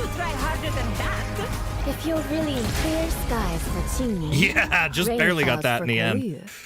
Let's go! A grand spectacle. A perfect show. A dignified exit. Bravo. Bravo. But I won't applaud. Not without an accident befalling the act. I'm sorry, I love her way too much. All right, time to finish the story, and then we can finish challenge mode. Why did I do that again? I'm an idiot. All right, 7 before. Here we go. Damn, 4.5 hours and no bathroom break yet. Let's go! And that's 2 cups of coffee, a can of zero sugar root beer, and now I'm on a can of zero sugar Dr. Pepper Blackberry. No bathroom breaks. We're powering through, champs. We are doing this. How far is County Hillock? Far. My sister must have known. Only the elocutionist and his band of idiots would consider this plan flawless. Excuse me. Why are you still following me? Oh, believe me, if it were up to me, I'd be taking a nap in camp right about now. Why didn't my sister stop me? I don't know. Maybe she has high hopes for you. No, that's impossible. She's never looked at me like that. When I agreed to be her shadow, she... Please, Harmony, tell her I don't want to do this. That you don't want to go to County Hillock. Mm-hmm. And if she's in a good mood. Could you also tell her that from now on I'll... No, never mind. Fine, can't hurt to pass it along, I suppose. Although it's not easy avoiding the elocutionist's eyes and ears. Thank you. You should go.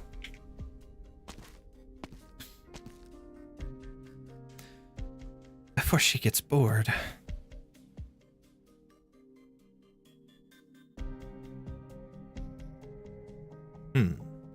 Harmony did not return until after they arrived at County Hillock. She knew what that meant. That night, when cannons roared and crystals bloomed, she lay on the streets of County Hillock, blood draining from her abdomen. She had not been afraid then. Instead, she felt relieved that she would die like any other person. Then she saw those purple flames on a tower not too far away. That was when she felt afraid. Afraid that the flames would overlook her and turn her into another puppet like those on the street. Afraid that the flames would find her and bring her back, forcing her to remain a shadow. She gazed into the fire, trying to find some hint of her future in it, but saw nothing but apathy. That which she feared most had finally happened.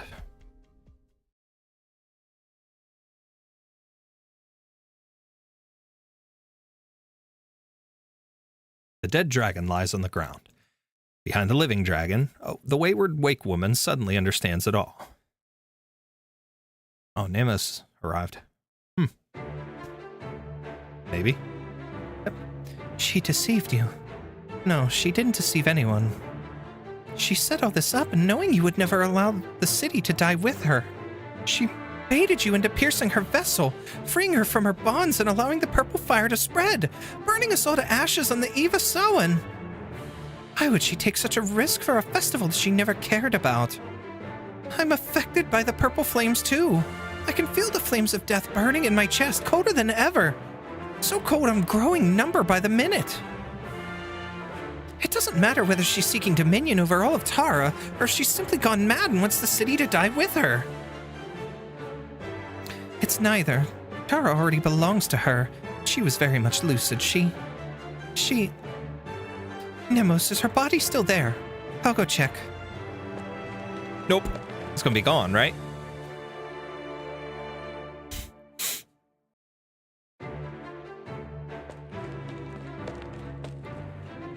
The wayward wake woman's brow is furrowed. Perhaps she has never felt such malice in all her life, and as such has never harbored such resolve. Her body is... The sound of burning drowns out her answer. Whatever she's trying to do, now Saoirse is not fully gone. The fire returning ceremony can still go on. It must go on. I'm well aware. I'll inform the citizens that the wicked red dragon they worshipped is dead. What about Brigid? I've asked her to leave the city and find the Wakeman. How are you going to tell the people that Eblana is dead? With a coffin. That seems appropriate. Even coffins are in short supply. She's not some nameless nobody. She deserves one. Is something wrong? No, I'm simply realizing how ugly the path she walked is. A path that even now waves at me invitingly. And it's an invitation I have no choice but to accept. Go, Nemours. I will buy you some time. You mean from the Dark Mist? Yes, if it wants to be a part of the Samhain festivities, I will keep it at bay. I can hardly wait to ask the Mist how to return the Red Dragon's flame to darkness. To the darkness we shall go. I can hardly wait to ask the Mist how to return the Red Dragon's flame to darkness. How do you feel about that line? Now the ending of the dragon and her reflection is clear enough. The writer stands up with a start. Who are you, and what do you want? All I want is to finish the story that you would not. Didn't you say I was the type who liked to piece together the truth? We've gotten so very close to it. This is enough. I'm leaving. If you won't tell the ending yourself, I suppose it falls on me. Suddenly, someone opened their eyes, causing a surprised reflection to let go of her hand. The dragon fell into the fire burning bright, and the reflection hid back in the mirror. When the fire subsided, the dragon was gone, and the people were anxious for they could not find their dragon. The reflection wanted to explain, find a way to bring the dragon back. Without the dragon, though, she could no longer leave the mirror. What do you think? You've been glancing over there at the newspapers, but not everything is reported as a fact. The writer looks towards the door. He tries to imagine himself running out of the tavern, but it is such a preposterous proposition that he almost laughs out loud. If not everything reported is a fact, then he finally knows who this woman is and why she is here. He also knows that there is no escape. But there is something else he realizes. Perhaps this is his chance to truly find the ending he had hoped for. No matter who she is, as long as the story continues, they are equals. He feels his spirit return. Okay, I don't care who you are or why you're here. That's no way to tell a story. You haven't given it an ending. All you did was extend an endingless story. But I have to know, did you really see a red dragon kill another? In the same sense that you saw the hero drag a metal skeleton to the square. Creative liberty, nothing more. And take responsibility for it. So the dragon in the mirror accidentally caused her other self to burn to death in the fire. What's next? What did the people do? What about the dragon in the mirror? What about you? Don't you have any ideas of your own? For the first time in a long while, the writer takes out a fountain pen from his pocket and grabs one of the playing cards on the table. He tries to write something, but the tip of the pen is dried out from disuse. I need time. But if it can be connected, then maybe. Connected? Let me guess. You're talking about the last story that you published. The writer's pen scratches hard against the card. Finally, some ink oozes out of the tip. He is suddenly reminded of the words of Seamus Williams. May death connect us with all legends. Seamus Williams is dead, but he himself might, if he may be so impertinent, have a chance to be connected with the legends he wrote. He tries to scribble the poem on the card, but the pen leaves only broken, illegible ink trails. Just maybe. Yes? The writer sits back on his chair, his back even straighter than before. He suddenly feels an urge, the same one he felt after hearing a Seamus Williams poem for the first time. The same feeling that had taken him down this wretched path, which seizes his chest and makes him want to sing, to yell, to create. He may have indeed solved a problem for me.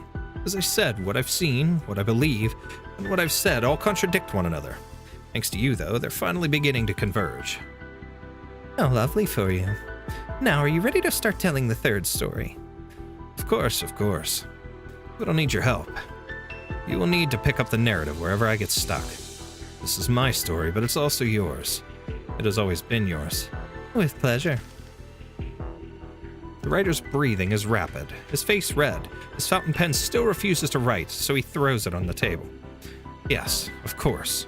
Has he not seen enough of those things already? So what? He's a writer. He will soon find the ending of his story.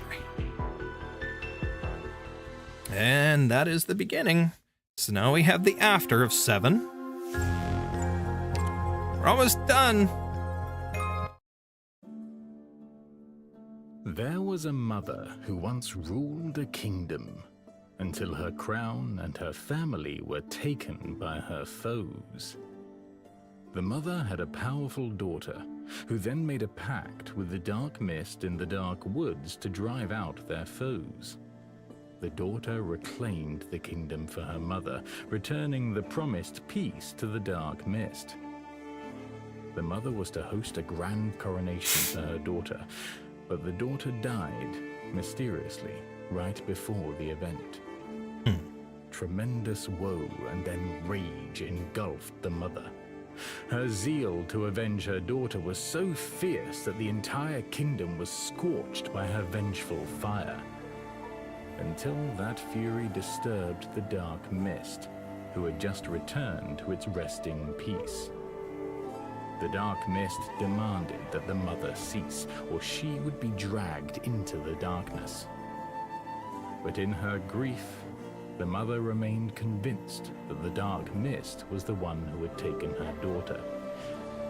A desperate battle was then inevitable. The mother determined to risk her life. Interesting. I really like those parts, the vocals that they did for that part. That guy's voice is smooth, and it works very well for that part, for that narration, for this story. I like it. Wish they'd do more of that. Nemos, read. At the city gates, the nomad looks back at the citadel in the distance one last time. She resists the urge to turn tail and flee at the acrid burning smell. She knows what it signifies. She knows she should do as Nemos said, and leave the city to seek the Wakeman as quickly as possible, regardless of whether Lufshani is successful. But despite the urgency in Nemos's voice, she did not sound like she believed things would take a turn for the better, nor did she believe that Brigid could convince the Wakeman to come. Brigid could smell the same burning smell coming from Nemos. It reminded her of the obsessions that only the dead could have. Who are you waiting for? Death? Or are you just waiting for it to pat you on the back so you can have a nice little race together? Who is that? Oh, I forgot you could hear me. I can hear you. I can even sense your presence, but I can't see you. Leave the city, outsider. You're an outsider too, by the sound of it. Naturally.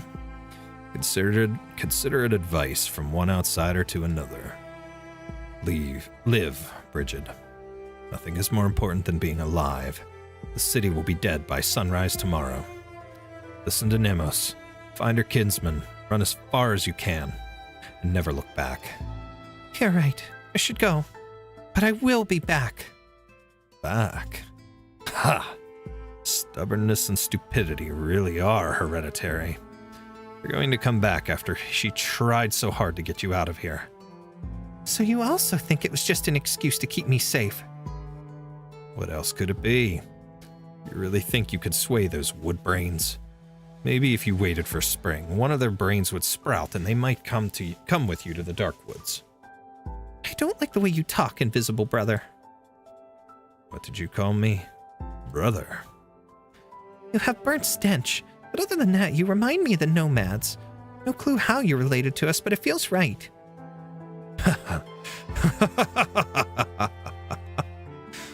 Let's make a bet then, Brigid. A bet? And whether you'll be back tonight, before Nashersha is burned to the ground. Asersha. I say it's impossible. That's not what you really want to bet on. Oh yeah? Then tell me. What I'm really thinking. You just want to prove that you're right, that nothing is more important than being alive. You think I'll choose survival in the end. But whatever. You're on. Well, what are you waiting for then? It just doesn't feel fair. If you win, I'll live the rest of my life in regret, but if I win, it really doesn't matter to a bystander like you. So how about this? If I win, you go back to where you came from. And where do you think I should go back to? No idea, but not here. This isn't your home. You sound like you've been betrayed by the city folk here before, but you still can't bring yourself to hurt them. You act like you want to see them reap what they sowed, but they didn't sound happy at all. Didn't sound happy at all when you talked about the city burning to the ground. Honestly, you're the most struggling person I've ever met, and... Enough. He's not happy with her calling him out. Very well. If you win, I'll return to where I belong. But just coming back here to die won't cut it. Well, what else do you need me to do then? Deliver a message to those woodbrains outside the city. Tell them... It's been 600 years.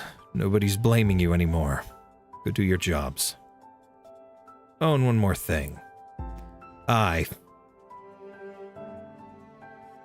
Something. Ancient Tengai expletive. You stupid woodbrains. What? Pass that on to those fools verbatim. Especially the filthier bits. Did you get all that? Need me to repeat myself? No, the elders sometimes speak that language, so I understand it more or less. Then go. What are you waiting for? Was all of that just so you could tell me this? Just get moving already. Golden-haired nomad takes a deep breath and runs away from the city. Her ancestor, whose figure she never saw, stands in place, unmoving. That stubbornness and stupidity really are hereditary. So she's a descendant of him. She's also a dragon descendant, but...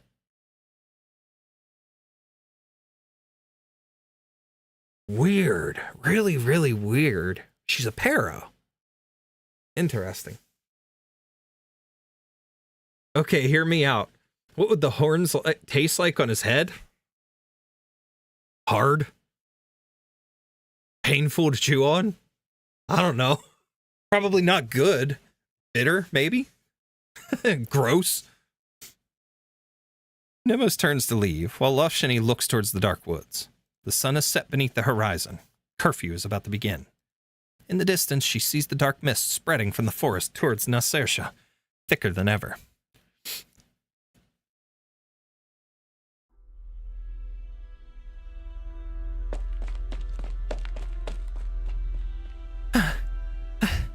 Made it in time. She raises her spear toward the mist outside, lighting a bright yellow spark in the city of purple.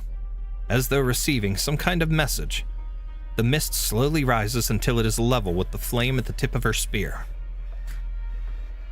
Yes, come here, where it's warm and bright. Where there's still life. Yes, over here. Surely has to taste like minerals, right? Probably. Minerals, something, maybe, like bone, probably dense and like calcium heavy kind of thing, I don't know. I'm not really sure. Kind of makes me wonder what items like that, horns and things that protrude from the bodies of these people in that world, would be like, in the sense of like our bones, what they're made out of versus them, who often have the influence of originium and other things. What exactly is in their horns to, or anything exposed on their body that would affect the way that grows, the way it hardens, the way it feels, would probably have a different composition and ways to ours. So that's just a random thought as well, but probably a lot of mineral taste for sure. To answer your question. What? You want to pretend I don't exist again? I won't let you. This light will never go out, not until true darkness falls. Bright flash. Attracted by the flame in her hand, yet unable to approach, the mist begins to flow through the streets. Soon it returns, but this time, her flame can neither draw or repel it. There's a cacophony within the mist. She feels as though everything has gone dark all of a sudden. The dark mist has come. Is this your answer? Yes, this is my answer. It isn't complete. It needs time. Time is your enemy, not your friend. We'll see about that. The deathly fires have not completely transformed the people into the walking dead. They're still alive. There's still time to return the flames. And you're not going anywhere until Nemos awakens them. Ridiculous. Ridiculous. Maybe. Maybe my strength, my wisdom, and my arts are all so insignificant to you that it may seem ridiculous. But I have my resolve.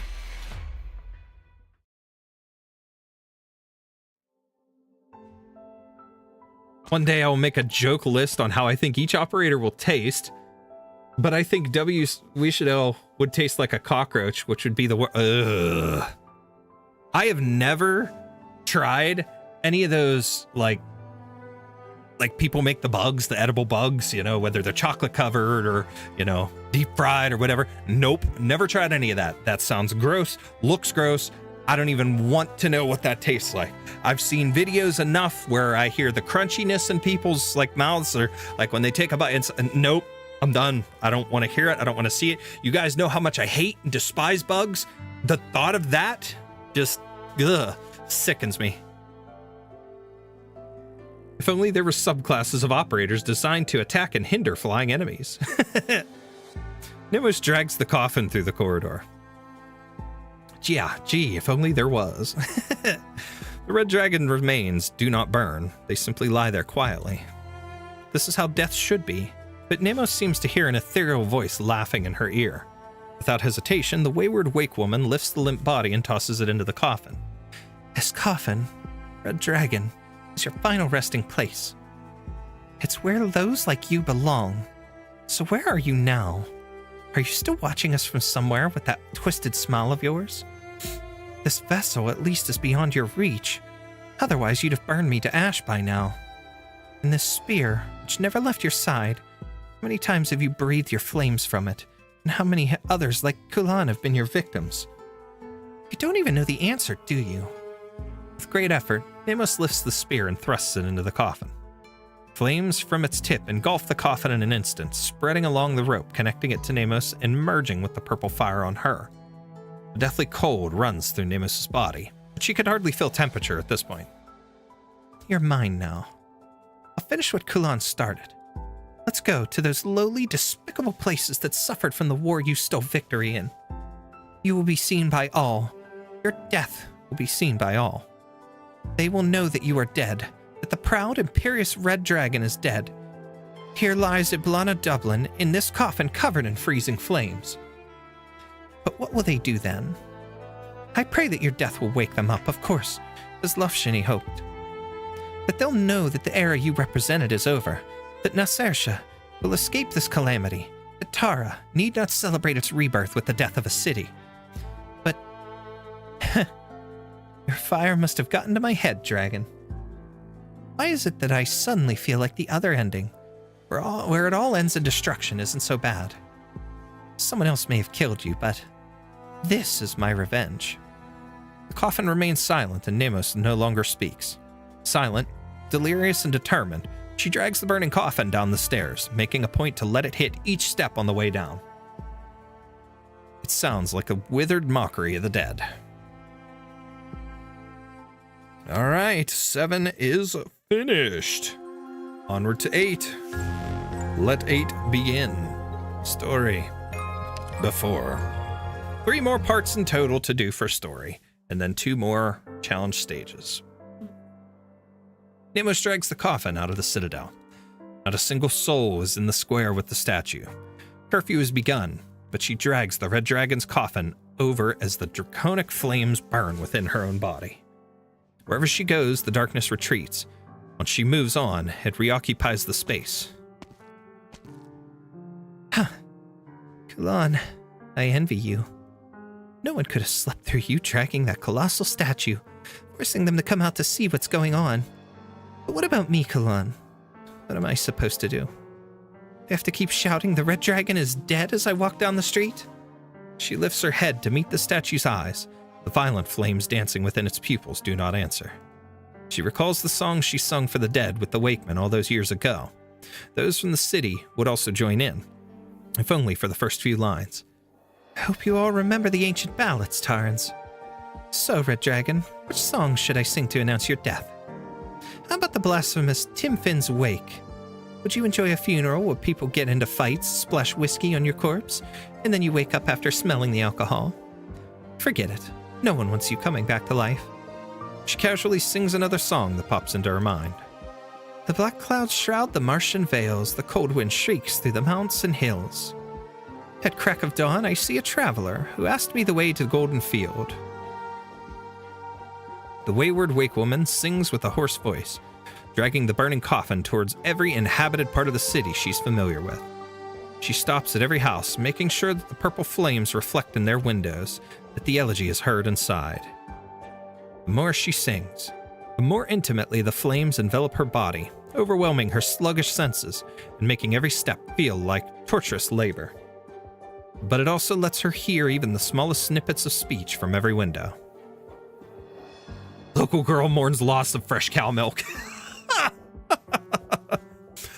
Taran language classes, Karen? That can't possibly be free, right? At that price, well, it's doable, as long as we cut down on the wine.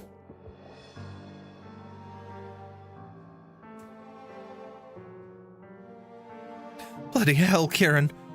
If I helped you more back then, could you have escaped the Victorians? Damn dark mist. If the Red Dragon won't drive it away, I'll do it myself. The black clouds shroud the Martian vales. The cold wind shrieks through the mountains and hills. At crack of dawn, I see a traveler who asked me the way to the Golden Field. Who's that? Nemos. What's she up to? Singing in the middle of the night? And what's that she's dragging? That burns so bright. She's dragging these nuts across your face. Darling, even if you want to help the Taran cause, surely you don't have to join the army. Fine, I'll wait for you to come home for the day we win our freedom. Excuse me. Finally, some quiet. Going on and on about how your hand hurts when your whole arm's already gone, and it's not like screaming about it's going to get you any medicine. If it was going to be like this, I wish you'd never come home. I'd rather spend my whole life missing you. I said to him, poor chap, even I don't know how far you have to go. But if you wish, I'll go with you for a bit towards the Golden Field. Isn't this a funeral song? It's purple flames. Who's it mourning? Ya mom.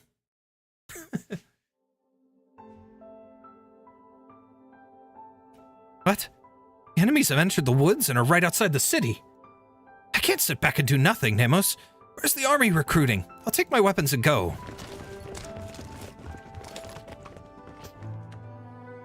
There's neither light nor any voice behind this window. Turn right and pass by the palace, cross the river of fine wine. I'll share a cup by the riverside before we return to the Golden Field Road.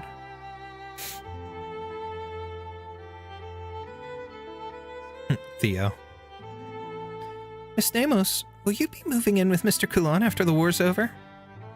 Aw, I was hoping there'd be someone other than me to cook for him.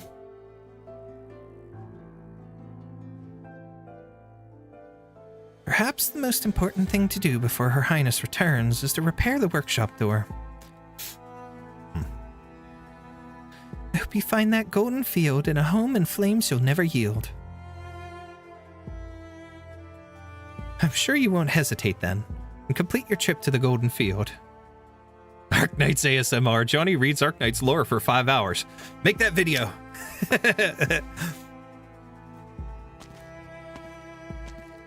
a good title. Awake woman on the brink of death. Who does she think she's going to rouse with those songs? When she can't even wake herself up.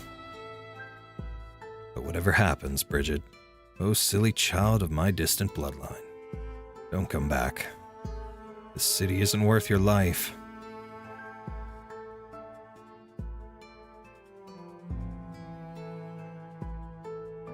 Nemos walks towards the last street she has yet to visit.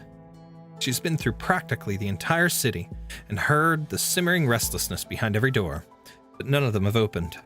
The wayward wakewoman gradually loses her grasp on her senses as her voice grows weaker.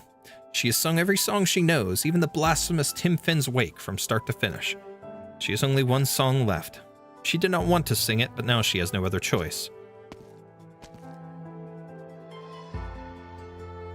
I stepped into the dark woods one morn, calling to the mists of hour. I trod upon the road, heading out to war.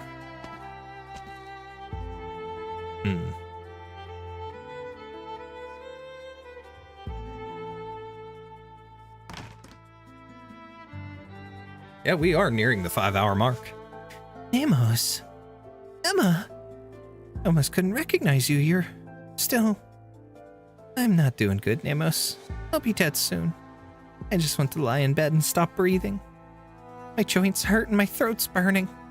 I'm even seeing people who aren't with us anymore. I heard your song and saw the coffin. I'm on death's door already, so I figured why not come and see. Where's the dark mist? Maybe in the forest, maybe in the city, maybe right behind us. I don't know, and I don't care. I don't care either. One question, Nemos. I need you to answer it before I can die in peace. Inside that coffin, is that truly our red dragon? Emma stands on her front porch, staggering as if ready to collapse at any moment into a pile of kindling, to burn in despair and return to dust. I put her in the coffin myself.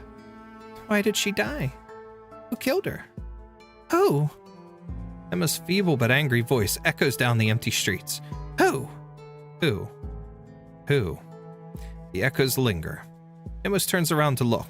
The streets are still empty, but she knows where the echoes are coming from.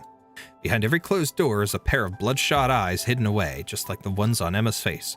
Nemos turns again to look towards the towering citadel, where nothing remains within. You guys still want revenge?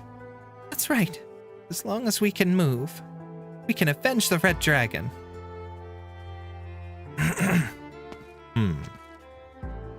Nemos turns away in despair. She stops singing her songs and merely hauls the coffin step by step towards the square. Wait, Nemos, wait! Not the reaction I was expecting either. Intriguing.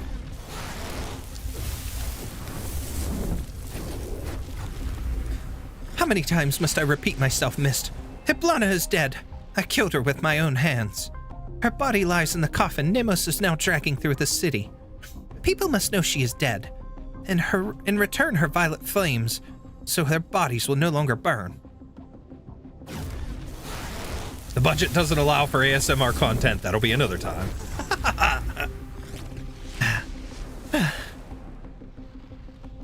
Wishful thinking. She did not gift those flames. She merely started the fire. Everything the red dragon promised will be lost because of you.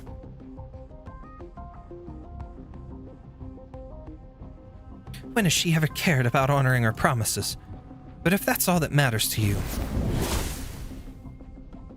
Off Shani retreats, step by step, until there's no room for her to move any further. Only then does a fierce flame burst from her spear tip, melting the coldly lit vegetation. Know that only the only red dragon stands before you. Whatever she's promised you, the only way you'll get it is through me. Do you hear the doors opening in the distance? You must have. Nemos aside, the first resident to break curfew has already opened their door. So for their sake, as well as the hundreds more who will take to the very same streets, you must remain here. Before my answer to Necrass is deemed a failure, before the people here are reduced to shambling corpses bent on tearing the dark mist apart, you have no right to take the lives of anyone trespassing in the dark. What arrogance. You call this arrogance? If Tara needs it, I can be far more arrogant than that. The red dragon speaks no more, and the flames of life burn brightly atop her spear. She steps forward with her back straight, no longer dodging the ice-cold branches, but allowing them to lace her body with bloodied scratches.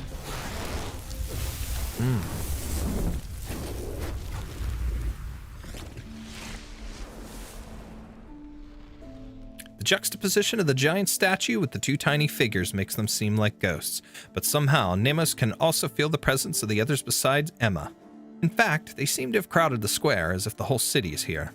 They're all watching and listening, lit up by the strange purple glow from their originium lamps. No, it is more than a glow. Their bodies are burning purple. The one who killed the red dragon is... Nemos knows they haven't changed a bit. They are still waiting for her to utter a name they can curse and then destroy. Or maybe they will even destroy themselves. Buffshiny? No one would believe there were actually 2 red dragons. Who else then? Who else could possibly kill the dragon who seemed to toy with life and death? Before she can stop herself, she has a thought.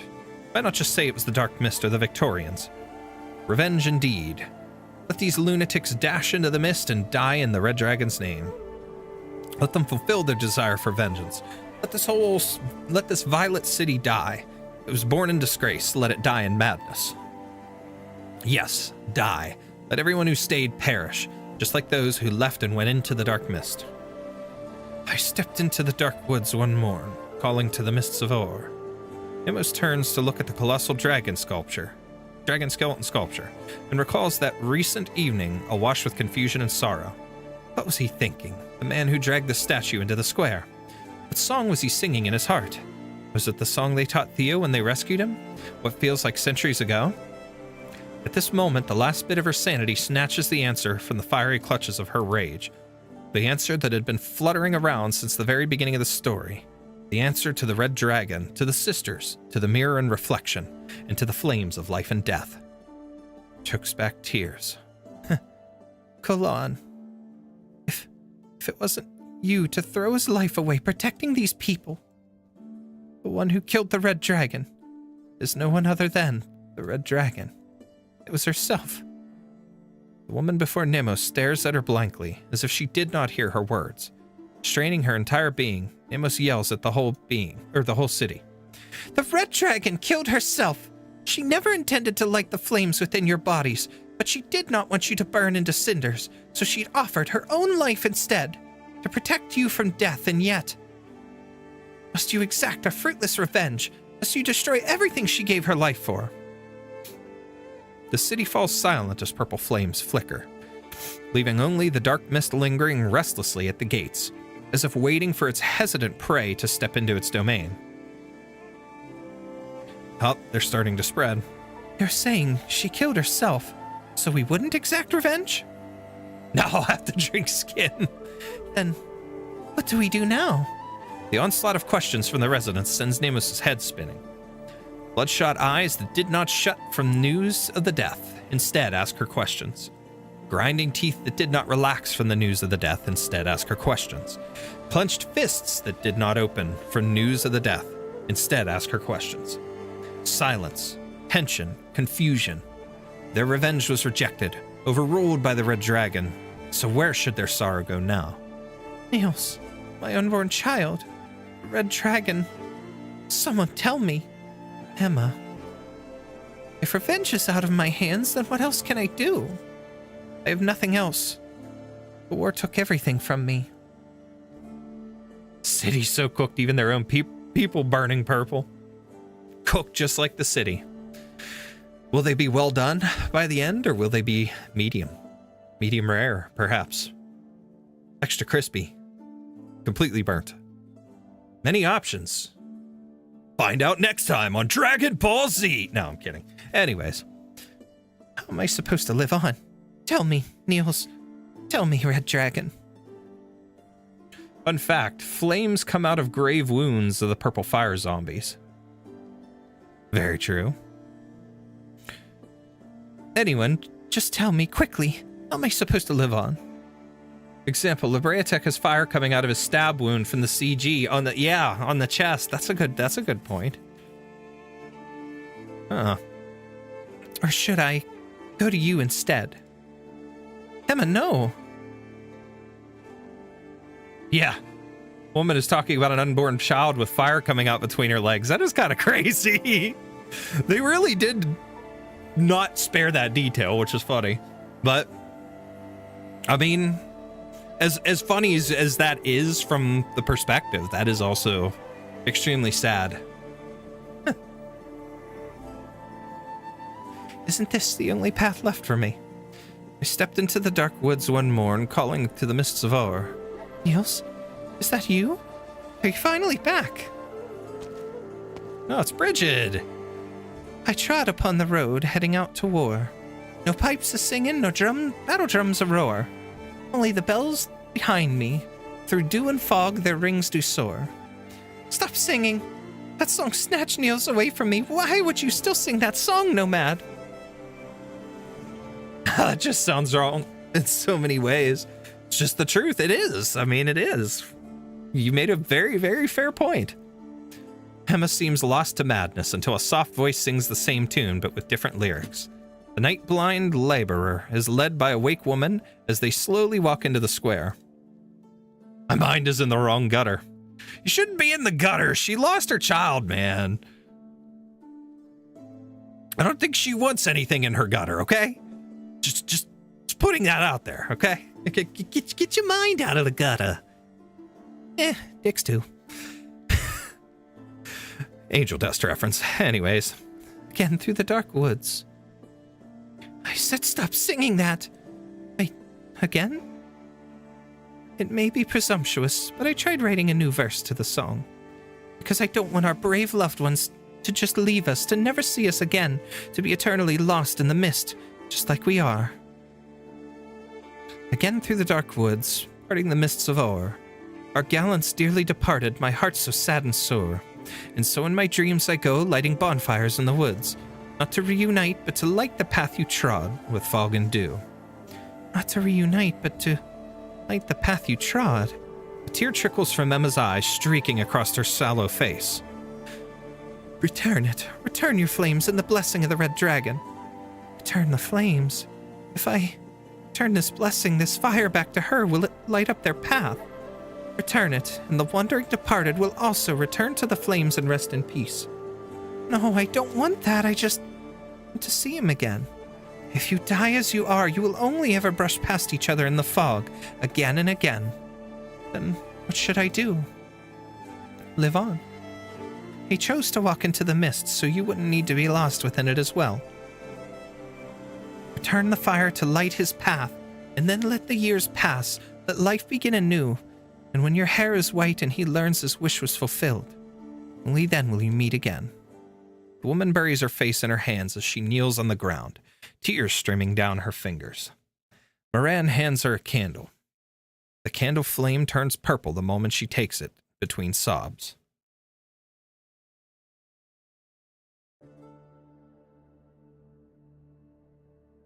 The wakemen and refugees slowly sing their way through the city like a tiny stream left behind after a night of rain. It is by no means a clear stream, nor a turbulent one. It is a miserable, muddy trickle flowing down centuries of painful history, carrying dust and blood and about to run dry. But it is the murky bitterness that reveals the city's true self in the gloomy night. Nights of falling asleep, gripping old photos, mornings awakened by phantom pain from amputated limbs. Now empty houses fell to ruin, while those fortunate enough to return home were greeted only by orphan dolls scattered across dusty floors.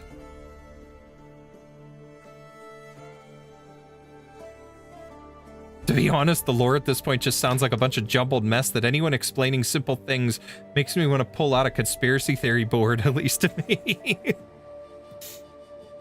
The doors are opening. They are. People flood into the streets like a burst dam pouring into the square. Some leave their homes with candles in hand, while many more follow Emma's lead and take one from the wake woman. The flames still burn purple, but seem to have softened and bear a bit of warmth. Finally! Place the red dragon's coffin at the statue's base, Nemos. It seems Necrass will witness a grand fire returning ceremony tonight. You should be the first, Nemos. Me? But this is her funeral, so are you sure? It is more than just hers, is it not? What a powerful and emphatic song. The wake woman looks around, trying to pinpoint the shadow of a stranger. But even if the ghost wasn't trying to hide from her, she has no way of hearing the long overdue words of forgiveness from his mouth. Now we're even, Woodbrains. I played Kingdom Hearts as a child. This is nothing for me. Fair enough. Oh my, I haven't even finished Kingdom Hearts. I can't even beat the damn first one. I put more time into 358 over 2 days than I have the first Kingdom Hearts. I'm dumb. Every time I pick it up and I start to play it, I get distracted and I forget about it, go to something else, and then that's that. So, but I know about how convoluted the lore is for that game and that series, so that's crazy. Demos takes a candle from the Wake Woman and bows before the burning coffin beneath the dragon statue. Rest in peace. She deliberately neglects to mention the name of the departed. She places the candle before the coffin, no longer able to stop her tears from crashing into the flames. Violet fire instantly rises up into the sky, spreading from the coffin to the entire statue. The entire sculpture is set ablaze. Oh wow. The crowd places their candles down beside the statue and return the purple flames to the one who granted them their hue. Some are silent and some call the Red Dragon's name, but many more chant the most precious things they had lost in the war. Tears fall like rain. The suppressed, the promised, the twisted, the incited. Tears wash away the flickering, hollow pageantry, revealing only the sorrow of lives crushed to bits. Crude, sharp, turbid, and stuck in their throats. Only now does their sorrow manage to cry out.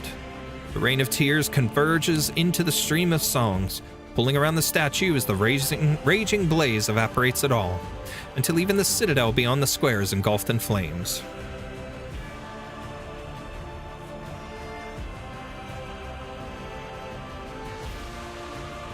As I said, this is my answer. The mist does not reply, but after a long time, Lofshani hears a deep sigh. You made this choice yourself. And it's gone.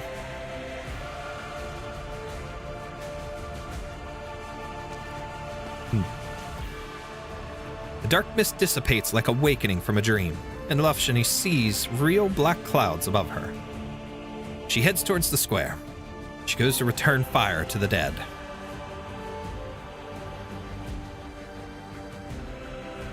She walks the whole way from the city gates to the square. Every living resident is gathered before the burning statue. The soaring purple flames have already taken over one side of the citadel. No one is able to approach, so Lofshani gets all the space she could want. It should work from here, too. Eblana, may Tara never need your flames again. A small blossom of fire flies from Lofshani's palm. She does not know if this conforms to funerary tradition. It is simply an act of instinct. The bright yellow flower flutters into the purple blaze. Lofshani stands quietly, as the other fire returners have done. But the fire does not die out. Ew, the animation for that's very like N64-ish. The purple fire still lights up half the sky until everyone has returned their flames. Through the originium lamps on their waists remain an ice-cold violet. Lofshani finally realizes that at some point the giant dragon, still aflame, has stalked right before her. She meets its eyes. Eblana's eyes. Still not giving up, Eblana. Very well then. I'll play along with you. One last time. Lofshani's spear tip flares up as the giant dragon flaps its wings and charges towards her. Okay, so that's our before. Very, very long one. So, time for the after. Boss fight, yada yada yada. Here's the after part. Ooh, Black and White.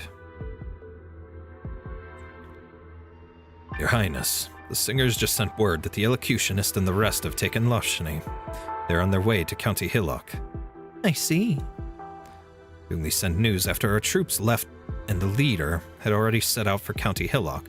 He seemed to want to avoid offending the Elocutionist and his group, but also to avoid accusations of concealing information.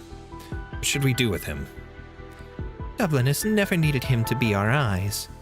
No one is counting on him for this. My utmost apologies. I take full responsibility. I assumed they were heading towards County Hillock on orders. I never imagined they'd dare to take Lofshani. But they haven't gotten far, so we can still catch up if we set off now. Excuse me. Your Highness, I bring news from your sister. She hopes you can curb the Elocutionist and his men from acting rashly and bring her back. She said that herself. That's right. We'll mobilize the troops at once. Hold on. Your Highness, we should stop them as soon as possible. Also, I don't want to go to County Hillock, straight from the dragon's mouth. If that is truly her desire, then she ought to realize it with her own hands. It would be no difficult task with her flames. Has she not already sentenced quite a few to death in the name of the leader? Tell her this. If that is what she wants, she can do it herself. No, there's no need for even that. Your Highness, if I may be so bold, she is my sister.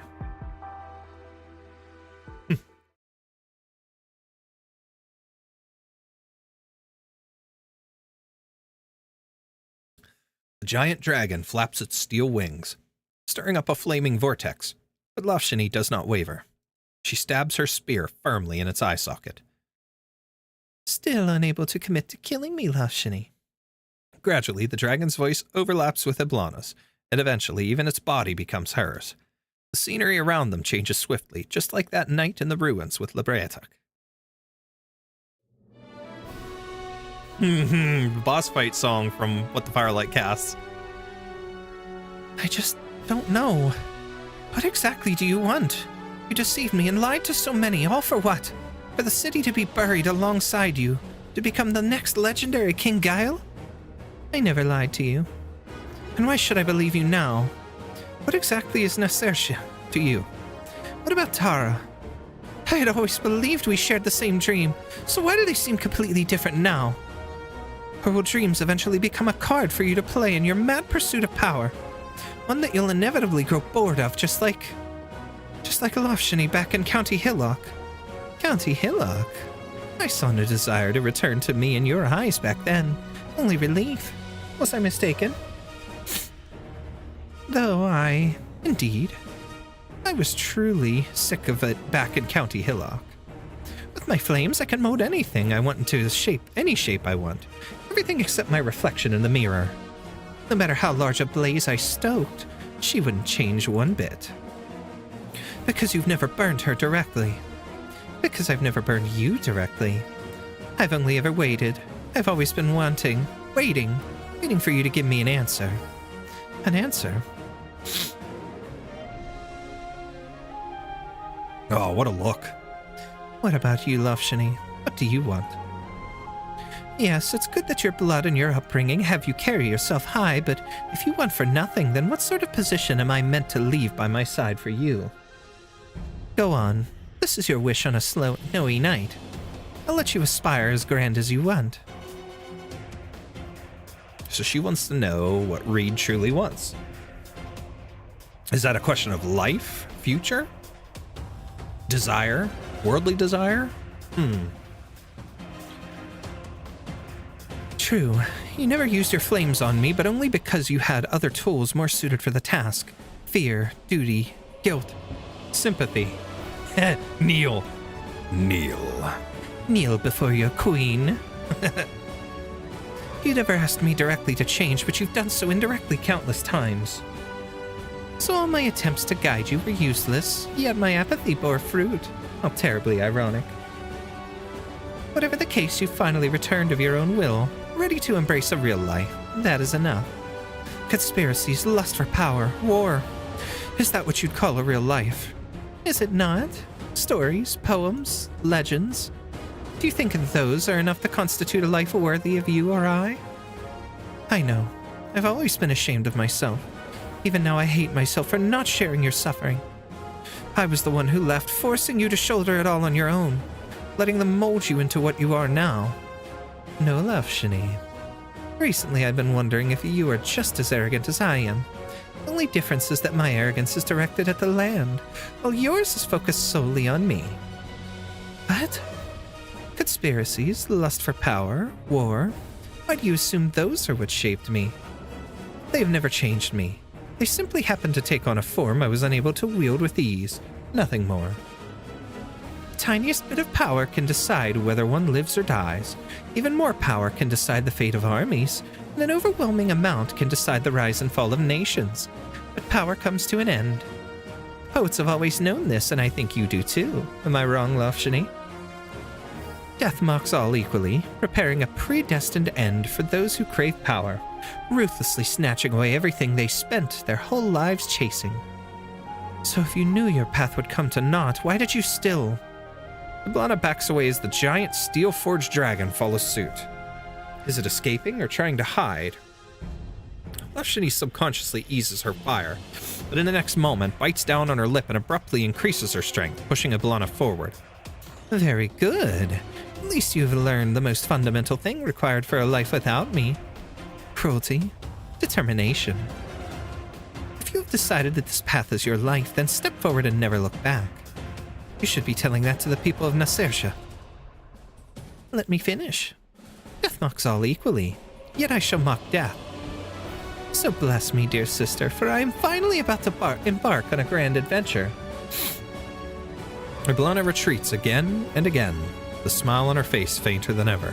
The sensation in Lashini's arms of piercing through steel gradually lessens till it feels as smooth as a stroke through the body, then as hollow as running a spear through flame. Right.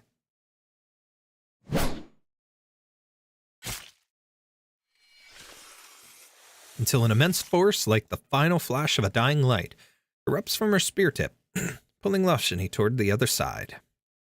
Ice-cold flames wrap around her body, and she suddenly realizes that she now stands at the entrance of the Citadel, on Red Dragon Square, right in the middle of the fire-returning ritual. Right. Or perhaps the dragon skeleton she is currently entangled with merely returned to its original position and took the chance to pull her, with her firm grip on her spear, into the core of the funeral flames. Do you still wish to get away from me, Lashini?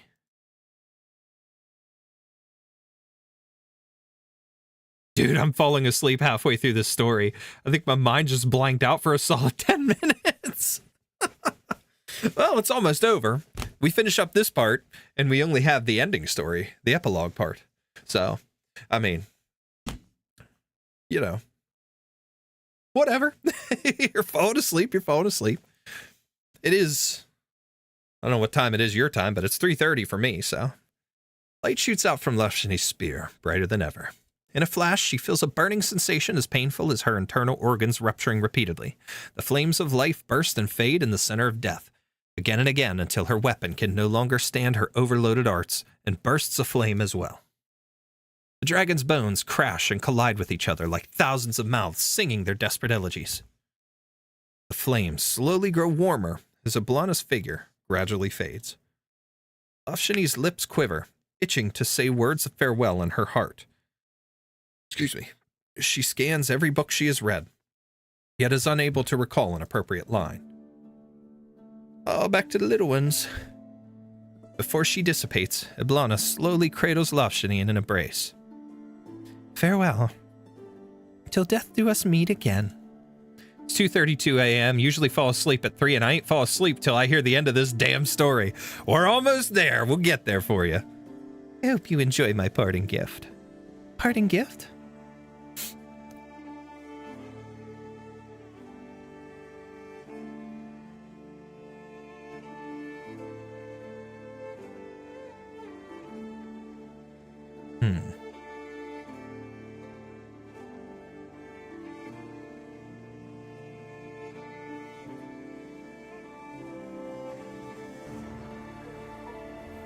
Mourners in the square are completely oblivious to what is occurring within the flames.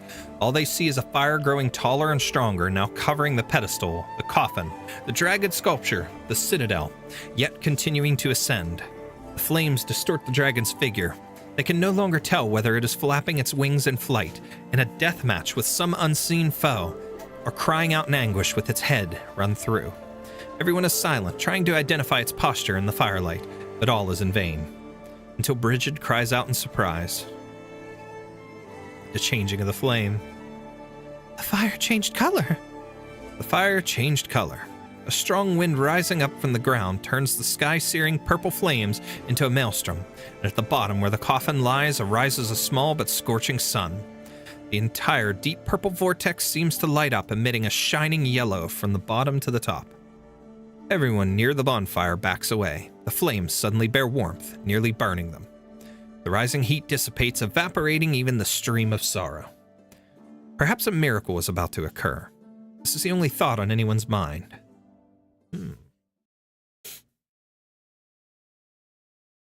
A miracle, one I have no choice but to accept for Tara. Is this the parting gift you prepared for me, sister? Eblana is undeniably dead. She cannot answer. Lufshini tries to recall their hug. Expectations met. A pinch of warmth and cold calculation. What were the proportions of each in that embrace? Or maybe all those things were inseparable to Eblana. You are right, Eblana. If this was your ultimate goal, if you insist on laying this blood-stained crown atop my head, then yes. Slan Apel. Until death, we shan't meet again. Damn! Look at that! The flaming vortex exhales and dissipates. The red dragon, the one who led the Tarns through the long night, steps forth from the statue's center towards the entirety of Nastersha.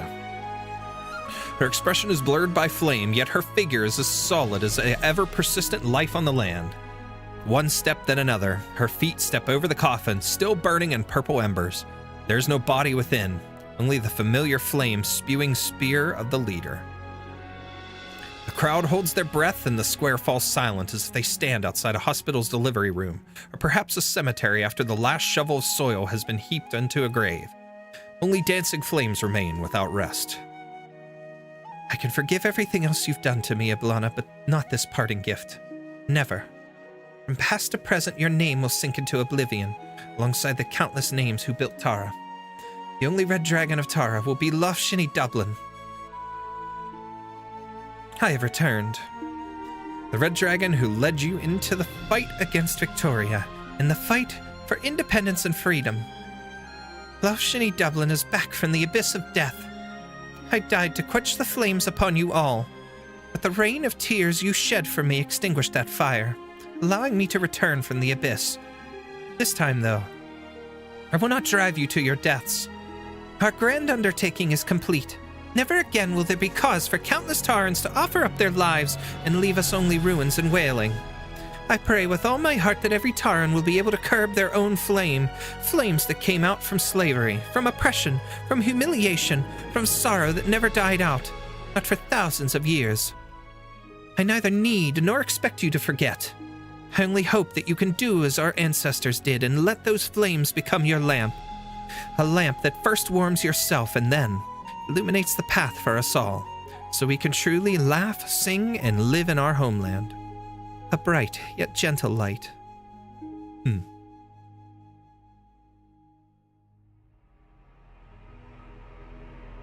While the crowd is still mulling over her words, one of the residents suddenly cries out in pain. Why is the burn on my hand suddenly hurting? Wait, the colors of all your lamps, even my own changed colors.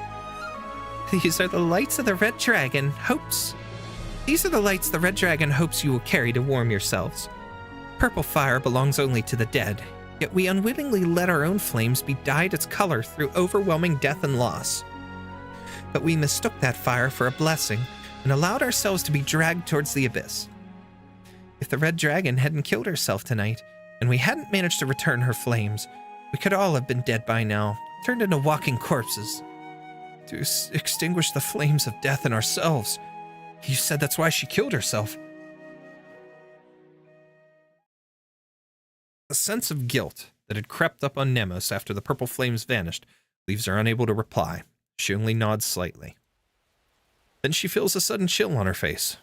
It was a drop of water. Nemos lifts her head and looks to the distant night sky. More look up as the damp raindrops pelt their face, gently washing their tears away. It is raining. Nah, I thought it was snowing. Thanks for stating the obvious, story. On Samhain's Eve, the rain falls heavier and heavier, but the crowd still remains in the square. They wish to thank the Red Dragon for returning their lives, for separating life from death. But the dragon tells everyone she will remain here until everyone returns home to rest. So the people gradually disperse, and eventually, even the Wakemen and the refugees bid goodbye to the dragon. They worry that some of the dead, who have not returned their fire yet, will gather around the ruins. although that worry is unfounded. By the time the sun rises, no longer will there be any wandering dead on Tyron's soil. Amidst sobs, Nemos bids goodbye to the dragon as well. The next day, she will wake up early to collect bricks from all over town to make a new door for Kulan's workshop. The huge square empties out, leaving only a red dragon and a nomad.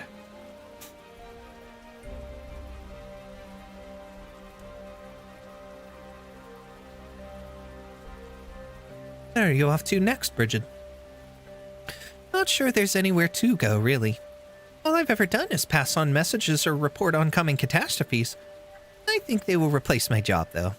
What are they called again? Catastrophe messengers? They've been less and less of us nomads anyhow. So I guess I'm glad someone will carry on the work at least. You should try contacting Rhodes Island. What's that? A pharmaceutical company. They're good people. You'll have to look for their headquarters. It's a land ship. I'll write them a letter tomorrow. I was hoping you could deliver it for me. I think you'll like the place. But for tonight, you ought to rest inside the fort. I can't have you sleeping in a tent with all this rain. Let's head to the Citadel gates first. Is Bridget get asked to climb the tower? The two of them slowly make their way towards the Citadel. The downpour continues, and the fire on the sculpture is nearly extinguished. Only a faint flame of indistinct color flickers in the dragon's eye sockets. They suddenly hear a voice from behind. Stubbornness and stupidity really are hereditary, I'm telling you. How can someone forget their own bet? Is there someone still in the square? It's that invisible brother of mine. He made a bet with me. Invisible? Don't turn around, Lufshiny. He's a wee bit awkward, that one. No fan of being seen, I'm sure. She can see him. Just not Bridget.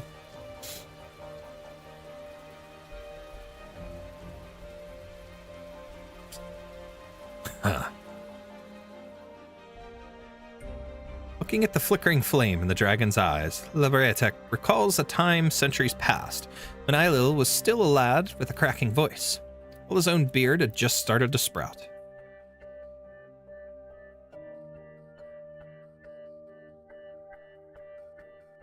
Mygard the Exquisite was promoting everything Victorian in the royal capital, and ultimately even banned a favorite custom for Taran commoners placing bets. A feeling when your bloodline went from dragon to dog. Schizophrenia and Arknights be like. That day, Liberatek had exploded in an argument with his mother, with an unprecedented level of rage. Afterwards, his mother ordered him to fast and reflect, but Eilil sneaked into his brother's bedroom with a big piece of steak for him. The brothers blew out every light in the room and merrily gorged themselves, even licking their fingers clean. Enough stubbornness. Soon everyone in the capital will be a Victorian, Eilil said. Liberatek stroked his still soft beard and merely shook his head. He asked, then why not make a bet with me? Once mother's gone, not a soul will willingly continue pretending they're Victorian. Fine, Eilil replied. The older brother burst into laughter. What's on the table then? What'd make a good wager? Why not the crown? If you win, I'll never set foot in the palace for the rest of my life. No, I'll wager anything but that. Eilil had refused. It was I who insisted on having it my way, half as a joke and half hungry for a gamble. I nearly put him in tears, didn't I? Yes, because Eilil was always the type to give in, he'd definitely agree. And so in the end, he said, all right, if you go, then never come back. Afterwards, I ended up leaving the palace, wandering for years as Eilil spent that time unhappy in the capital. I heard that after losing half his men in the court, Eilil was controlled by not even Victorians, but Taran nobles speaking with Victorian accents.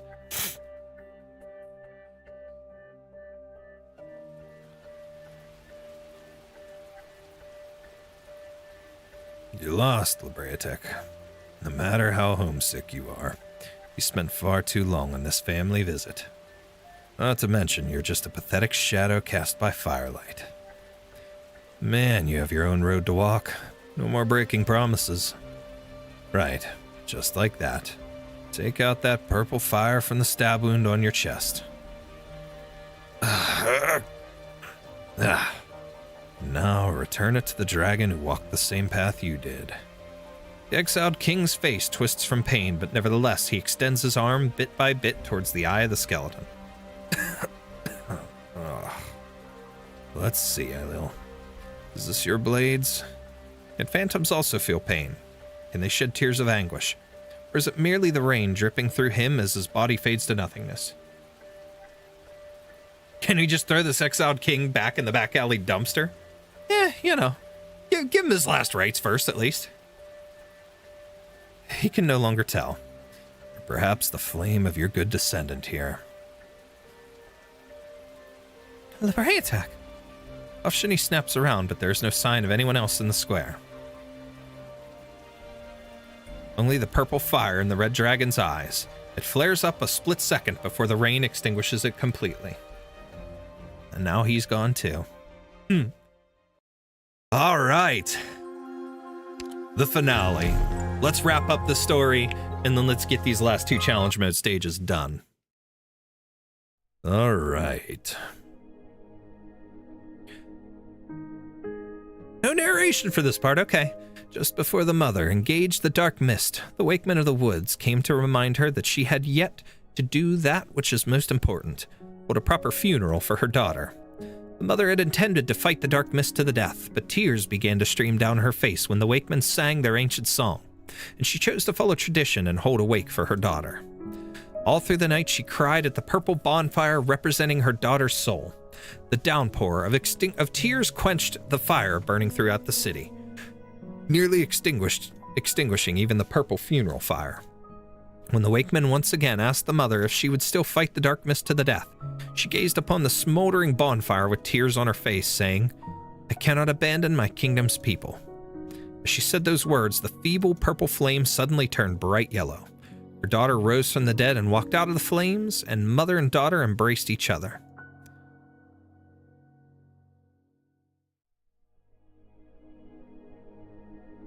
So ends the story, not in fragments, but a true.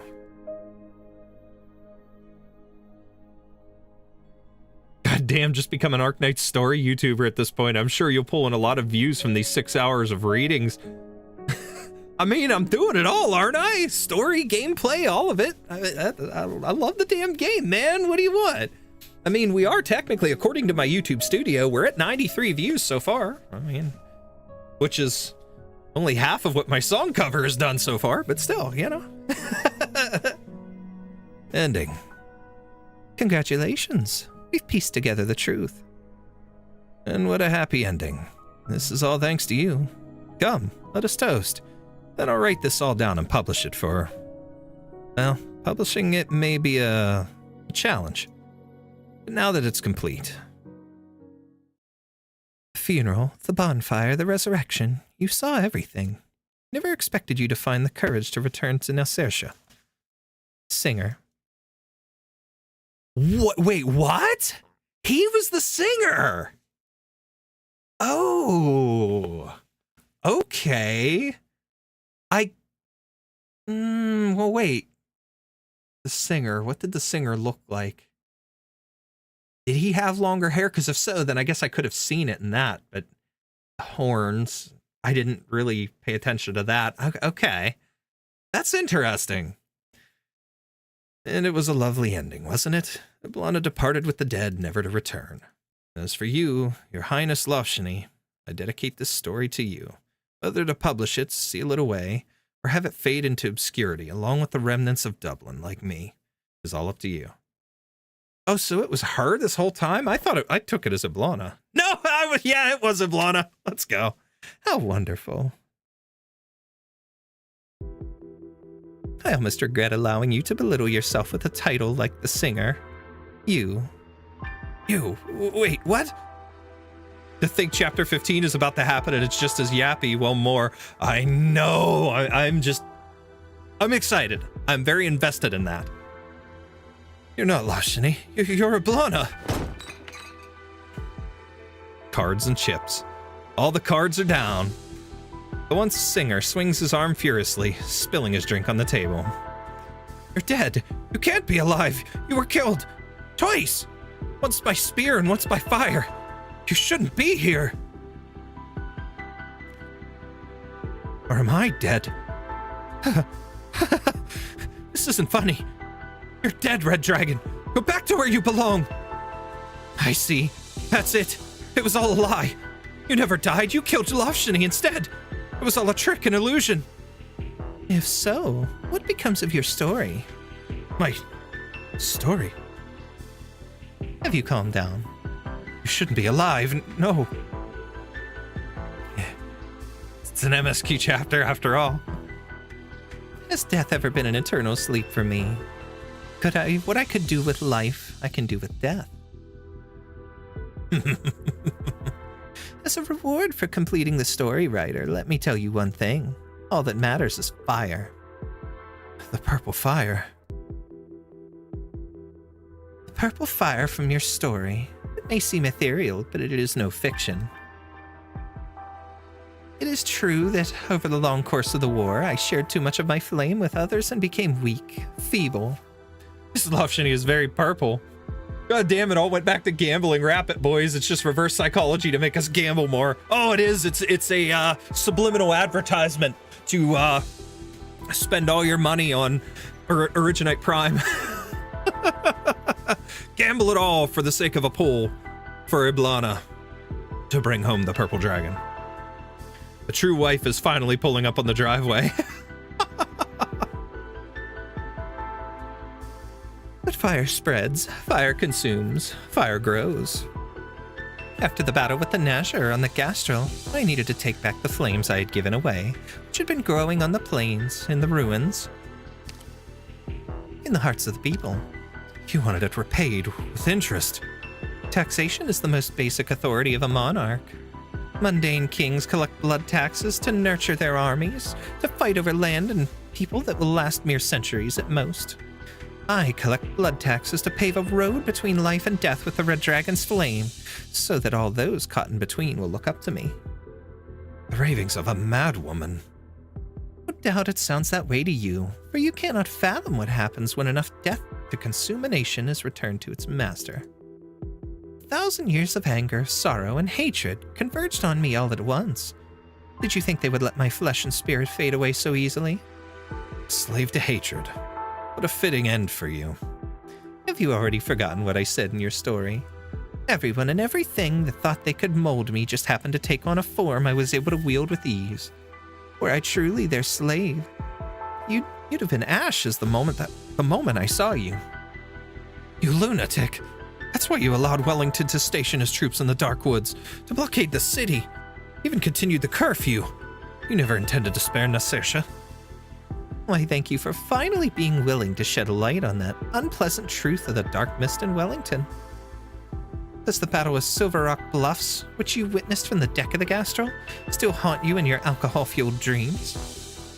It's never left you, has it?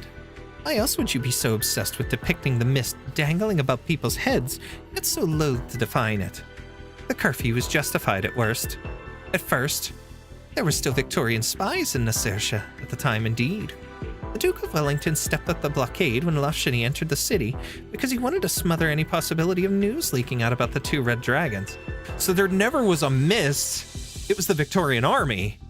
That's intriguing. And the food that disappeared and came back on its own. The Brigadier was more than just your trusted lieutenant. He was also captain of Wellington's Red Steel Guard. When he went to ask for supplies, Wellington acquiesced. Wellington simply became disappointed in Lovshini when she left Necrass to seek the Wakemen. That's all. You shouldn't thank her, really. You'd never have escaped the woods if Wellington hadn't relaxed the blockade out of disappointment. Oh, so that's why it had disappointment as well as, what did it say? What was the word? What was the term it used? Basically, that they weren't interested, essentially. So they just moved and let her through. That's... wow, okay. As for the victory party you were so afraid to describe, don't tell me you've really glorified it into a fairy tale in your memories. Of course not. What happened to the Dubliners who weren't willing to give up their power, the ones you took away on a pretext? They were swallowed by the dark mist, as you put it. Quite literally. They killed them. But Lovshini still managed to make up her mind and killed you, and Wellington didn't follow your ridiculous orders. Suppose I believe that your aberrant purple fire left you a vessel, What do you plan to do with it? Lead an army of the dead to retake Tara? I won't help you. No living soul will. You and your dead friends can go straight to hell! Huh. Indeed, you were never suited to be Dublin's singer.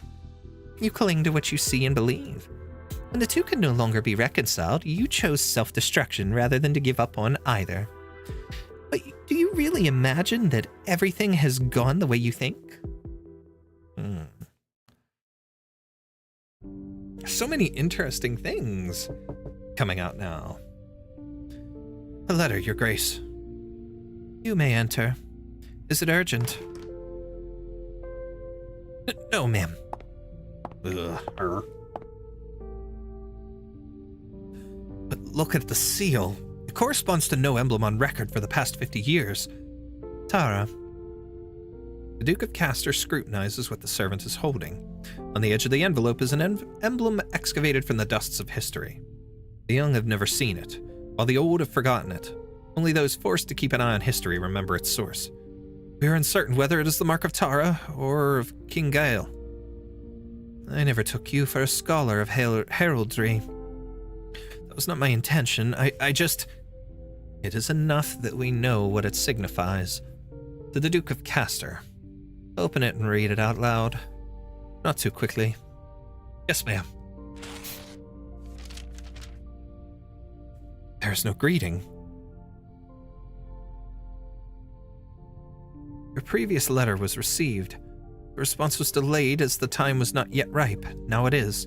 From this day forth, martial law is hereby lifted in Necrass and the surrounding lands south of the Grey Hills.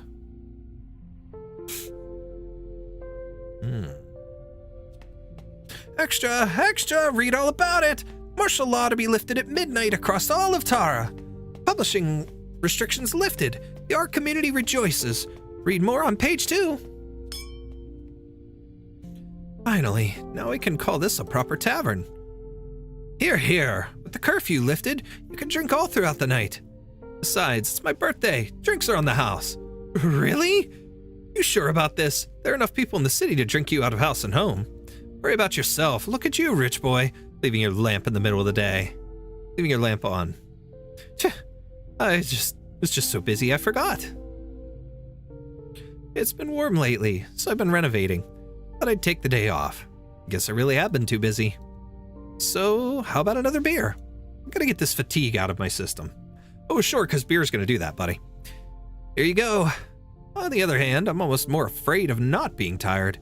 Being tired is how I know I'm still breathing. No, that's not quite it. How should I put this? Living. Yes, living. You too, ma'am. Here's one for you. Oh, it's you, Emma. I'm sorry, I've got to get going. I'll have to do your time on the AG plate? Yes. No idea how you managed to smuggle all that food out last year, but I hear you've been paying it off with honest work over there. So no need to be shy now. Have one on me. Thank you. To living. To Tara. To... Emma holds the cup with one hand and puts the other in her pocket, clutching the necklace she reclaimed last winter. The words said to her when it was returned come out of her mouth almost by instinct. To all our countrymen who gave their lives for Tara.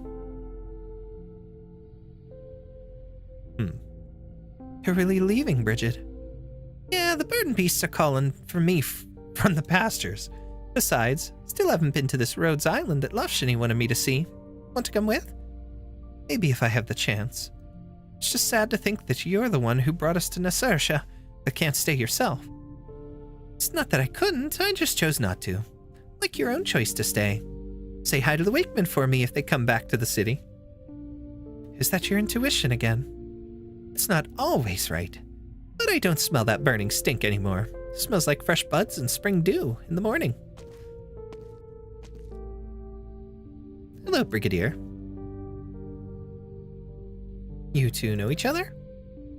You could say that. What are you doing here? I don't recall anything happening which the Red Steel Guard would need to be deployed for. I'm on leave. I came to honor the memory of my comrades. Scoundrels, to be sure, but they fought by my side. You're looking to take revenge for those who died during your exile. This is your chance. A brawl with the soldier on leave wouldn't be considered an attack on the military. It wasn't you who killed Salmon and the others. not directly. I'll remember what you did. That's enough for me. I see. What more can anyone ask for than to be remembered? And memories are what we have. Beltane, also known as the Festival of Fire, is scheduled to be revived in the coming days. The fire-passing ritual will start in Oak Grove County.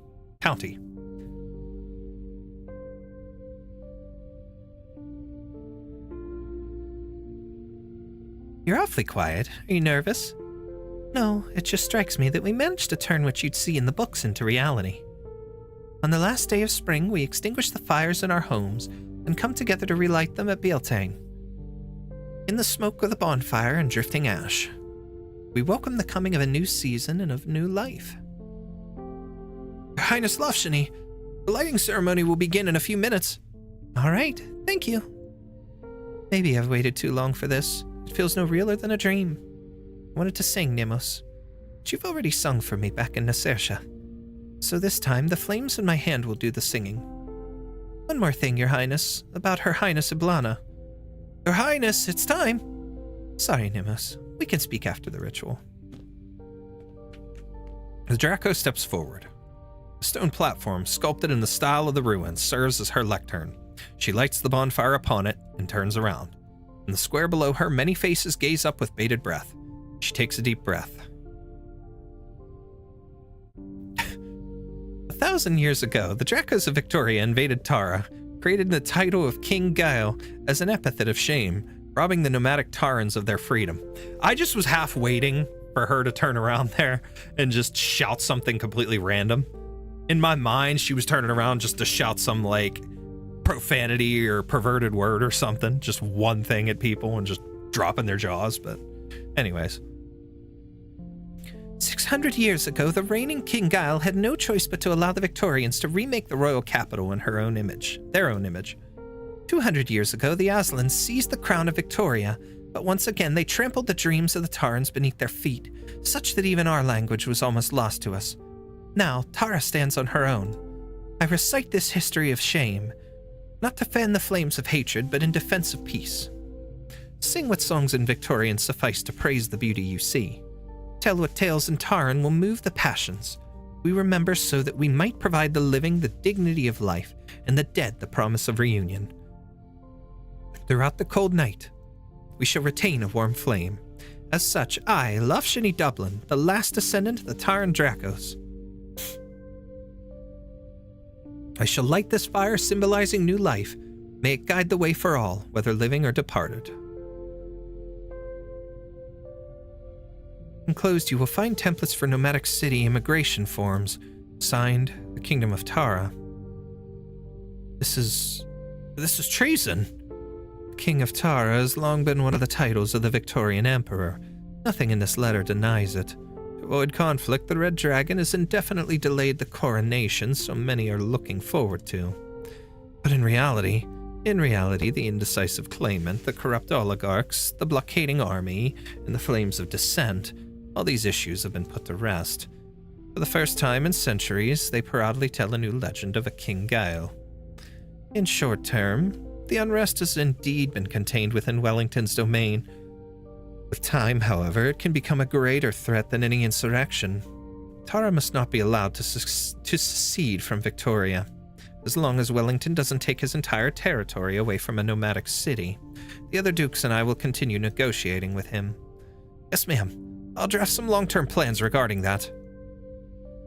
Nobody wants your plans. Phew, it's finally over. Well done. Well done indeed. Thank you. So what is it you wanted to say about Eblana before the ceremony? We never found her body. If she somehow survived, I worry that someday a completely different story will be told about the resurrection of the Red Dragon. What story? That it was no miracle but the assassination of one dragon by another? Worse than that. I see. You're afraid that Eblana will return and paint the whole thing as a conspiracy I orchestrated. Our position is not unassailable. We both know that her body disappeared earlier that night after you killed her the first time. What I dragged through the streets wasn't her body but an empty coffin. I know. I also know that it was I who used the last spark of fire she left in her spear to ignite the coffin. It was I who left the city to parley with Wellington, laying out our plans in exchange for him delaying military action while they played out. It was I who walked into the fire that the people had returned to Eblana. I who quenched and replaced the fire of death with the fire of life, and I who walked out of the fire in the end. We've known all this since the day on the balcony of Necrass's capital. Eblana had left us a puzzle with no solution. The only way out was a miracle. A miracle we scripted and directed. If anything, the true miracle was the Wakemen returning to the city. If Eblana hadn't awakened the exiled king, if Bridget hadn't delivered that message centuries overdue, if Moran hadn't persuaded them, just the two of us, that miracle could never have occurred. So what is there to fear at this point? Eblana has cut off any path leading away from the throne. All I can do is devote the rest of my days to Tara, and patiently await my judgment in some unknowable future. See, it was interesting to see that, because when Nemos came back and was like, the body is, and she didn't say anything, but she was all like freaked out by it. It was obvious that Eblana's body disappeared, but then they tried to lead you to believe that the body was in the coffin, and it's like, that didn't make sense. But now the truth comes out. I like it. Okay, my dumbass just realized Loveshini is her name. My mind has been so blank all this time. I just realized that's Reed's name. Yeah, that's been her name. We've known that for a long time. Nemos was dragging an empty coffin. Loveshini was planning to resurrect the dragon the moment she first killed you. You're lying, you... I know. It was Wellington. He found a conscience and lifted the blockade on his own. You just won't give up, will you? The Iron Duke with a conscience? Hilarious. You promised him that only good could come of your scheming.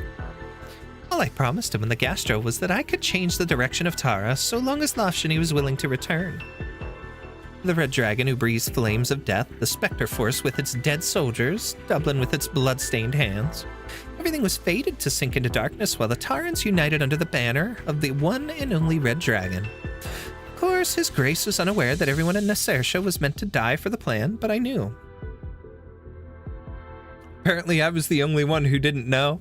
I think you're just blanking out on it. I bet you knew, or at least pieced it together before, but maybe it just slipped your mind. We'll say that much. The city of doomed souls in exchange for Tara's lasting stability. Only good could come of it, no? A shame that the Duke isn't fond of Loveshini.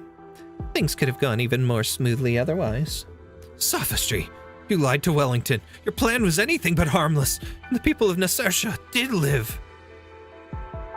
To everyone's surprise, in exchange for their lives, Loveshini reached for the scepter of power that she detested so much. She chose to write a saga, a novel, a miracle that should have been beneath her noble dignity. It was something only she could do, something that wouldn't have been possible even a few years ago. Would you have placed a miracle on the scales from that start? What if Loveshini had failed? Then you wouldn't be sitting here enjoying your drink. I'm sure you've heard stories about what the Iron Duke does to whatever he considers an obstacle. Every story begins with an inspiration. Memories rush into the writer's mind like seawater at high tide. He struggles to break free, only to find himself powerless against the oncoming tide. Red Dragon, you knew from the beginning. You almost destroyed Necrass. Made a mockery of all the Tara. No, I must object to that. I simply fulfilled a promise. Is being true to one's word no longer a virtue? Even you yourself admitted that this was a happy ending. No, never. This isn't how the story ends. This isn't how my story's supposed to go. The writer sees a sliver of white. He falls onto his knees and crawls along the ground, trying to collect the scattered sheets of paper that had flown loose. 1, 2, 3. He clutches them in his hand along with his pen. No. What would you like to write? Let me help you. No! The writer's shoulders tremble hysterically. Panicked, he begins to back off until his back hits the rickety wall of the tavern. Grabbing his pen like a spear, he begins to stab at the paper. Muttering under his breath, he only manages to cover them with scattered ink blots. Soon, Even his muttering loses coherence. Commotion causes the drunken barkeep to come out from behind the counter and grab him by the collar. What you babbling about? Realizing that he can no longer form words, the writer looks desperately towards the woman watching him with disinterest. He points at the woman's hands, then at his own mouth. The meaning was clear. You've lost your words. Perhaps you hit your head from excitement or had a minor stroke. Oh man, that's kind of cold. He had a stroke. Or perhaps it's because you just saw something you believed in so firmly for so long shatter to pieces. The very thing that inspired you to join Dublin, caused you to stay at the victory party, made you turn back to Necrass halfway. But it's time to wake up. With a trembling hand, the writer tries to write on his palm but leaves only crooked, disjointed lines. You wrote a story for Tara, a complete story, not a collection of fragments. It's a good one. I like it. And I like it even more now that it belongs only to me, not to you. Slangofoil. Singer. No. Writer. Slangofoil, the last Dubliner. I look forward to the stories you'll tell me when death reunites us. He's done. With one last glance at the writer, the woman tosses a few coins on the table and walks out of the tavern. A memory comes back to the writer. It was the same look Eblana gave him that night, a year and a half ago, when he decided to delay his report after the leader's shadow had already departed, in hopes staying in both sides' good graces. Should I call you then? Oh God. Whatever you're thinking, I'm only Necrass here. Unless you too find a signed sheet of paper to hold no power whatsoever. Operator Necrass. If you find the title necessary, erudite. For my part, I'm more curious about your lack of reaction upon hearing the whole story. I've already heard the story. Ah, a lapse on my part, I see. First a private letter from Necrass, then fragments through official channels. Lafshani is getting better at this. And I presume she's told you all about me, which is why you were willing to sit down with me by yourself and hear out this patchwork tale of illusions and insinuations. She's unaware you're in a position to tell stories. That makes your courage all the more admirable. And I mustn't neglect to give credit to Lafshani where it's due. She's more than just a qualified dance partner now. She's ready to take the lead. I do hope she enjoys herself. Sounds like you like your new powers. Of course I do. The powers of the dead aren't necessarily greater than those of the living, but they are more lasting and harder to check. But you'll soon grow bored of them, like everything else you've ever had. Followers, martyrs, dominion, status. Life is short, but death is long, erudite.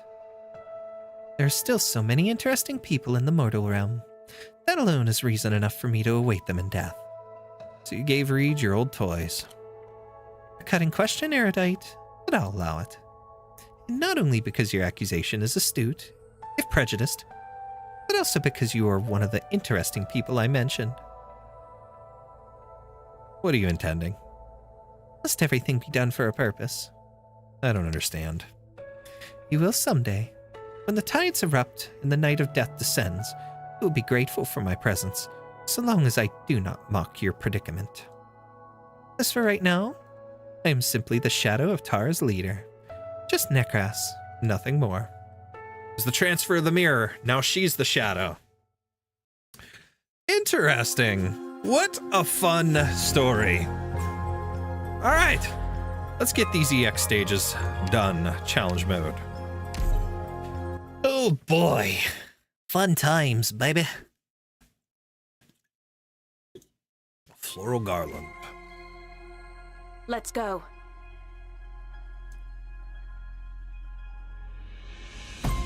Crosswords. Yeah, I think that's what I did. We're fighting you guys. Then please do your bestest job, or I'll be really bored.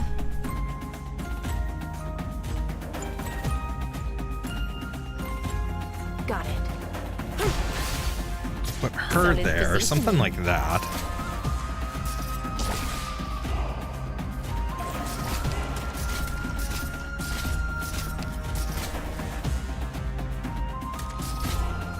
candy? Take like the water.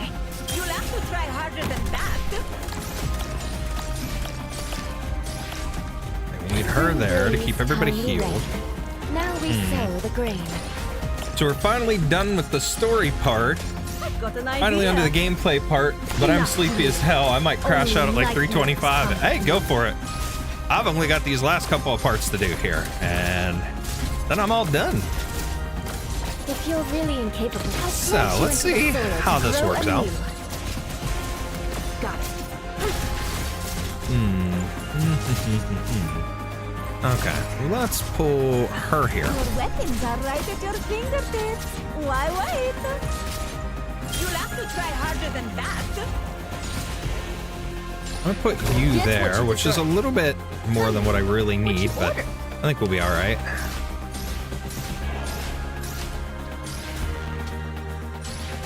Hiya. Oh, wishes. Not to swallow, huh? Right. What are you waiting for? The curtains are about to fall. This will keep you quiet. Okay, so that gets that open. All right. Last couple. I've got an idea. What? You think you're a better robber than me? Well, I've got this one to do, and then the boss, yeah. So.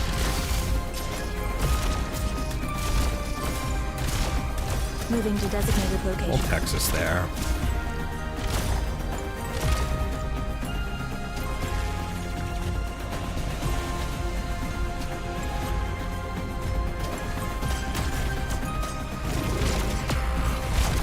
Oh, Narantuya's out there, but that's okay. How about we do this number? The mission briefing. I know what you want. Just to be a mess. Bad luck. You ran into me. You'll have to try harder than that. I wasn't supposed to. I plant you into the soil to grow anew. Hiya. You expand. Boom. There's always a countdown. Okay. That worked out nicely. Waiting order. Shut up.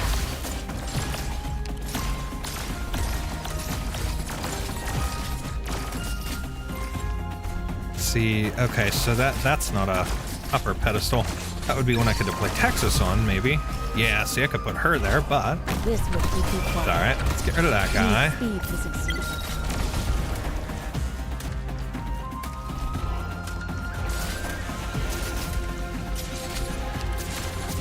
Speed her up here.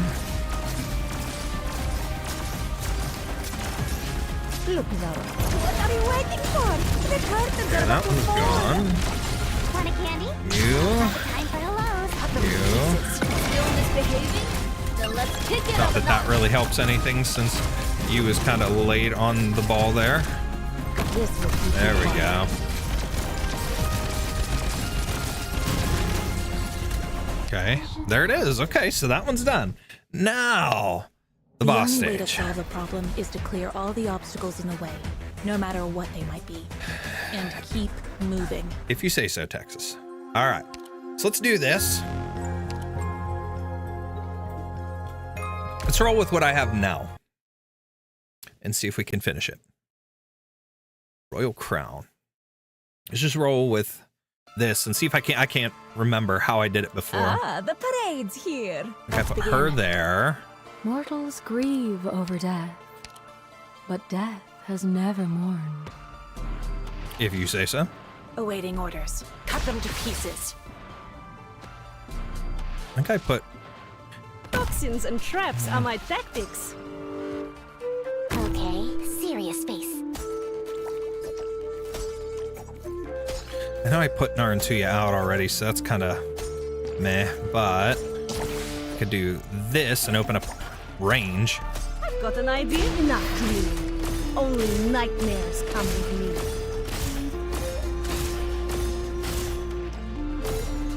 Hiya. Now's not the time for hellos. Yes. Okay. Okay, her there. This is your judgment.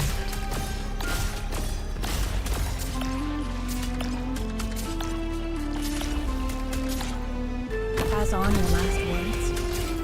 No. Okay, we need to get Shu out fast. Shut up. My flame holds no warmth. Spring breeze, timely rain. Now we sow the grain. Pull her.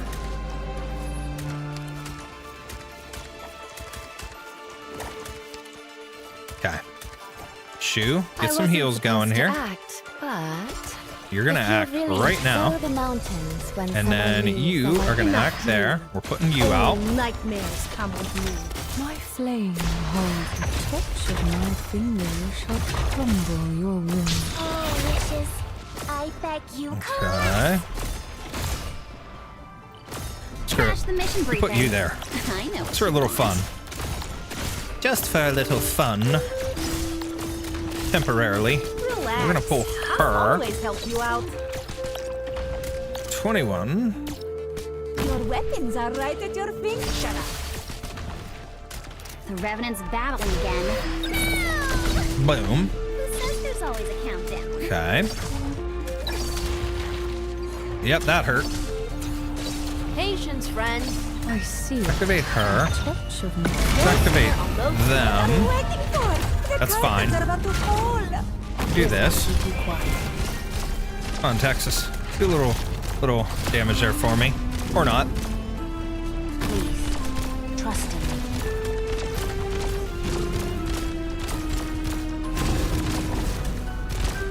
Hiya. Now's not the time for hellos. Alright, Reed. You need your skill up there, sweetheart.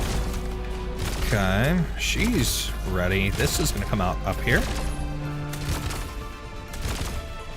Darn. Okay. Got it. You can't Texas. stop Let's me. hold that.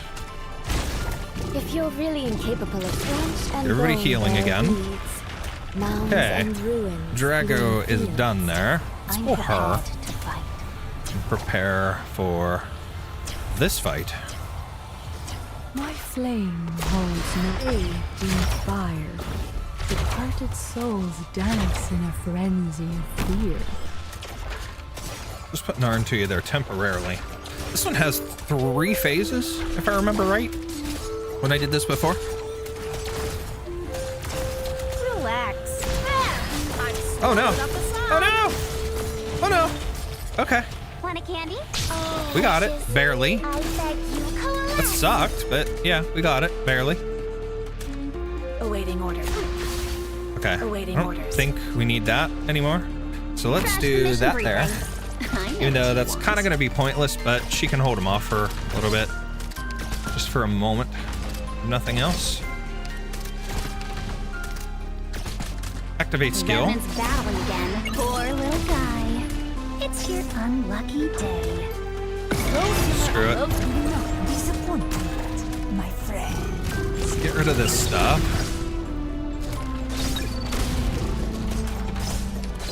I've got an Oh, idea. beautiful What timing. would you fear most? For her to activate. I wasn't Shoot. supposed to Heal. sow the mountains You when it's activate. like water. Okay. Got that.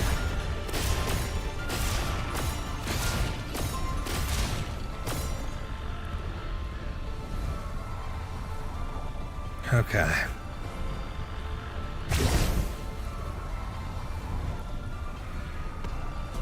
All right. Come on. Oh, man. There we go. I see it. Life withers and dissipates. Remnants left to Come on, hesitate. Narntuya. Activate. Relax. You're not going to get to, are you? Got an idea. What? Nope. You You're think not going to a better activate. robber Of course than you're not. me? Yeah. Never mind. I lied. Want a candy? Heelsies. You too. Like water. Come on. We gotta take this dude out. And fast. Oh, look at that. Look at that. I see it. See, I almost like the notion, you know, where Crumble your people will. use Wish It Out as a cheat code. I think I more often use Narntuya. Because, you know, screw it. Finish the dragon, Pokey. If you're really Oh, no, you sow don't. the mountains when She did summer it. leaves the white Let's dew. go. Seed the plains when equinox paints russet. No sooner Let's alone. go. Okay. This wasn't that bad. Damn. Ooh, baby. Oh, wicked. Hiya. Take like water. So you wrapped your brain now? Narntuya is the better cheat code to me. Sorry. For everyone. God, I love her. So worth the investment. Now I can only imagine what it would be like if I'd max potential her. Because I don't believe I don't have her max pot. That would be insane.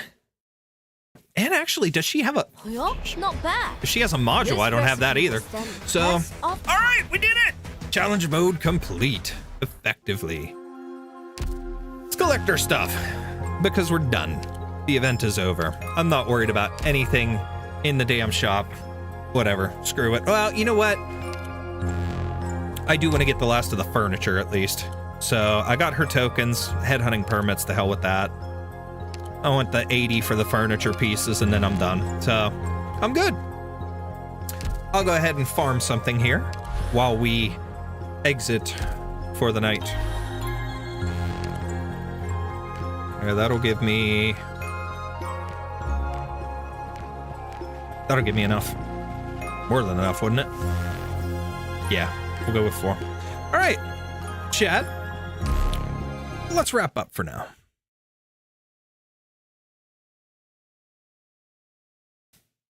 So, that was fun. A long time.